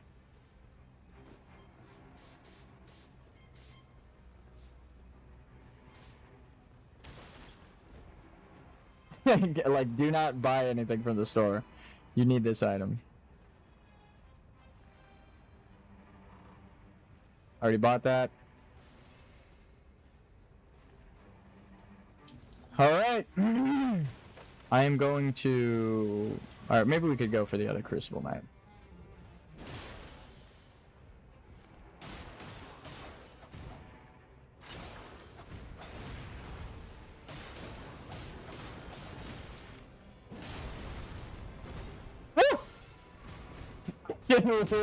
Saved by the ledge is crazy. Actually saved by a fucking ledge. He swung it right at me. Ow. Okay, if I die and lose 300,000 souls, it's not a big deal. No, it's fine. It's fine. It's fine. Run. Run from me. Get away. No. I was trying to crawl away from them. If I fell off the tower, they would know I'm saying leave me behind. Alright, fine. You pick me up, I pick you up. And I'll kill the fucking boss, because I'm just built different like that. Fucking level 1 playthrough. Get stomped on, Crucible Knight. People have trouble with that boss at normal level. And I was like, nah, dude, fuck it. We ball. Where did you die? No! No! We'll just crawl together. Brother and sister. United once more.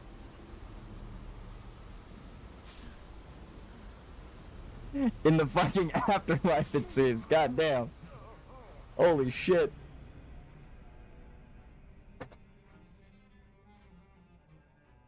So who's the Duke? No, I'm just kidding, I know. I want multiple map. If they created just one map. Don't do that now. What are you, fucking crazy? Damn, that's bravery right there. Leaving the inner circle as it's closing to go grab your souls off the ground. That's bravery right there. You can't even spend those right now. You're gonna lose. That's crazy. I'm going to watch closely though, because if she almost makes it and needs to get picked up, I will go back. I will run out into the rain for a friend. Actually, I guess it's a complete fucking stranger. But, yeah, whatever, it's fine. She didn't take the right route. She didn't take the right route. No, she didn't take the right route.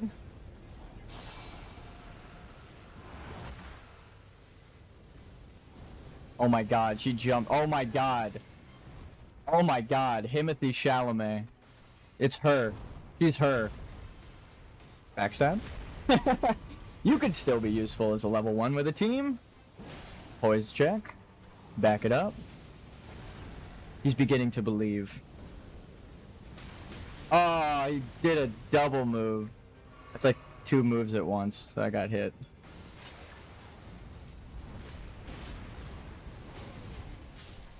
Maybe I go down once, so I spare my healing. I never really use that on no leveling. Get jumped on, kid. Poise break. My god, I'm so fucking strong. I'm him. That's her and I'm him. We did it. Frost proc.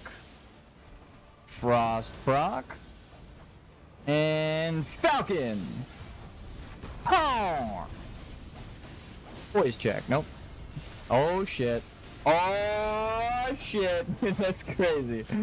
No leveling. I did a quarter of his health as a level 1 right off the bat.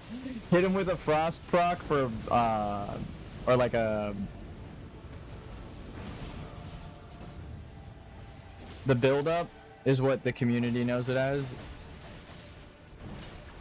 Hit him with build up right when they get here, and then hit him with the ult and a crit. That's nuts. All in like the intro. They haven't even fucking started phase. They started at phase 2. That's just goddamn. And I've been taking damage negation passives, so you can't even be like, wow, you just took passives that make you strong. It's like, no, I literally only have things that make me tankier. I didn't take anything that makes me stronger.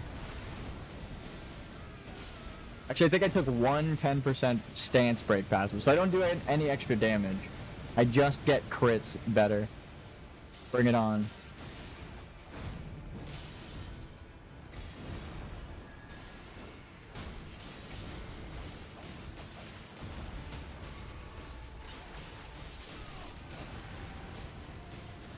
Oh my god.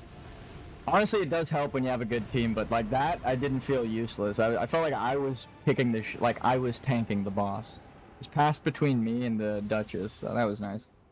Lightning on dodging or extra holy damage. Wait. We did it? That was it? Alright, shit.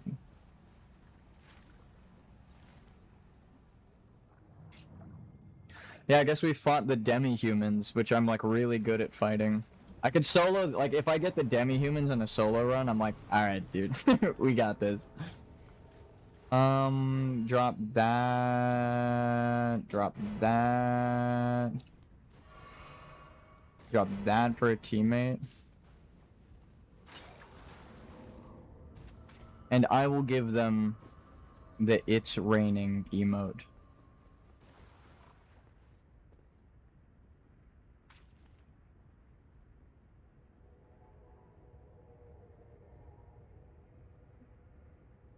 Well, at least they got it. Now I could go lean up against the door.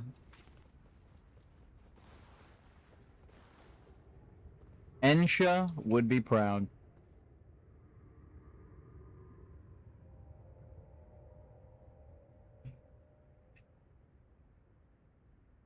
At least I'm assuming that. Never got to hear him say it.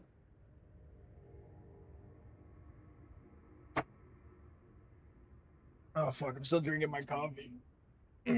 Fuck. Ugh.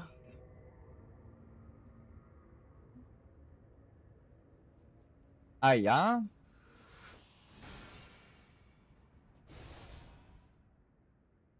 And Cloud.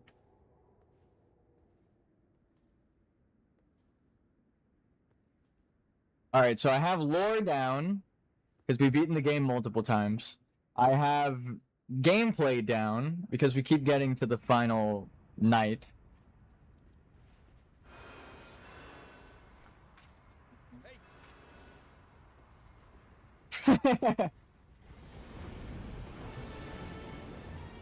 Take aggro. I have something that gives me aggro as I guard.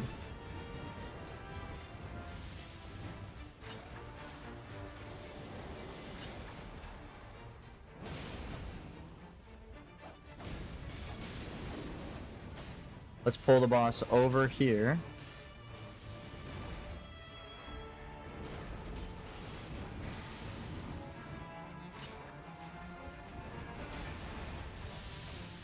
I'm gonna change my weapon so that I get the holy damage back and also open with... No! Oh, I'm bad. I'm bad. Oh, well, they're in the fire at least. So I didn't waste it completely, but I pretty much did. Fuck. I dropped lock on thinking I was slick.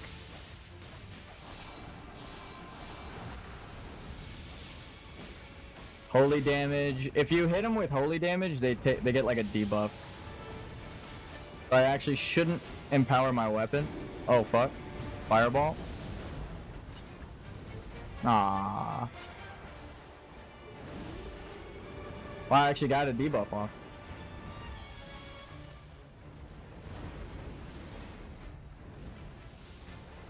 Alright, what's up, gamer? We're locked the fuck in. Lock the fuck in, gamer! As I say that, but shit! Lock the fuck in!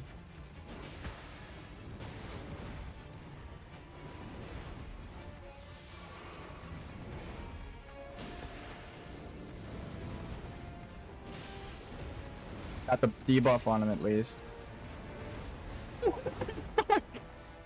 Damn. Alright, I just conveniently walked and dodged that shit. That was nice.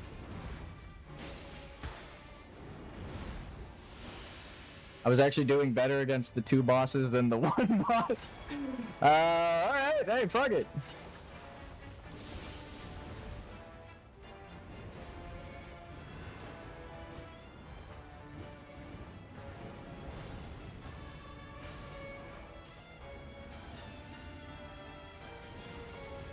Oh, oh!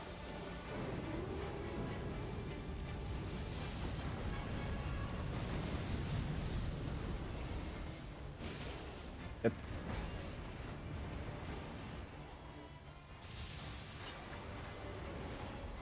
I got so good at recognizing now when a boss's aggro drops off of me, it's crazy. It seems like their head tilts. They're like, you're targeting someone else. Now's my chance. It's fucking crazy. I don't know why my brain does that, but... it's like such subtle, like, not storytelling, it's subtle design, that it's like when they're targeting someone, they turn their head towards them. Like, now this guy's targeting me. No, he spun it.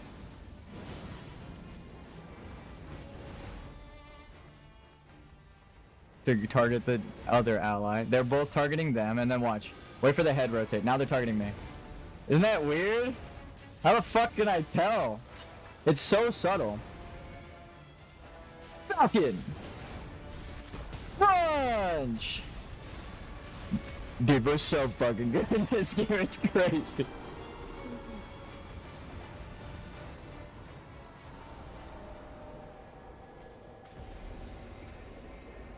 They're gonna see in the menu that I was level 1, they're gonna be like, what the fuck? What the fuck? Now it's time for the reveal. Level 1. The funny part is that there's no reaction. They just get to see that their teammate was level 1 the whole time. They'll be like, whoa, what the fuck? Like, I didn't level? I love that shit. I can't wait to actually do the no leveling playthrough in a day. I want to do it tomorrow. I feel like I'm confident enough in my skill now to do a whole playthrough like this on every character. But fuck. I know I'm gonna need a break before, like in between. I want to clean my room, get the camera set up. Actually, my room is pretty clean. It's just like some coffee mugs now on my desk. 2, 4, 6 coffee mugs, and I drank like 3 of them last night. Actually, it wasn't even coffee in them, it was just water, but the mug is there, so. Did we do a Deep of Night just for fun now? I feel like the training has paid off. I can say without a doubt now, Deep of Night is harder than no leveling. If you are in Deep of Night 3, you can do a no leveling playthrough. It is actually harder to do Deep of Night than it is to do no leveling. All of the enemies are weaker. They don't scale. All of the scaling is gone from Deep of Night, right? And you know the game well enough to go and upgrade and get the passives and fight the bosses. So just, if you were ever doubting yourself, you could definitely do that shit. Let's go to the next boss now. We've done Tricephalos or whatever enough times. Oh, my elbow. We're doing a different boss, finally. The training continues. I know some bosses are going to be such a pain in the ass.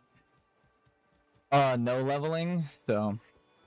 I was doing the intro boss, the one that I would have to eventually beat. And honestly, even with random people, like, I feel we've lost more than we've gotten through. How are you? I am feeling way better now. The game that I love, Dark Souls, was snubbed, I will say. It deserves Game of the Year.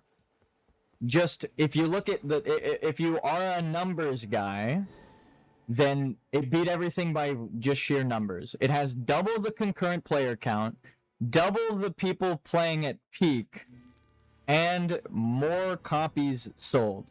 So my favorite game is currently on top, and despite it being snubbed, people are excited about the DLC because the game is good. Gameplay-wise, it's not just Dark Souls, but more. They've added new mobility systems, new gameplay systems with the, like, combat relics and passive item buffs, and it's so fucking good. I'm actually happy that the game that I'm playing is fantastic. I hope you're doing good. How are you guys? Analyzing lore, it is the way that I wish the lore had gone. So I don't feel like, oh my god, they're taking it in a direction that's so out of nowhere, left field, and doesn't make sense. It's like, I want more. I want the fucking Dark Souls maps. I want, like, what is it? I want Dark Souls 2, not Farum. Actually, yeah, Farum. But I want, Dark Souls 2 maps brought in to Elden Ring, nightreign, because they could do it. We're gonna fight Artorias. Like, Manus would be a crazy plot twist as well to release, because Artorias, like, lost his fight technically to Manus's abyss, right? Not this abyss, but Manus's, because the story is about the dog, Sif, getting protected by Artorias, which is you. You set him free in the darkness with Artorias' soul after you beat Artorias. So while holding, if you just play the game normally, I'll take the item discovery, fuck it. This way I can gear my teammates. Elden Ring funny, man. Exactly. And there's like comedy to this fucking game. Like I think of the giants in Dark Souls that are like in what is it? The keep, right? The snake keep of Dark Souls. Oh shit. Not this time. Oh my god, I actually dodged it for once. I'm learning. You guys, I'm learning. Oh. You also, this is like a safety net to learn the bosses because they keep the health and you can keep dying, right? As long as you're the right level, you will be able to learn how to fight these bosses.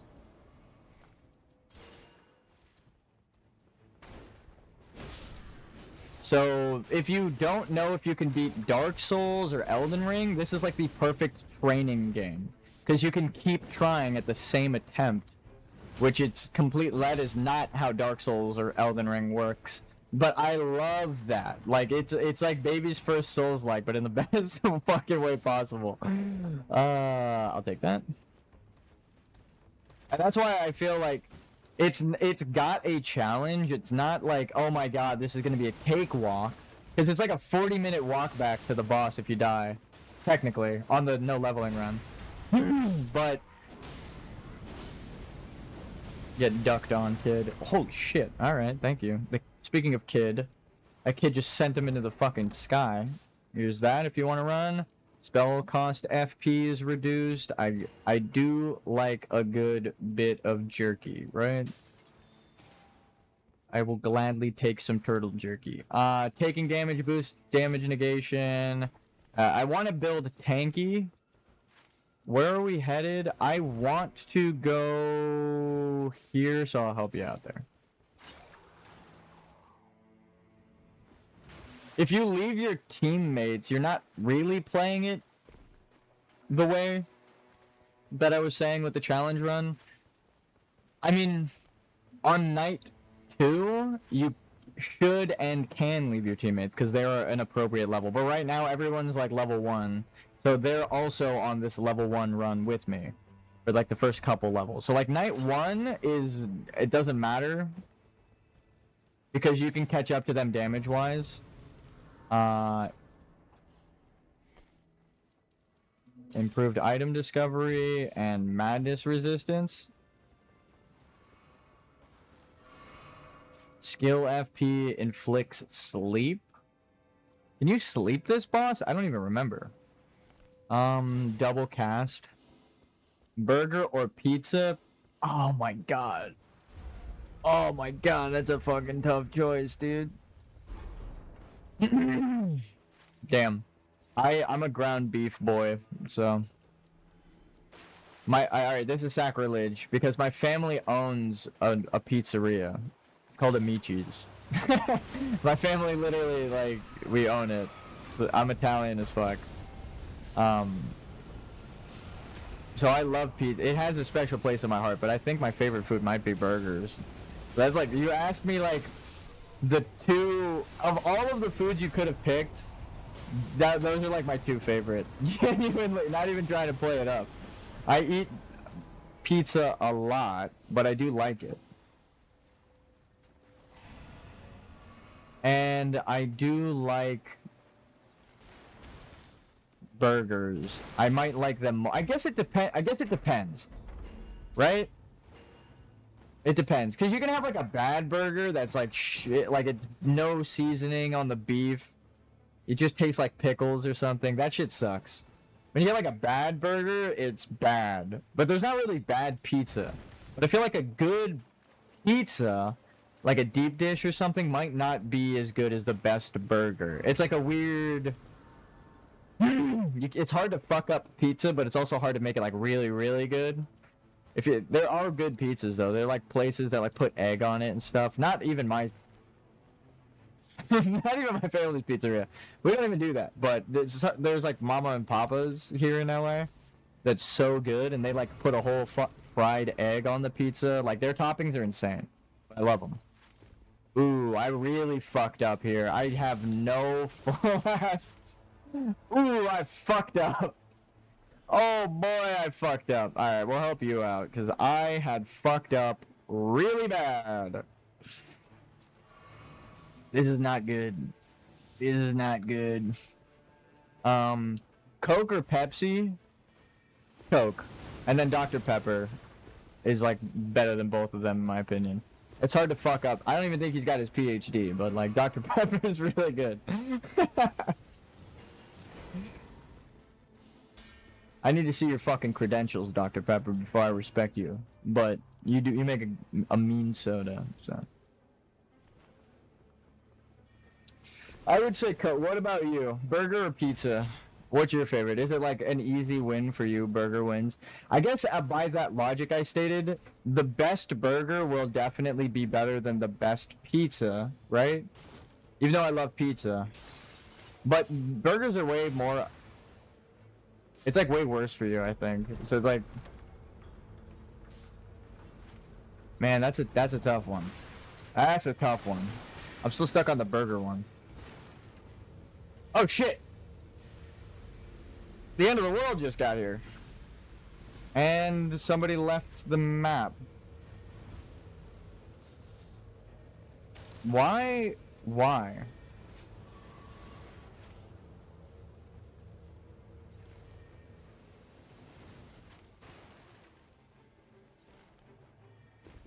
Mountain Dew or Dr. Pepper and pizza? Bro, what the fuck?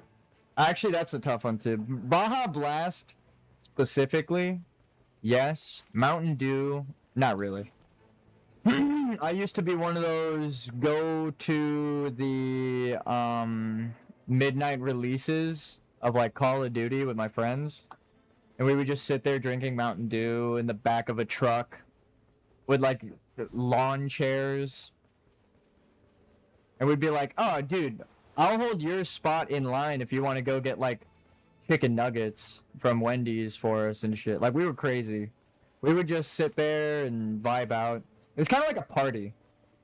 At least for my GameStop. Everyone was super chill here in this neighborhood, so, like, it was never like, bro, you cut me. It was like, bro, it's the middle of the night. We're gonna get our fucking game. Like, if you want to be in front of me by, like, 2 people, it's fine. But because we live next to the GameStop, we would definitely... Did you ping it, or... Okay.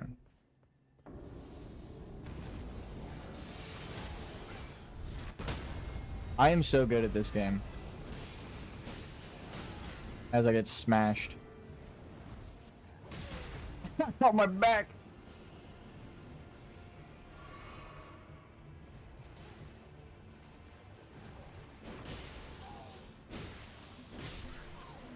I just killed like all of the fucking ads. 2 attacks. Hey, we take it though. I'll take the poise for this one. What's this? Another key. This is all good for her. I'm not even gonna pretend like this shit's for me. I'll grab that, but like the rest of it she could take. Oh, he's back. Damn, I live in Canada and you live in LA, huh?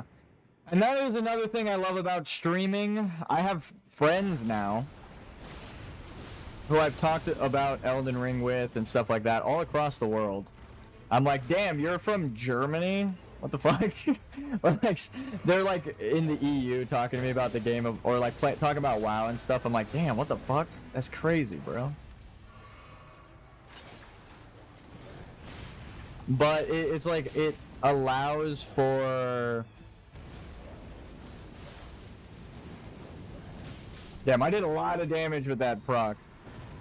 If you couldn't tell, by the way, I'm constantly saying bro.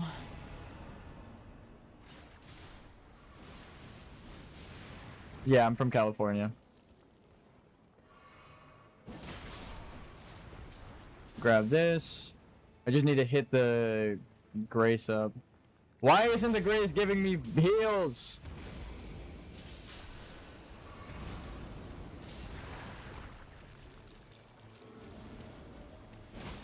We got a ring closing, or what's up with that? Is he on his way, or yeah, he's here. I'm actually glad he came back. I hate levers. Disconnects for like 90% of the game. I'm fine with that. I do not care. That is like a little bit of the internet thing I'm talking about. If I could have my perfect game, it's impossible to make right now due to technical limitations. I would need the server space of Blizzard times 10 and everyone having fiber optic internet. So like there's no disconnects or lag or anything. And then you can have like an MMO that's like Elden Ring, right? Which is what I would want. Maybe more like nightreign than Elden Ring, which is crazy to say. Because I love Elden Ring, I love Dark Souls. Dark Souls 3 was like my favorite game for so long. And now I can't believe I'm saying this. nightreign might be taking the lead as one of my new favorite, like, From Software games. Not because Dark Souls is bad, but because nightreign is so good. It takes Dark Souls and puts it in Elden Ring. What if we took it and put it over there? But no, actually, it's like, what if we took Dark Souls and made all of those bosses Elden Ring bosses?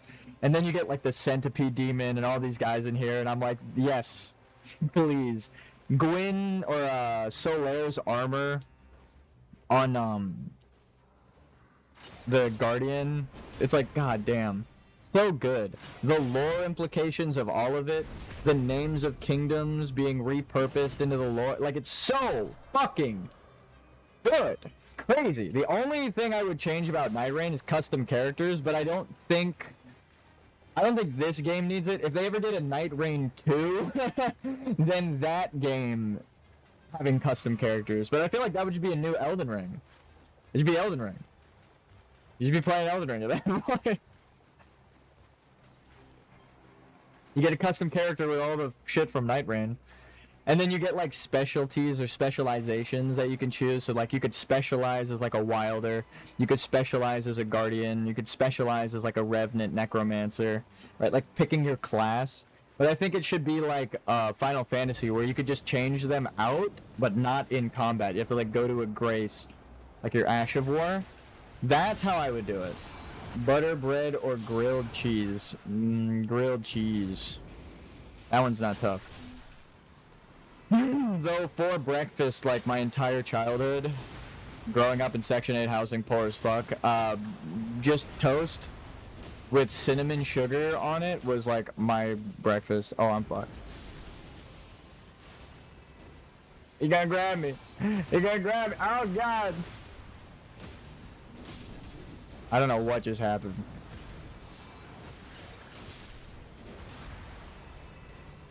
He was gonna diddy me. Oh god. That must suck having your name synonymous with what it is. There's no way to sugarcoat it. You just, damn, brother. Live your life entirely so that you don't have to explain yourself in that kind of context, for sure. But no, I think the lore of the game lends itself to these allegories that, like, you could make real-world comparisons and jokes about. Frost proc.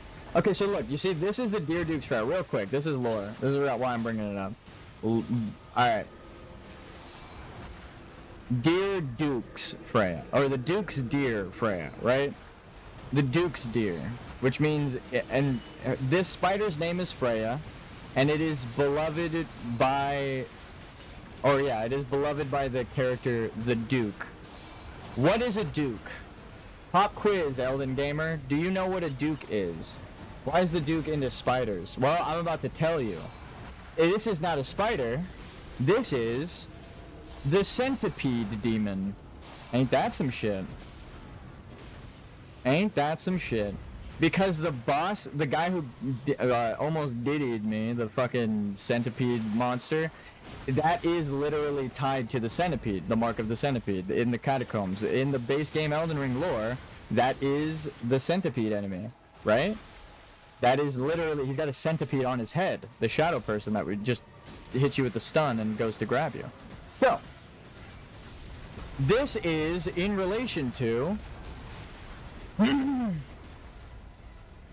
the lore, not just a spider, but a centipede demon.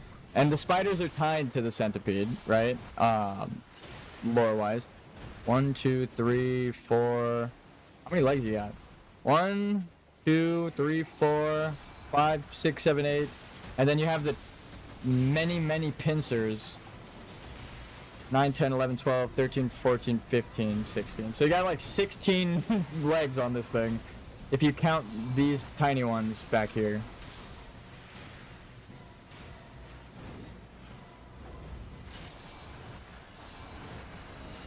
Oh shit.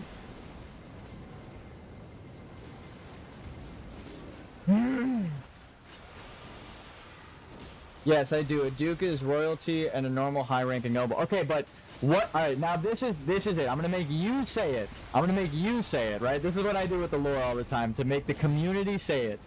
What is the woman version? If the duke is a man, what is a woman? What is the feminine version of a duke in title? You have a king and a queen, you have a prince and a princess. What is a duke and a what?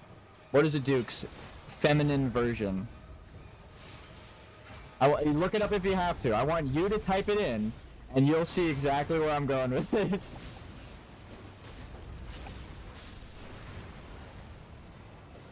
And I want you to say it in chat too. What is a girl version of a duke? Sure, we'll get this. It might take a minute with the stream delay, so sorry about that. I tried to adjust the settings so that there's like no stream delay, but oh yeah. Oh, I didn't even upgrade my fucking weapon, dog. Oh shit. Daisy Dukes. No, but I like where your head's at. What is the feminine version? Or female? I don't really like using the term female, but this is the only time it's actually applicable. What is the girl version of a duke?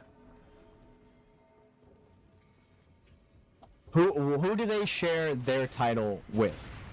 Right? I'll look it up if you can't find the answer, just so that I'm not the one saying it, and people can piece together the thing themselves.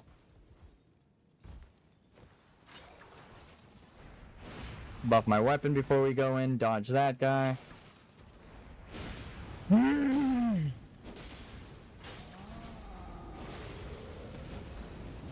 Get both of his legs for the... We have fire and frost in mass here. This is crazy. In the wall. I would prefer in the wall than not being able to get my crit.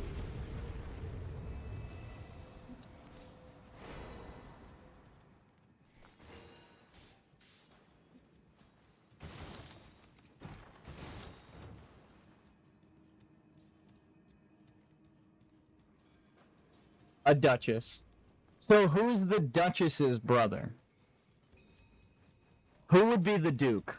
If you're a duchess, and the man of your family is a duke, who would be the duchess's brother duke? I'll give you a hint.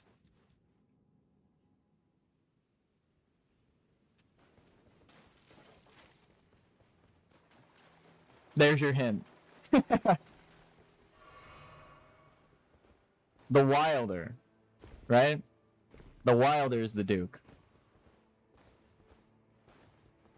Isn't that crazy?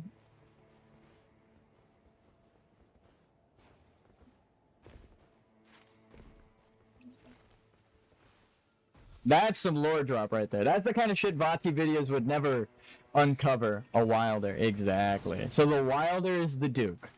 And we know from his secret larval tier ending that he is Hollister as well. Reborn into Hollister, right? He changes his name, changes his appearance, he uses his soul. He becomes the Lord of Night. So, and that actually ties into the Silmarillion. That means the night aspect of Melkor in the Silmarillion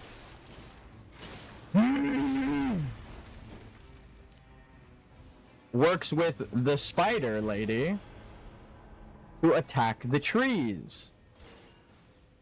So it is literally the Duchess. The name Duchess tells you this whole time that the Wilder was the bad guy. Isn't that fucking crazy? The Wilder is the Lord of Night. So he is the Duke, becomes a Lord. He is the Night aspect, which is Melkor. He is the Duke. He's the Duke. The Wilder is the Duke. Because he becomes Hollister. Or Heelster. Whatever you want to pronounce it like. What the fuck? Yeah, isn't that crazy? So, the Dear Duke's Freya is a parallel to the Mark of the Centipede, the Death Mark, and to show that the night and death are connected, the eternal sleep, the Duke's deer is the Mark of the Centipede. Death, spider. Isn't that fucking crazy? And that was in Dark Souls, bro. The Dark Souls boss is the Duke's Dear Freya. I always say the Dear Duke's Freya. Because, I mean, the way you pronounce it, like, either or it's saying the same thing. It's Freya, who is the dearest of the Duke, right? So it doesn't matter how you say it, but how it's written is the Duke's Dear Freya. So the Duke's dearest is the spider centipede demon death spider Freya. That's some lore analysis. Vati never got there. I got you there. Ain't that some shit? Hopefully this guy lets me pick up my thing. Low HP. Hey, it's kind enough to let me pick up a fucking passive. I don't care. But yeah, that's 250 hours playing the character. I'm like, oh, he's the bad guy. This is the bad guy. It's the death mark of the centipede. Not the night, the eternal sleep. Death. The Dear Duke's Freya. Or the Duke's Dear Freya, right? So we're into the spiders, yeah. So it's Wilder. And it's specifically because of the Nox civilization is where him and his sister are from, right? The sacrificed maiden. Which is Noclateo, the Nox, the Shadow People. So it's because they are tied thematically to the night and death. So that is the mark of the centipede. It's not, or it's related to the mark of the centipede. It's not that the Duke's Dear Freya is the literal mark, it's just a very clear tie that, even more so, again, to go back to it, that Marika's the Glowmite Queen. I know it's like crazy, how do you get there from that? But if you know the story, the maidens that are sacrificed in the Nox civilization, that is why Marika did what she did. Because she was sick of people getting sacrificed into the jars to find a deity, to find a god. She was sick of the maidens being sacrificed. And that's what's happening in this story. If you know there's like a secret room underneath the map with like a really low drop rate for a key, I've only been in there one time. I've only been in that room one time. I have screenshots. Yeah. The mark is an outer god that craves death. And again, the Silmarillion comparison, I know what the outer gods are. They are the Ainur, because that is the outer god of Lord of the Rings. The Ainur were created by a song. Like, there was the frenzied flame god. He was the one above all, right? His name is Iluvatar. He creates a song out of the Ainur, these outer gods and celestial beings, right? They are instruments and they are song. They are the music. And that is... Damn, I didn't hit any of them. That is the Ainur, right? Those are the Ainur. And then to further tie it, I'll tell you the exact part that makes them the outer gods. When Iluvatar creates them, there is Melkor, one of the Valar, or one of the Ainur, who questions the song. He's like, no way, fuck that, I'm gonna make discord. He pretty much tries to ruin the song from within as an instrument. He creates discord, like, in that moment. Melkor, he's the bad guy of Lord of the Rings. He makes Sauron, he's the bad guy, right? But he starts as one of these outer gods. Then Iluvatar's like, all right, fine. I am literally the one above all, the everything, right? So I'm going to make a new song to show you you are wrong. And then he makes a song that represents the humans and elves, the children of Iluvatar. He shows all of the Valar, right? The Ainur. He shows these outer gods the whole timeline, the whole of existence, this beautiful creation of Middle Earth, right? The whole thing. And they love it. And then he creates the world finally after showing it to them. So they know everything that's going to happen. They know the whole truth, right? And so they think. And then he gives them the world. And he goes, all right, now go into the world if you so choose. Some of these, he makes a talk app. Yeah, exactly. He makes, he then tells them to go into the world, right? The Ainur. He's like, all right, so if you really think you're the shit, go into the world, right? And then some of the Ainur do. They are called the Valar. Not all of the Ainur are given form. Some of them stay as formless beings in space, outside of the existence, right? They never manifest. They are formless gods. So, who is the formless god of the outer world, right? Not the world of Middle Earth, but they are from outside of Middle Earth before it even was created and know the whole truth, the outer gods of the Ainur. So, thematically, but literally, their story, the outer gods in Elden Ring are the Ainur, the stars and primordial life from before the forming of the world, right? That know the truth. That is the outer gods. So I even know the formless mother and who she is. The only one who would know truth would be an Ainur above the Valar, right? And we'll get into the Valar. Ooh, I want this so bad, but I can't, so I'm gonna give it to the other Wilder. Fuck. I want it so bad. He's gonna be like, why don't you take it? It's because I can't equip it. I need to be level 8, and I am level 1. Fuck. I love that sword, though. So anyway, the outer gods are even explained, right? While Vati is explaining, like, I don't know and we could never know, I'm like, dude, I do know. I know well enough that I can explain what the fuck is going on. I'm gonna go here now. Because the circle likes to close around... Actually, I sense a disturbance in the force. I think the circle's gonna close really soon. Just based on the sky. Isn't that nuts? The skybox has changed into a deep purple, so I know... Yep, night is gonna start right now. Anywho, I'm gonna try and get this before we fucking die. No, I hate when it eats my jump. So even the outer gods are explained, right? But the Melkor bad guy, the guy of death and discord, the fucked up bad guy who's just wrong, for everything he does in Middle Earth, that would be those shadow people walking in the distance. Those guys over there, the guys that Melkor forms in the story of the Silmarillion, by lying, he lies, by the way, he pretends to be part of the team, and then he deceives everyone, and causes the humans and elves and all of that, like, trouble. Just because he's lying. No, please. No! My fucking sprint stopped! Ah! I hate that so much. I hate that it randomly stops you sprinting. I lose nothing, but it's so fucking bad, dude. Did he at least take the sword I gave him? Dude, that's so fucking stupid. I would have made that barely if the game worked. No, I don't know what...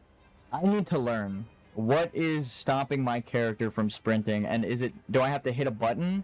Or is it that I am hitting a button, and it's triggering a sprint to stop? Because it is fucking me up. I'm gonna go here. That's the only thing I can really make use of, unless I upgrade my shit. And yeah, I should upgrade my shit. We can grab the thing afterwards.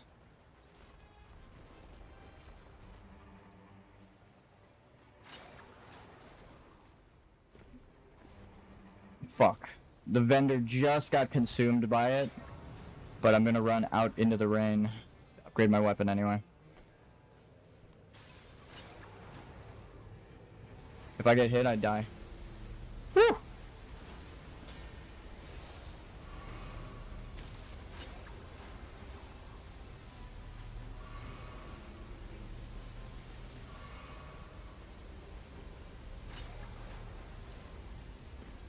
No!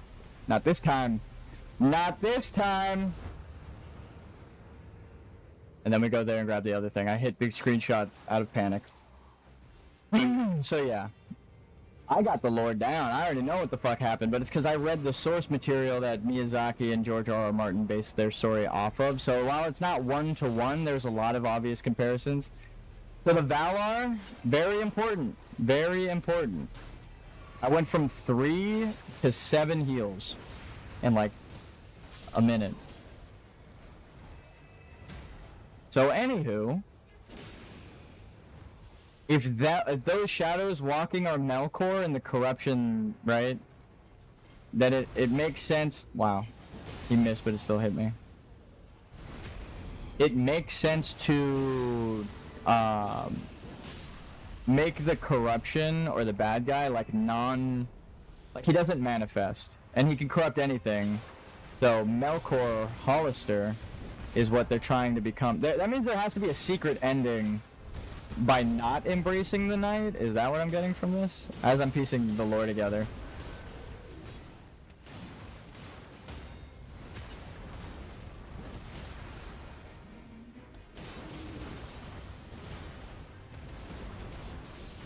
But all of these playable characters align with the Valar. So all of the Valar are named characters in the Silmarillion. There's 15 of them, and 8 of them are the strongest, called the Eretar. This is when we get like too many names in, and it's hard to keep track. But the outer gods are the Ainur, right? And then from there you can kind of like decipher the rest of the lore. I have a question for you. If you multiply the diameter of a circle by pi, what do you get? The circumference?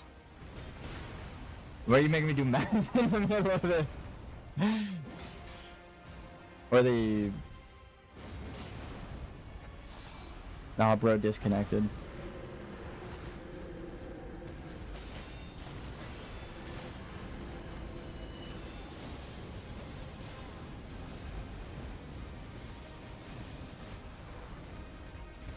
Quick, trigonometry question. No, I'm sure that's not trigonometry. Yes, I know.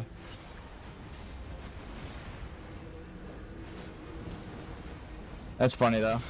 That's a hell of a question. Oh, I wanted that poise break so bad, dude. Fuck. Okay, thank God. If he did a counterattack, I think I would have died. Shit.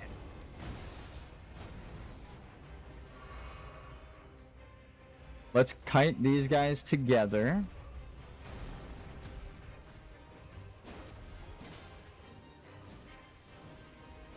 Ready? Right about here. I didn't get either one of them. This game's garbage. I'm just kidding. PEMDAS, that's my answer. Parentheses or whatever. Exponents, multiplication, division, addition, subtraction.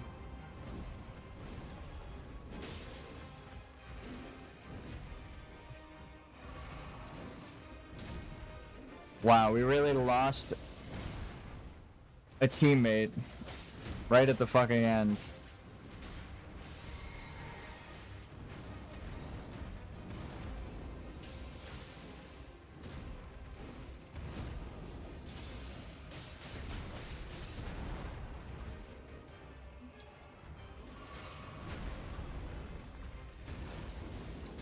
No shot. Okay.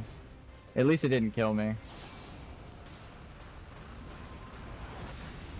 Minus 100 and negative 775 is the answer. What are we just fucking testing my intelligence while fighting bosses? Is there a reason? But yeah, the Ainur, that's a big thing. Like, when I realized how this game lines up with the Silmarillion, it made me decipher the base game lore better.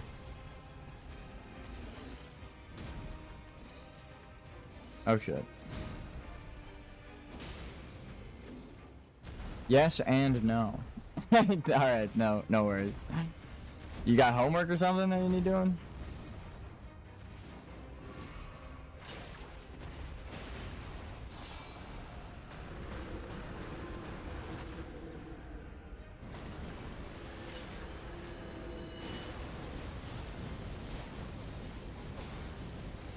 Damn it, dude, I keep trying to fucking use mine.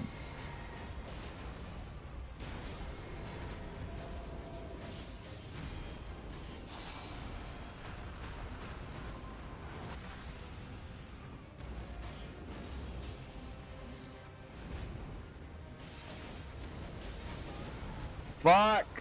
And she used her ult already. Yeah, that's it. That's GG. See, it's actually harder with a team. I mean, it definitely is harder when your teammate leaves or disconnects, but... I don't think he rage quit or anything. I think he actually just disconnected because his internet was shit. Which happens. But then we were down a whole person for that last fight. So it's again, it's actually harder. If you go look at the beginning of the stream when I run by myself, my brain is barely on, and I got all the way to the end. GG, yeah. I do want to analyze some more lore. I'm excited to get into it, but like, damn, bro, it's hard to even try. I'm subject to the randomized teammates, it feels like, but... I mean, if my brain registers that as harder, then that should be the challenge run, in my opinion. Because I know people would say you should do it solo, but if I'm saying it's too fucking easy solo, and like my teammates getting me killed and not being able to pick me up is the difficult part that's coded into the game's multiplayer, I feel that's a core mechanic that you shouldn't skip over.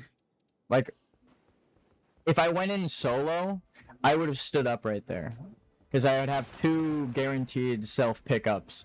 So while my teammate didn't save me, the enemies would have less health, and I would have stood up by myself another time too. So I wouldn't just stand up then, I would have a bonus stand-up from the shop. It's not even comparable in my opinion. Single player is so much fucking easier. Because it gets rid of like 2 of the challenging mechanics of like having to pick up your teammates having to pick you up. So yeah, that was a perfect example. And not even to mention people randomly disconnecting because of the internet. Or leaving because they rage quit, which is definitely a problem that happens. I do want to queue back up. But here, I will show you this one thing real quick. This is the lore. This is important. This is an answer that's very obvious with the Valar and the Ainur and all these guys. What's your favorite show and movie? That's a tough one. Lord of the Rings, the extended editions. I used to watch those with my friends multiple times at their house. And we would be playing Dungeons and Dragons while watching Lord of the Rings. And we would sometimes we would just stop playing D&D and just watch the movie for like it'd be like, yo, the scene is on, guys. Let's watch this shit. And then we'd like watch an epic battle scene and be like, that was fucking cool as hell. So, real quick. In terms of show, that one's a little harder for me to pick.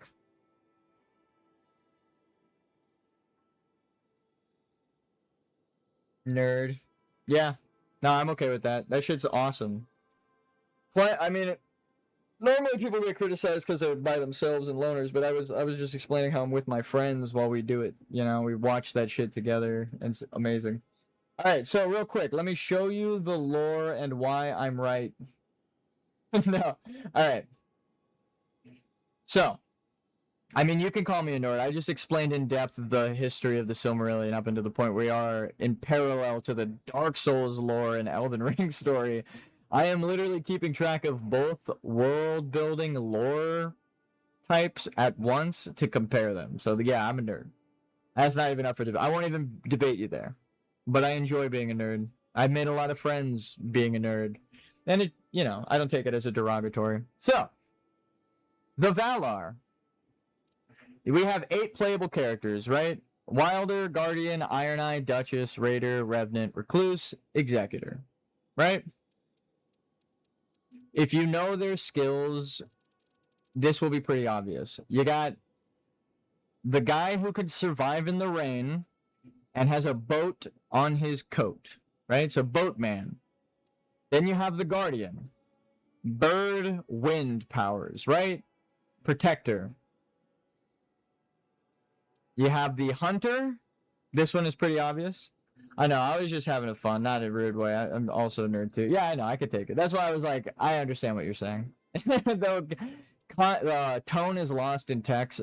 I know, you just sat here and let me explain the fucking...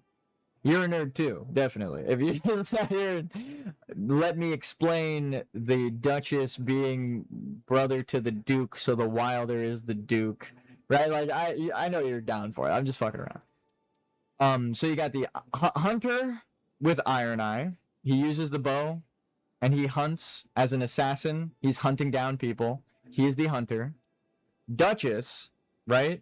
Who is the priestess of the trees, and that's her secret identity, is the Duchess, right? You unlock the Duchess. She is not the Duchess when you find her. She is the priestess of the trees. Remember that? And relating to time, okay? Time, trees, maiden, right? And nobility. That's really important. Then you have the Raider, who punches, but most of all, crafts the earth into a tombstone, a giant tombstone, right? Totem Stela. It's a giant tombstone. We know the giants, and we know tombstones, and how they all relate and how they're important. So, man who makes things out of stone as his ultimate. He also fights, but he starts with a weapon. So, man who fight with weapon and stone. It's a hammer as well. So, man who fights with hammer and also make things out of stone. That's important. Revenant. Everyone has been debating if she is from a past iteration of the world. Immortal March. Release vengeful ire to make self and nearby allies immortal. So she did this necromancy spell, right? To raise her allies, the summoned spirits that are family, fallen family, to rally in battle. The fallen family is important. And the summoning of spirits is important. And the fact that she is from the old world is important. All of this stuff is going to tie into the Valar and the lore and all this stuff, right? All of these characters, when I point to the comparison, it's going to be way too obvious. And this is the kind of shit you lose when you do the Vati-Vidia's argument of like, oh, well, anything is possible. I'm like, no, they're very clearly trying to fucking tell you a story. There's the Recluse, who is a maiden in relation to the stars, right? The glintstone magics that they research, the blood magics, all that shit. She has constellations etched all over her armor, right? Under her hat is a constellation. She uses glintstone magic. 2 ties to the stars that all of the other characters do not have. And a visual tie to the literal stars. So she is the Star Lady, right? And now, the Executor. This is one character that, after analyzing, I pieced together a lot of the lore. I didn't get this on my first playthrough. It was like my second playthrough where I really understood this character. He doesn't talk, but it's not that he cannot speak, because he speaks one time in the game. So he can talk. He chooses not to talk. That is a huge, important part of his character. It's not that he's mute. It's that he doesn't want to talk. Okay? He can also channel the crucible spirits, the primordial beast, assume the form of the primordial beast. Primordial is in before the world, right? Formed. Ainur, Halls of Mandos is what we'll call it. Oh, well, I tie it to the Halls of Mandos with what we're about to talk about. So, here are the Valar. We have Manwë, the man who leads them all, their protector, the High King of Arda. His power is wind, right? The Lord of the breath of Arda. So he is the breath and the wind. Siblings, Melkor, Morgoth, right? So, Tenochtitlan is what it's called, the place that they're all going to. Affiliations, other people, and the Eagles, right? So, who is this guy? Eye color blue, clothing blue. So, he's got blue powers, weapons, swords. That's the one thing that it doesn't align on. I guess you can also argue that it's Wilder because of the swords thing, but trust me, we have a better thing for Wilder. So, you got the bad guy who caused discourse, and the good guy who leads the Valar with wind and birds. Wind, birds, leader, guardian.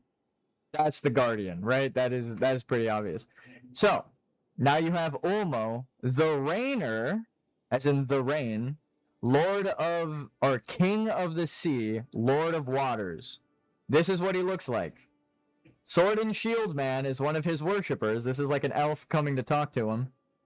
So you have sword, shield, greatsword, or greatsword, shield, helmet, boats. He teaches the elves by sending an emissary to teach them how to make boats. So he is boats, he is rain, he is blue, he is water and sea, sword and greatsword. That's the fucking Wilder, right? That is perfect tie to the Wilder. Ulmo, one of the Valar. So you got Guardian, you got the Wilder. Now, who's the next? This visual tie with the helmet, though, as soon as I saw this picture, I was like, ooh, it's the same fucking helm. Yeah, exactly. And his stats are described as all around, right? He is good at everything. The reason Ilúvatar made Ulmo was to balance out the discord. He is described as the one mostly instructed in the ways of the song. Deeply, yeah. He was the Ainu most deeply instructed in music, and the music is the thing that predated the world. And it was said that in the water, the Eldar, or the elves, could hear the echo of the music of the Ainur. The music of the Ainur is the creation of the world. The frenzied flame comparison in Elden Ring goes to this. He is described as the secret flame, the flame imperishable, the secret fire, the one above all who created everything and everything came from, even the bad guys, is described as a secret fire, and the one above all that everything shattered off of in the music. So the music of the Ainur, that is the frenzied flame. Ulmo is the one deeply instructed in the ways of the secret fire. He is the most balanced of the Valar. So the one with the most balanced stats matches him because Ulmo is the most balanced.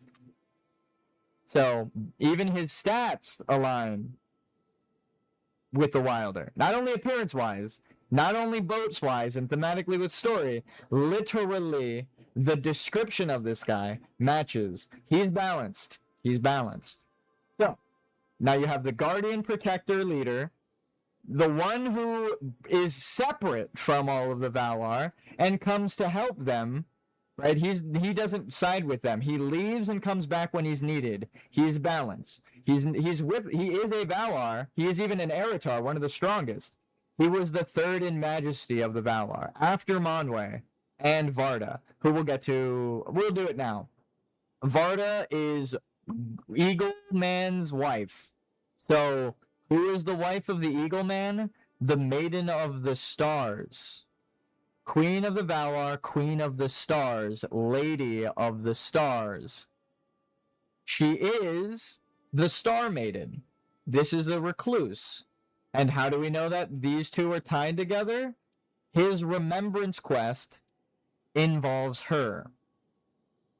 They are tied together, just like they are tied together. In the story, Varda and Manwë are tied together, and in nightreign, the Guardian and the Recluse are tied together. You do his remembrance, and you have to break or forgive her and her item that harmed you and your people, right? So their story is tied together, but it gets way deeper than that. Aule, the smith and master of crafts, husband of Yavanna, Aule, hammer man that forges things from stone. The dwarves specifically, he makes the dwarves. He's known as the destroyer because he's like, all right, I don't want to be like Melkor Iluvatar, right? He was like Melkor, as Iluvatar gave him scarce less skills and knowledge. So he is limited, but the difference between him and Melkor, the bad guy, Morgoth, Melkor changes his name to Morgoth, like how Garank was the name change for Malekith, right? Iluvatar is the one above all, so imagine the secret flame, right? This is the frenzied flame. Aule makes the dwarves and goes, wait, but Iluvatar, I don't want to be like Melkor, so I will kill all of these dwarves I've made if that is what you ask of me. And then Iluvatar shows up to him and is like, no.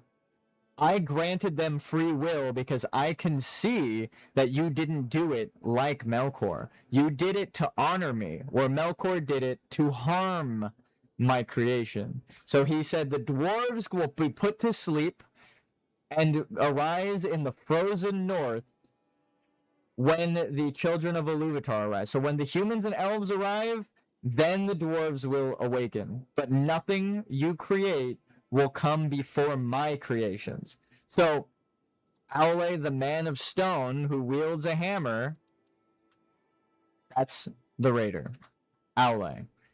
Because he is strong, he crafts things from stone, and another thing, his wife being Yavanna, right? Who is Yavanna in these in nightreign? Who's the comparison? Varda, the queen of the stars, right? That's the recluse. We know that. That's the recluse. So who is Yavanna? Yavanna, the Kementari, queen of the earth, giver of fruits and wife of Aule. She is the one who creates the trees to have a point of reference for the passing of time. He creates the trees to allow time to pass. The one tree shines for several hours, and then the next tree begins to shine on the 7th hour. So there's 1 hour where they share, the 7th hour they share, and then there's dusk and dawn, right? So tree, priestess, right? And this is the trees that they make. It doesn't even show you. 2 spiraled trees, right? Look at how they spiral together. Yavanna's trees, right? So she creates 2 spiraled silver trees and a gold tree to allow the perspective of time in Middle Earth. The Duchess. She's the time priestess of the trees. And the Duchess's quest involves the raider. So the remembrance quest, instead of it relating to just the Wilder or Iron Eye or the Executor or whatever, the Duchess and the raider have their stories combined. So the Duchess is Yavanna, and that makes Aule the raider because of all of the obvious comparisons. The Maiden of Time in the Trees is both the Duchess and Yavanna. The guy who forges things and has a crush on the Duchess is the raider and Aule. So Yavanna is found, Aule is found, Manwë is found, Varda, Ulmo, and I have a suspicion on Morgoth, but we'll get there. So you have Orome. This one's pretty obvious. He is the hunter of the green woods, who uses a bow most of the time. He is the huntsman of the Valar, the great rider, right? So he is a hunter of monsters and evil creatures, right? Who is the huntsman? Right? Who goes out of their way to kill things? The assassin. Iron Eye. He wears green because he's from a woodlands where he would blend in. He is green. He's the huntsman of these Valar. So he is the huntsman of the woodlands. He is Orome. And again, he's an assassin. So of course, the one that goes to kill things, the huntsman of the Valar, aligns with him. Because he is friends with all the other ones, and he is considered one of the most powerful Valar. I think Iron Eye was one of... Yeah, Iron Eye, you already know. He is one of the strongest player characters because he's a glass cannon. He's not tanky, but he helps with the weak points, and his arrow is a powerful arrow that suppresses sound and ignores any defense. So he does the most damage out of everyone because it ignores defense. He's the strongest of the characters, as well as one of the most powerful of the Valar. So Orome, the huntsman, is Iron Eye. Mandos, the doomsman of the Valar, husband of Vare, which we don't have. We don't have her, I think. Mandos. He does not talk. Let's see if you could do it. He does not talk, right? And he's the elder brother of Nienna, the one who summons spirits. So these two are pretty obvious. The halls of Mandos are where everything must be buried, or it becomes a wraith, like the ring wraith, or the shadows in Lord of the Rings, that it's like in the mountains, right? Where the elves are like, I can't go in there. When Legolas is like, I don't want to go in there, I sense dark things. Yeah, the Executor. Mandos is the Executor. He doesn't talk. And the Crucible Society is what I say is the Halls of Mandos. The Black Keep are the Halls of Mandos.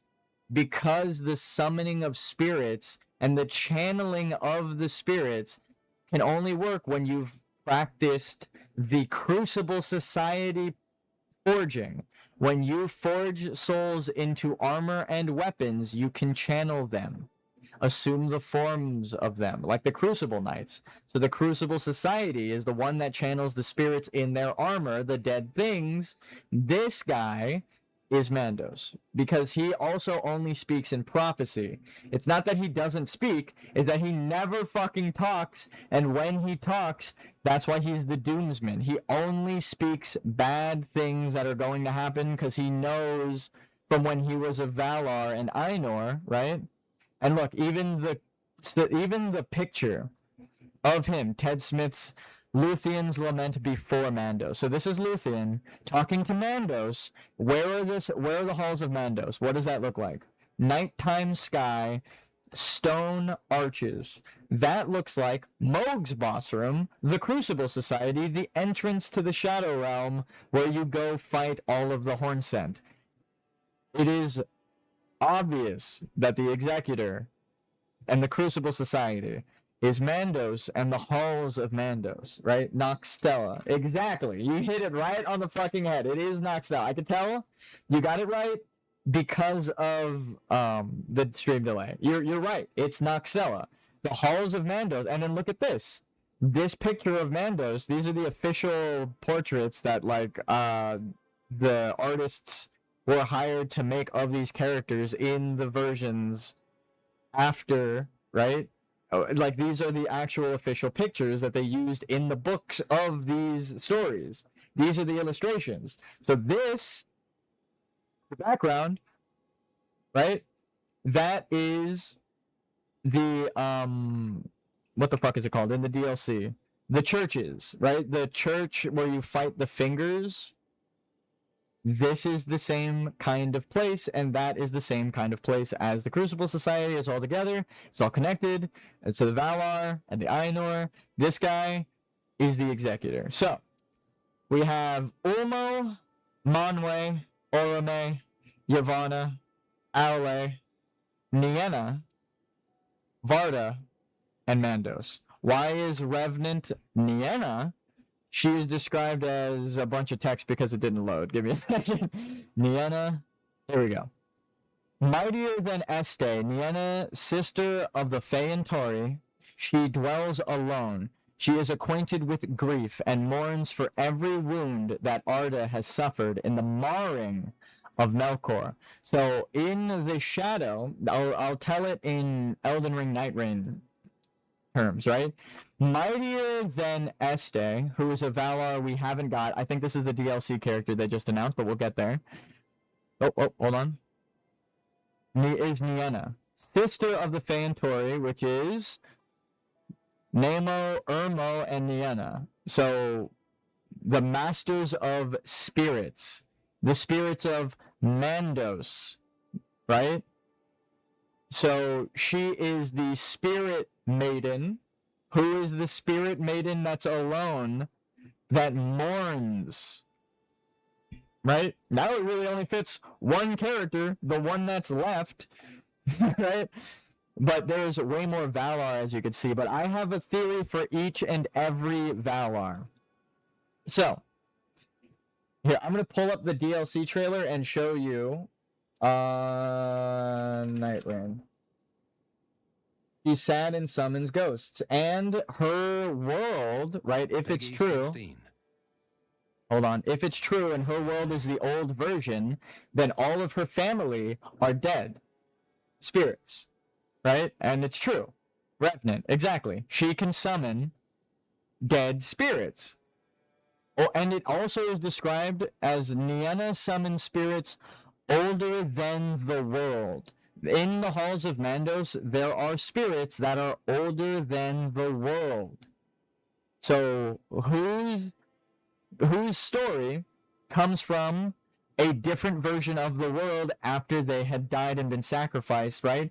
That's the Revenant. She was sacrificed by her family to maybe willingly or unwillingly, to be within the doll, right?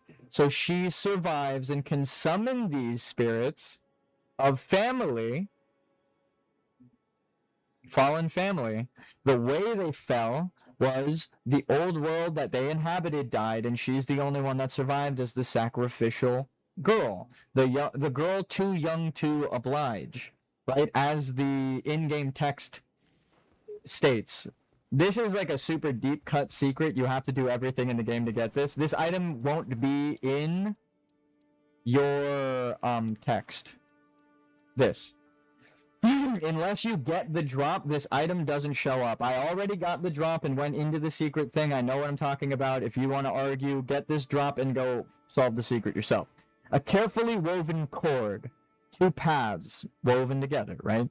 This cord belonged to the young girls, plural, as in it happened many times, who were housed in a place that was meant as an eternal secret. Remember when I said America lies and there's lies? This is just telling you there's a secret kept from everyone. All of it is a lie.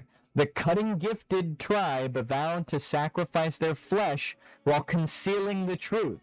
That's a lie. I don't know if you know what a fucking lie is, but that's a lie. But the girls were too young to oblige. So who is the young maiden sacrificed in the story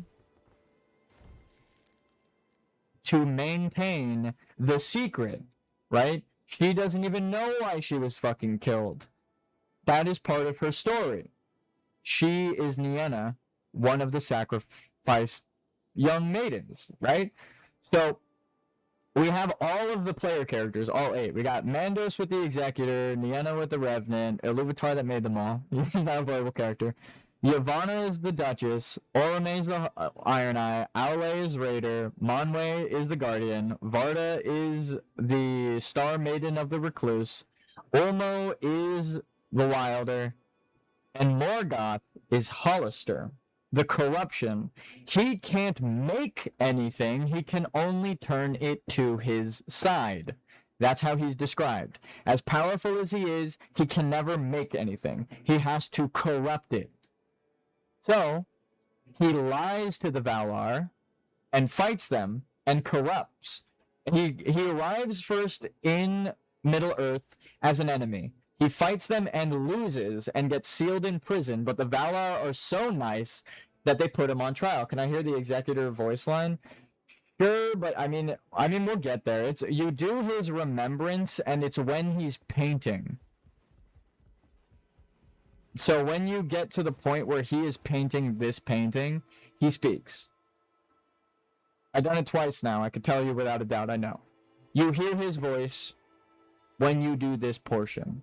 So it's not that he doesn't have a voice. It's just a very specific moment where he speaks one time in the whole fucking game. Let's see if we can walk up to him and trigger a dialogue. But even when you go up to talk to him, he does not speak. But I know exactly in the game when he does talk, because I did it twice now. So when you talk to him, he shouldn't speak. ... He never talks. There's a tenderness that was not apparent before as he focuses on his painting.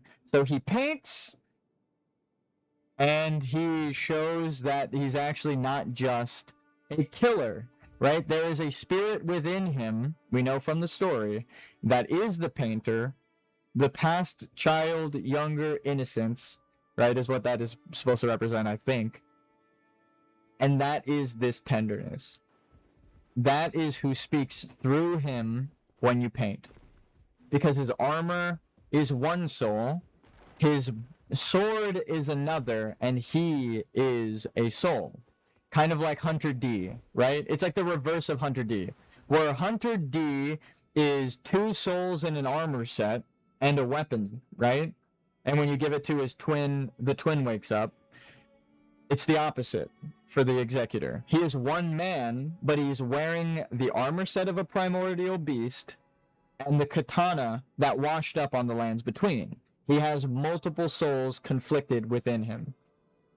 Okay, Matt Pat. Yeah, I know. Well, that is just what the game tells you. Like, if you go read his remembrance, it tells you that. That's not a theory. That's just me playing the game. 2 faces, 1 sword, right? And the sword is the soul, a soul drenched in blood, yet willing to face the night. So though he is bad, though he has done bad, he wants to do good, right? And perhaps when the night has passed, I will complete the Erd Tree. So the Erd Tree is the painting. That's just a fact. That's the painting of the Erd Tree, and it's a picture of him painting, and then you get the dialogue of him talking, right? So it's like, that's the executor's story. He barely talks, but it's very clear where his story aligns. He is multiple souls, multiple faces in one man. He is the sword, right? Mine flesh partially plated. So he's the dude. Mine hand with brush a window into oneself. Brush strokes outline these fragments of memory, right? The Erd Tree, I am an artist. From the distant land of reeds, washed up on the shore before, or inspired by what I saw, but the piece is incomplete. Something is missing. The fact by this point, you're not supposed to know that he is multiple people. That's what this is hinting at. He's a they, them, because he's literally multiple fucking people. Anyway, flowers and embracing warmth from the flowers, the same flowers that grew in my painter's shed. I am an artist painting the Erd Tree. I am a guest bearing a sword. I am silent. I am a witness. Those are the 3 characters. The sword that washed up, right? That's the witness. The guest is the Crucible Knight that shows up to kill the painter in his story. We didn't get there yet in chapter 3, but now hindsight's 2020. He is all 3 of these characters. That is what this entire thing is telling you. I am an artist, I am the guest, and I'm a silent witness. The sword that has all the souls inside of it. The silent witness. It doesn't speak because it's a fucking sword. So the game tells you these things, but you piece them together backwards. After you complete the story, then you can analyze it. So the executor is 3 people combined into one person. He is the plated body that you see, then he is also the sword and the spirit of the artist slain by the sword. Right? The Crucible Knight kills the painter, and then the Crucible Knight kills himself with that sword. Everything is merged in the sword. So all of them are this silent witness now. And that's where I think this is like his afterlife. Anyway, it's a lands between. So, that is Mandos. I can't even find him in this fucking mess. But let's go to the DLC trailer, and I will show you, or here, even cooler. I will explain the DLC characters before watching it, and then we'll watch the DLC trailer and you'll be like, oh shit. So I had the roles reversed. That's the only thing. I said it like a couple months ago, but now I know I'm right because they did announce the DLC characters how I said they would. So you can see there are 2 more guy characters. Irmo, or Lorien, right? And Tolkis, the greatest in strength and deeds of prowess, right? The most honorable fighter, champion of the Valar, and husband of Nessa, who we'll also get into. And then you have Irmo, master of visions and dreams. Who does that describe? Well, let's just go to Visual Codex and I'll pull up the thing, right? Who's the dream person? Right? Who is related to dreams, visions, and dreams? It's Saint Trina. So, we will have a Saint Trina character using straight swords. If you've watched the trailer, you already know what the fuck I'm talking about. But we'll get there. And then we have Tolkis, right? Well, it's easy to do this. Saint Trina, exactly. So you have Saint Trina, Sword of Night and Flame straight sword, Saint Trina straight sword, and then if you have the DLC weapons, you know that there's another straight sword related to Saint Trina that's not in the game yet. So they're withholding Saint Trina's straight sword item. Not that one, but the other one from Shadow of the Erd Tree. So, which I'll pull up. Here, real quick, just to prove my point. Saint Trina DLC sword. So, even more so, Velvet Sword of Saint Trina. Mikola, exactly. Well, yes and no. I agree, you are right, technically, which is the best kind of right to be. But I'm talking about the Valar and playable characters in Elden Ring nightreign, right? Elden Ring nightreign and the Forsaken Hollows. We'll get to there. So we need a straight sword rapier-using character in relation to a guy named Irmo, or Lorien, right? So Saint Trina, a guy. Maybe? Don't worry. We'll get there. So we have Tolkis. So we have we'll just go straight into the DLC. I'll skip Tolkis for now, and then I'll get into my guesses after. So who is Irmo? Husband of Este. Which one is Este? One of the Valar. The Gentle. Wife of Irmo. So we have Varda. This is the Recluse. We have Yavanna. This is the Duchess. We have Nienna. Lady of Pity and Mourning, right? The Revenant. So who the fuck is Este? A woman character, a woman playable character for nightreign that we haven't met. Well, let's read them, shall we? Este had the power to heal all hurts and weariness. Her favorite place was an island on the 3-shadowed lake of Lorien and the gardens of Lorien, where she slept during the day. She was always clad in gray. Who are the gray characters? The kindly Mikola. No, you're right, but watch. Even better. We have a girl that wears gray, right? Who is the gray? So if Saint Trina is Irmo, right? Lorien. If this is Saint Trina, right? And they're all about visions and dreams. Healer of hurts and weariness that wears gray, right? You would have a black and white character. that's related. So this person sleep, the other person dreams. So who is tied to the sleep of death, right? The sleep of death is what they call it in Elden Ring. It is the eternal slumber, the sleep of death. Who has death flame? Right? Black and white, God-skin nobles. Who is gray? Black and white. And death, the eternal sleep. Silver-lit gardens, right? Who? It would be the God-skin nobles. So you would need a woman... Curse mark, exactly, the curse mark of death. You need a woman of black and white, or gray, right? Black and white makes gray, so you need a woman wearing black and white that has something to do with sleep, but not Saint Trina. So it would be death. So you need a person who moves like the Godskin duo, and a guy who uses straight swords.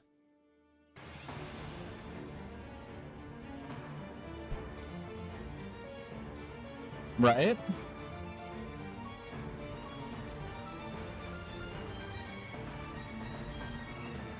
If they Valar are going to be added. So you have Orome here shooting. Oh, and all of a sudden it went like HD. I'm glad it cleared up. To it ourselves. Hell yeah. I've hit that exact angle. Curse this Dreglord. So again, the Draglord is described as multiple hollowed souls. Also, you see that back there? Am I crazy or is that Sif? Or is that see the Scaleless' boss room back there? The way that hold on, real quick, aside from lore, is that Seath the Scaleless' boss room behind those rocks? So Noklateo underground civilization has something to do with Melkor, Morgoth. That's an obvious tie. The death mark, the cursed death mark of the centipede is underground now. They're tying it to the Shadow Tree people. Like I said, no, you're not. No, I know, right? So you have a woman wearing black and white that moves like the Godskin duo, and a guy who combines everyone and uses straight sword cane weapon.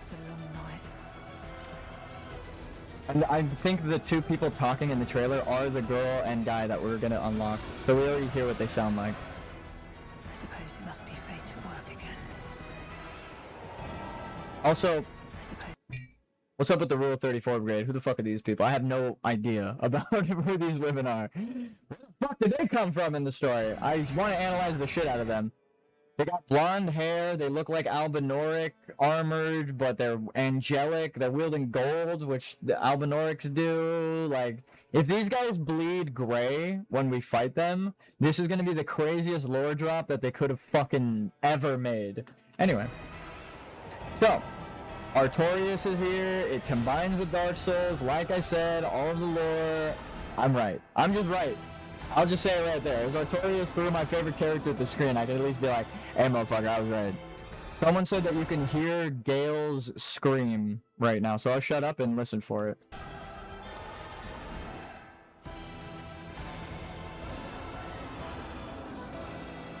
I actually did hear it. Knights of Mikola.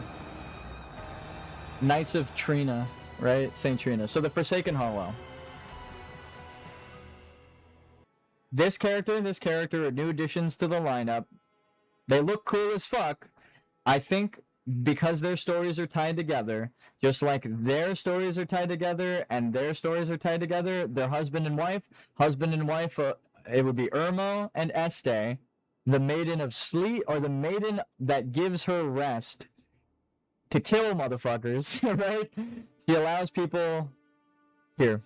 Varda originally intended to place the sun and moon in the sky, one traveling from the east and one from the west, to allow for mingling of their lights. However, Este and her husband spoke against this, as the excessive heat and light had withered their had withered their gardens. The stars were hidden, and restful sleep had been banished from the earth. Varda listened to their counsel, and to allow for a time of night, changed the course of the moon and the sun. Each would then take turns traveling through the sky, as the other lay in Achaia. So, this woman is the reason why, right? The voice line, I do want to get it up. Like, pull up the voice line. But this woman is the reason why there is nighttime in the story. Varda creates the stars. She orders, or she requests as another Valar to the queen, specifically like, hey, the gardens are fucked, right? You are hurting the flowers, which would be Saint Trina. And the flowers, the lilies, right? So that explains why even in the trailer, right at the beginning, St. Trina's lilies are here underground, in the new world, in the new map that isn't Shadow of the Erd Tree from what we could tell. So that's Este, and that's Irmo. Now I'll do you one better, which I love to do. What about the other ones? There's clearly 3 or 4 characters here who I haven't put to a character. Well, I actually already have.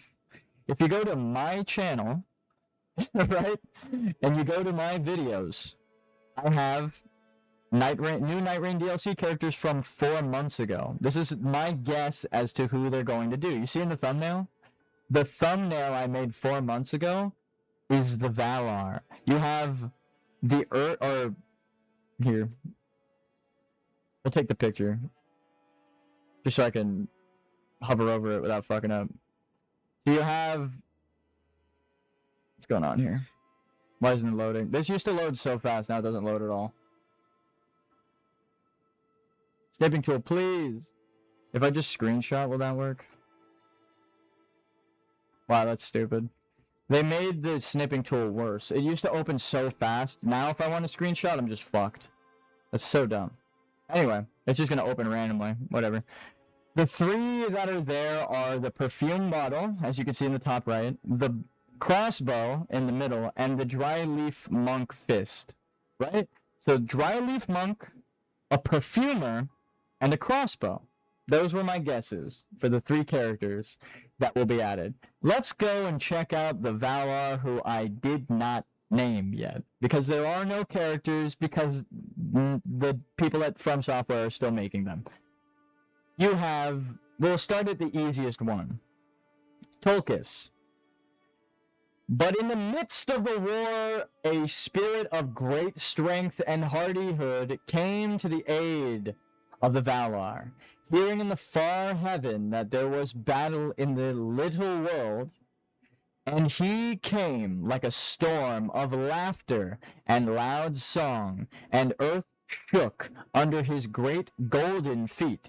So came Tolkis, the strong and the merry, whose anger passeth like a mighty wind. So who uses key, right, like key blast looking things, gold, and let's see if it describes it here.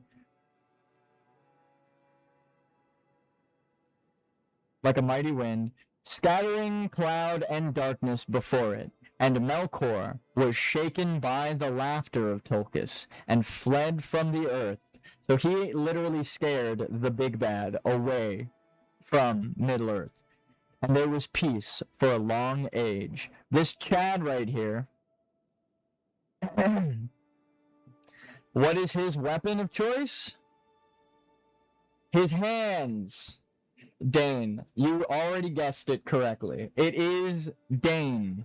Because he doesn't fight with a weapon. Tolkis fights with his hands. He doesn't need a weapon. He's fast enough, and he throws hands. Right? Who would be wind, gold, feet, hands? That's Dane. That's a dry leaf monk right there. This is going to be the dry leaf monk character. But wait, there's more. Who is his wife? Remember, the dry leaf monk came from Shadow of the Erdtree DLC. Who is the wife? Nessa. Nessa is a red-wearing dancer maiden who uses wind. Motherfucker said, put him up. He literally threw hands with the evil god and won, bro. He beats the shit out of Melkor, and Melkor runs for his life. And then when Melkor is lying to everyone else and they welcome him with open arms, Tolkis is the only one that's mad dogging him like, motherfucker, you slip up once, I'm beating your ass. Because Tolkis knows not to trust Melkor. So this guy is his own willpower, believes in Iluvatar, the frenzied flame, essentially, the monk and true golden order. It's like, this is a 100% dry leaf monk. So this guy is the dry leaf monk weapon. He doesn't exist. And who is he friends to? Hold on, let's see if it says it. Gender male, hair golden with a beard. His hands is what he uses. It doesn't say his friend, but he's friends with the other fighters. So Aule and Orome. So Iron Eye and the Raider. I think we're getting the Black Horn. I mean, that's a crazy guess. But the Black Horn and White Horn and Black Claw was like the plot twist of the Raider, and it's a fallen friend gladiator, right? So it would be really cool if they piece it together like that, of like, you know, his friend that had fallen, he arrives here because no one is truly dead. That would change the whole plot of the game to fit perfectly with what already exists, and also introduce someone who has a tie to pre-existing characters. So that's my guess, is that we are getting the White Horn, because the Black Claw is actually the Raider. The Destroyer, which would be Aule. So, this is Tolkis, and I wouldn't be surprised if the character parallel in nightreign is actually friends with the Raider somewhat. So, you got Tolkis, who is a dry leaf monk, who would be a red-wearing dancer that uses the wind. A perfumer that wears red and dances. The Dancer of Rana from the DLC. So, Nessa and Tolkis are going to be introduced into nightreign as the playable characters. It is going to be, in my guess, but I'm pretty sure I'm right, this will be a perfumer character, a girl perfumer, and Tolkis will be a dry leaf monk, and they're going to be released in a set because they're husband and wife, and their weapons come from Shadow of the Erdtree. Ain't that some shit? Ain't that some shit? So I have all of them, forgot her name. Yeah, Dancer of Rana. But you know who it was. It's that spirit. So, perfumer, dancer, easy. So now there are two people left. The ever-young wife of Orome, who I think also kind of fits the description of the recluse, but Vana dwelt in gardens filled with golden flowers, and often came to the forests of Orome, right? So Orome is from the forests, the green forest, just like Iron Eye is from the forest. In the days of the two trees of Valinor, the Maya maiden, Arian, tended to the golden flowers of the gardens of Vana, right? So she is the one that truly made the golden flowers like the Erdtree. There's butterflies, Mikola. Yeah, you got it, dog. There's a ever-young maiden, not man, but maiden, right? Who has something to do with butterflies, flowers, and being eternally youthful. You just said it. It's Mikola. This is a parallel to Mikola. But also, it is a Valar and could be a whole new character, the Saint Trina that predates Mikola. If she is a woman, that means my theory was correct.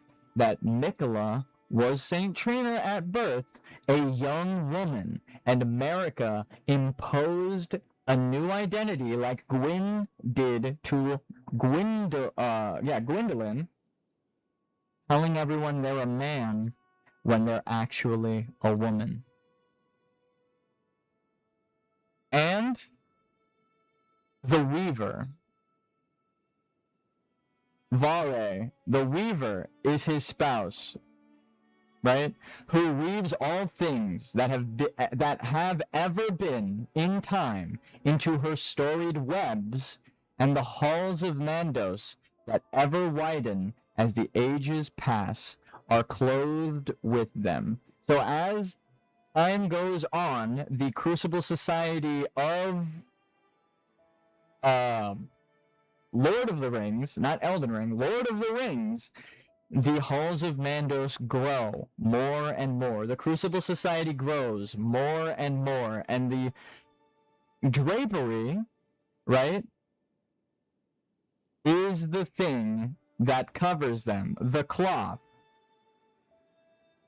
Spouse Nemo, who's Mandos. So we're going to get, right, a girl Crucible character. And if you know about weaving and webs in the Dark Souls story, this character is most likely to be an early gnomish version of her name was Guaril, right? Her Noldoran name is said to be Gwir, the Weaver. There's one weapon type now, right? So you have a healer character that's not introduced, a straight sword character that's not introduced, the perfumer character that's not introduced, and the, mace character that's not introduced. There's only one weapon type now that has no character associated with it.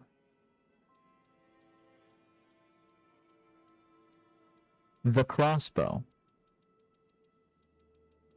So a page character wielding a crossbow makes sense because the pages, right, Elden Ring page, the page, I don't know why I spelled it with an I, are said to be pages who serve the nobility and are mindful to keep them out of harm's way, uses a piercing sword and crossbow to defend their masters, and they document what their masters do. So the crossbow character is Vare. So I have every DLC character guessed before they even announced it. We're going to get a dry leaf monk, a perfumer character, a crossbow character, and a character that heals. That is some fucking lore analysis. Take that into your book's account, Vati. How about that? Add that to your book. So we got them all. We got all of them. That's everyone. Also note, wow, yeah, I know. Melkor Morgoth S. Balglir was no longer counted among the Valar in later days. So by the time Melkor is doing all this shit, that is when he changes his name, and it goes even deeper. He changes his name. You've been yapping for 1.5 hours. Yeah, no, I know. Well, that is like a big lore job. It takes a minute to go. I'm making a YouTube. I want to make a YouTube video. I have like all the paperwork, but I got to record the audio and set it up.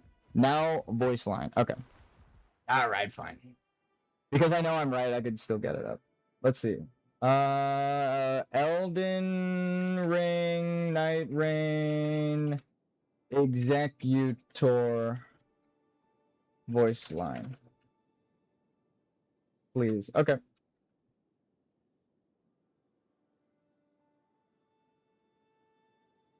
I know it's when he's painting.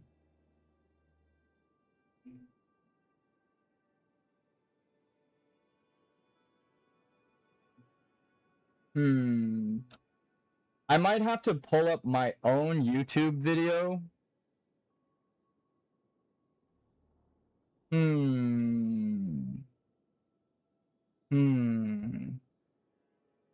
I know that I did it, so I just have to go through my lives. We played some games. Silk Song. whenever we get to the Executor. So this one we're playing as Wilder, Guardian, Executor. Did I do the Executor's Remembrance in this stream? It's towards the end. It's like right at the end of the Executors, so. Now, am I playing the Executor right now? No. Okay.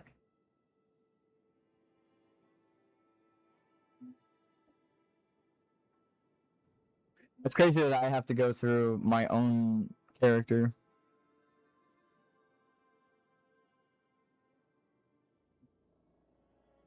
I don't know if it's in the middle or after this.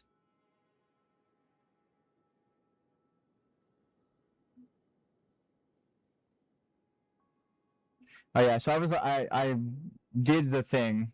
So this is when you are a spirit, right? So you are those who live in death. That's what they call you. You are a spirit. You are a ghost. The whole time. That was the secret.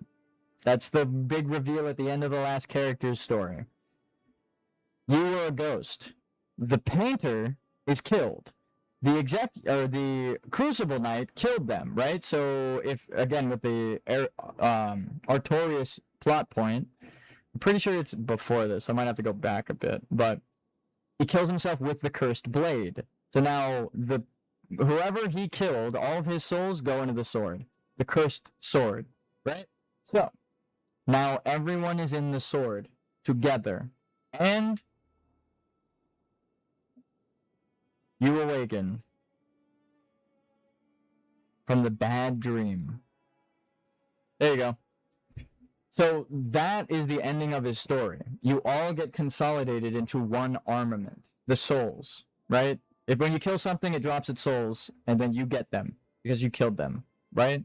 So if he killed the painter and then killed himself with the sword, right? The sword is the thing that winds up with all of the souls, his included. So whoever wields the sword is now everyone. So you are three people. You are the guy wearing the armor from the Land of Reeds. You are the executor, or the executioner who kills the painter, and you're also the painter. You're all three characters in one. So he mentions that when he's painting. Might be back here. Oh. Yeah. Maybe here? There's a point where you have to sit down and paint.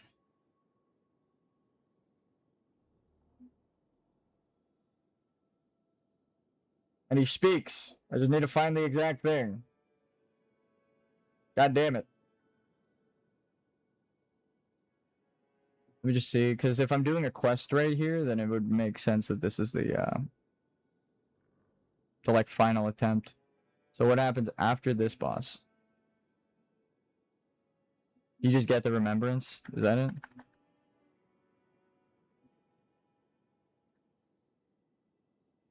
Old friend, the Erd tree was still incomplete, and so I drew a sketch in solace. Yeah, it was like right before this. Of an old friend from the land of reeds, who speaks not a word. And it's a picture of the sword, right? So the sword is the friend from the land of reeds that doesn't speak. I will entrust it to my guest. The guest is the executioner, right?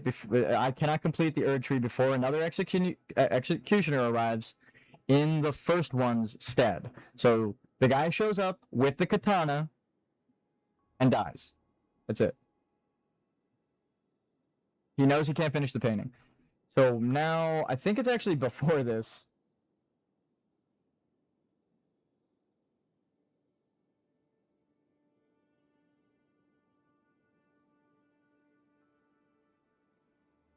Do I read the thing? The guest, I am a guest, or perhaps an executioner. The guest speaks, I will wait until your Erd tree is complete. So he's willing to wait, but it's you. You're the guest, you're the painter, right? So it's like they're talking to each other because they aren't killed. The guest hasn't killed the painter yet. So they can talk to each other. But the one who doesn't speak is the sword.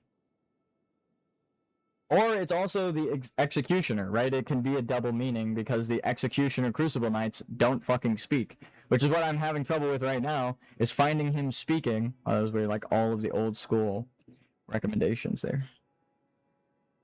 So, is it in here that I did it? I need the voice line. Okay, so this is what I'm playing the Recluse right now. Yeah. Do I get to the Executor by chance?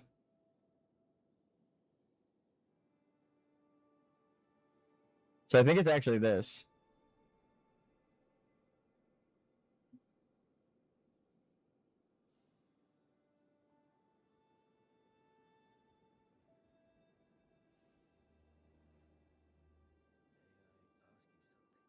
Of course, it's too goddamn quiet to hear them talk. I heard that in the lands between there was once a thing of wonder known as the Erd Tree. So he never got to see the Erd Tree, which is even crazier. I'm sure there's lower implications for that. The monolithic tree was said to be a symbol of the life of the land itself. Said to be a symbol of the land's blessing. Did you ever see it for yourself? Yes.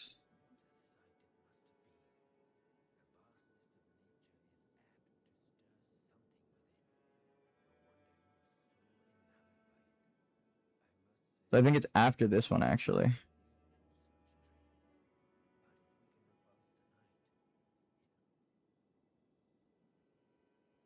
Yeah, here it is. So you go sit down. Of course, you can't hear it in the fucking stream.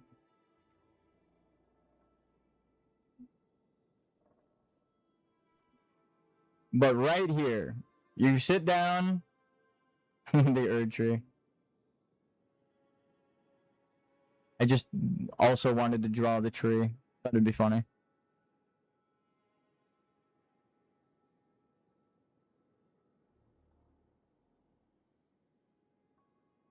So there's a shadow within the Erd Tree, if that's not like a visual story.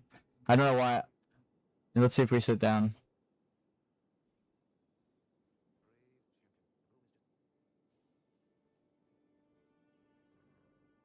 Right here is when he actually speaks. This is his voice line. You might not be able to pick it up. What's done is done. He says it. It's not just in his mind because it's echoing in the armor. The Erd Tree is no more. What is lost can never return. That's him speaking. And you hear the armor reverberation to make sure you know no one else is talking. It's the dude in the armor. There's also no one nearby. But that right there is the executor speaking. I'm sad that it's not like if you open this stream up and cut to 2 hours 10 minutes in, here, I'll link it so you could listen to it yourself and hear his voice. There's also no one nearby. Oh God! Well, at least the audio's fine. So, and then 2 hours 10 minutes in is right when I sit down. So it's like right at that mark, you can hear the executive for yourself. You're gonna have to turn the game up. But that is, without a doubt, him speaking. So the executor does talk. It's just that he never fucking speaks throughout 90% of the game, so people are like, well, he doesn't talk. That's exactly the story of Mandos. He never really talks, but when he does, it's the most fucked up shit because he keeps it real. He's like, I don't need to say anything. What are we talking about? And then when he does talk, everyone's like, damn, that was so dark. I can't believe you said that. It's like, yeah, he's right. I can't, like, that, it is dark and he's right, but I can't believe he said that. That is the Mandos' character as well as the executor. He pretty much says, like, well, the Erd Tree's fucking dead. Which is, if you are of the Golden Order, right? You think, well, naturally. And I'm just now realizing it's the World Tree. So if the world is dead, of course it's just memories and pieces of the world that are remembered. So it kind of fits in and makes sense. So I'll let you guys listen to the executor's voice line.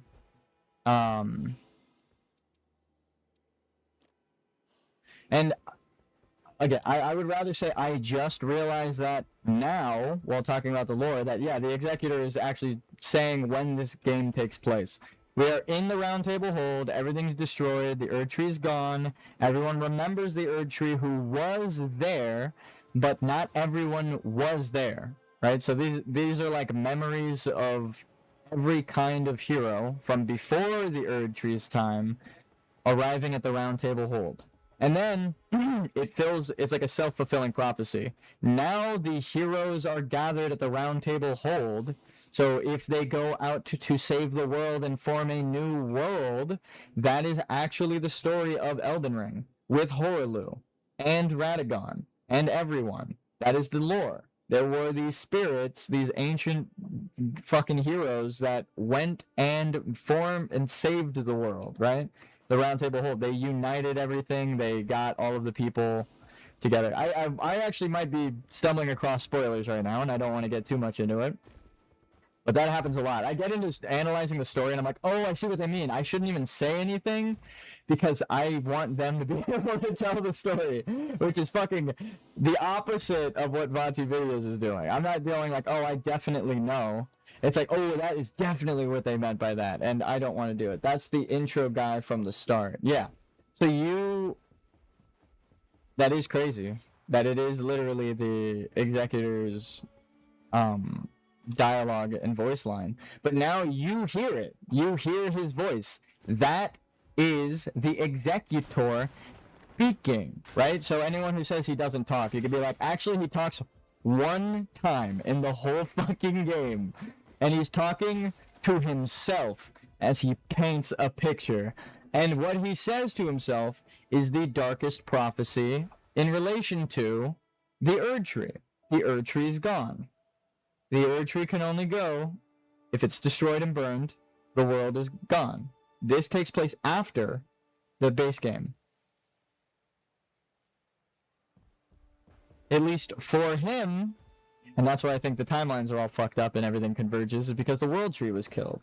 We burned the World Tree, so the world is over, of course. And now we see the ashes and remnants in the void, which is the night, the darkness, the sky, the light in the darkness, right? The abyss becomes something. All of the memories of the destroyed world. Isn't that right, America? Alright, I am going to call it here. Now that I blew your mind a couple times, I see like, wow, dude, this is crazy. That's what I wanted in terms of reaction. And the next time you see me, we're starting anew in the void. We're starting anew in the things that are old. Something borrowed, something, what is it? Something old, something new, something borrowed, something blue.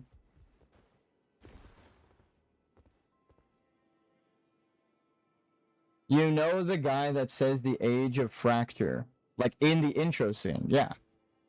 When you said that that's the dude that does the intro, I was like, you're right, that is his voice. But I didn't know that. When you said it, I pieced it together. I'm going to upload. All right, for sure. Share it in my Discord if you want. Hope everyone's having a good time. Something old, something new, something borrowed, something blue.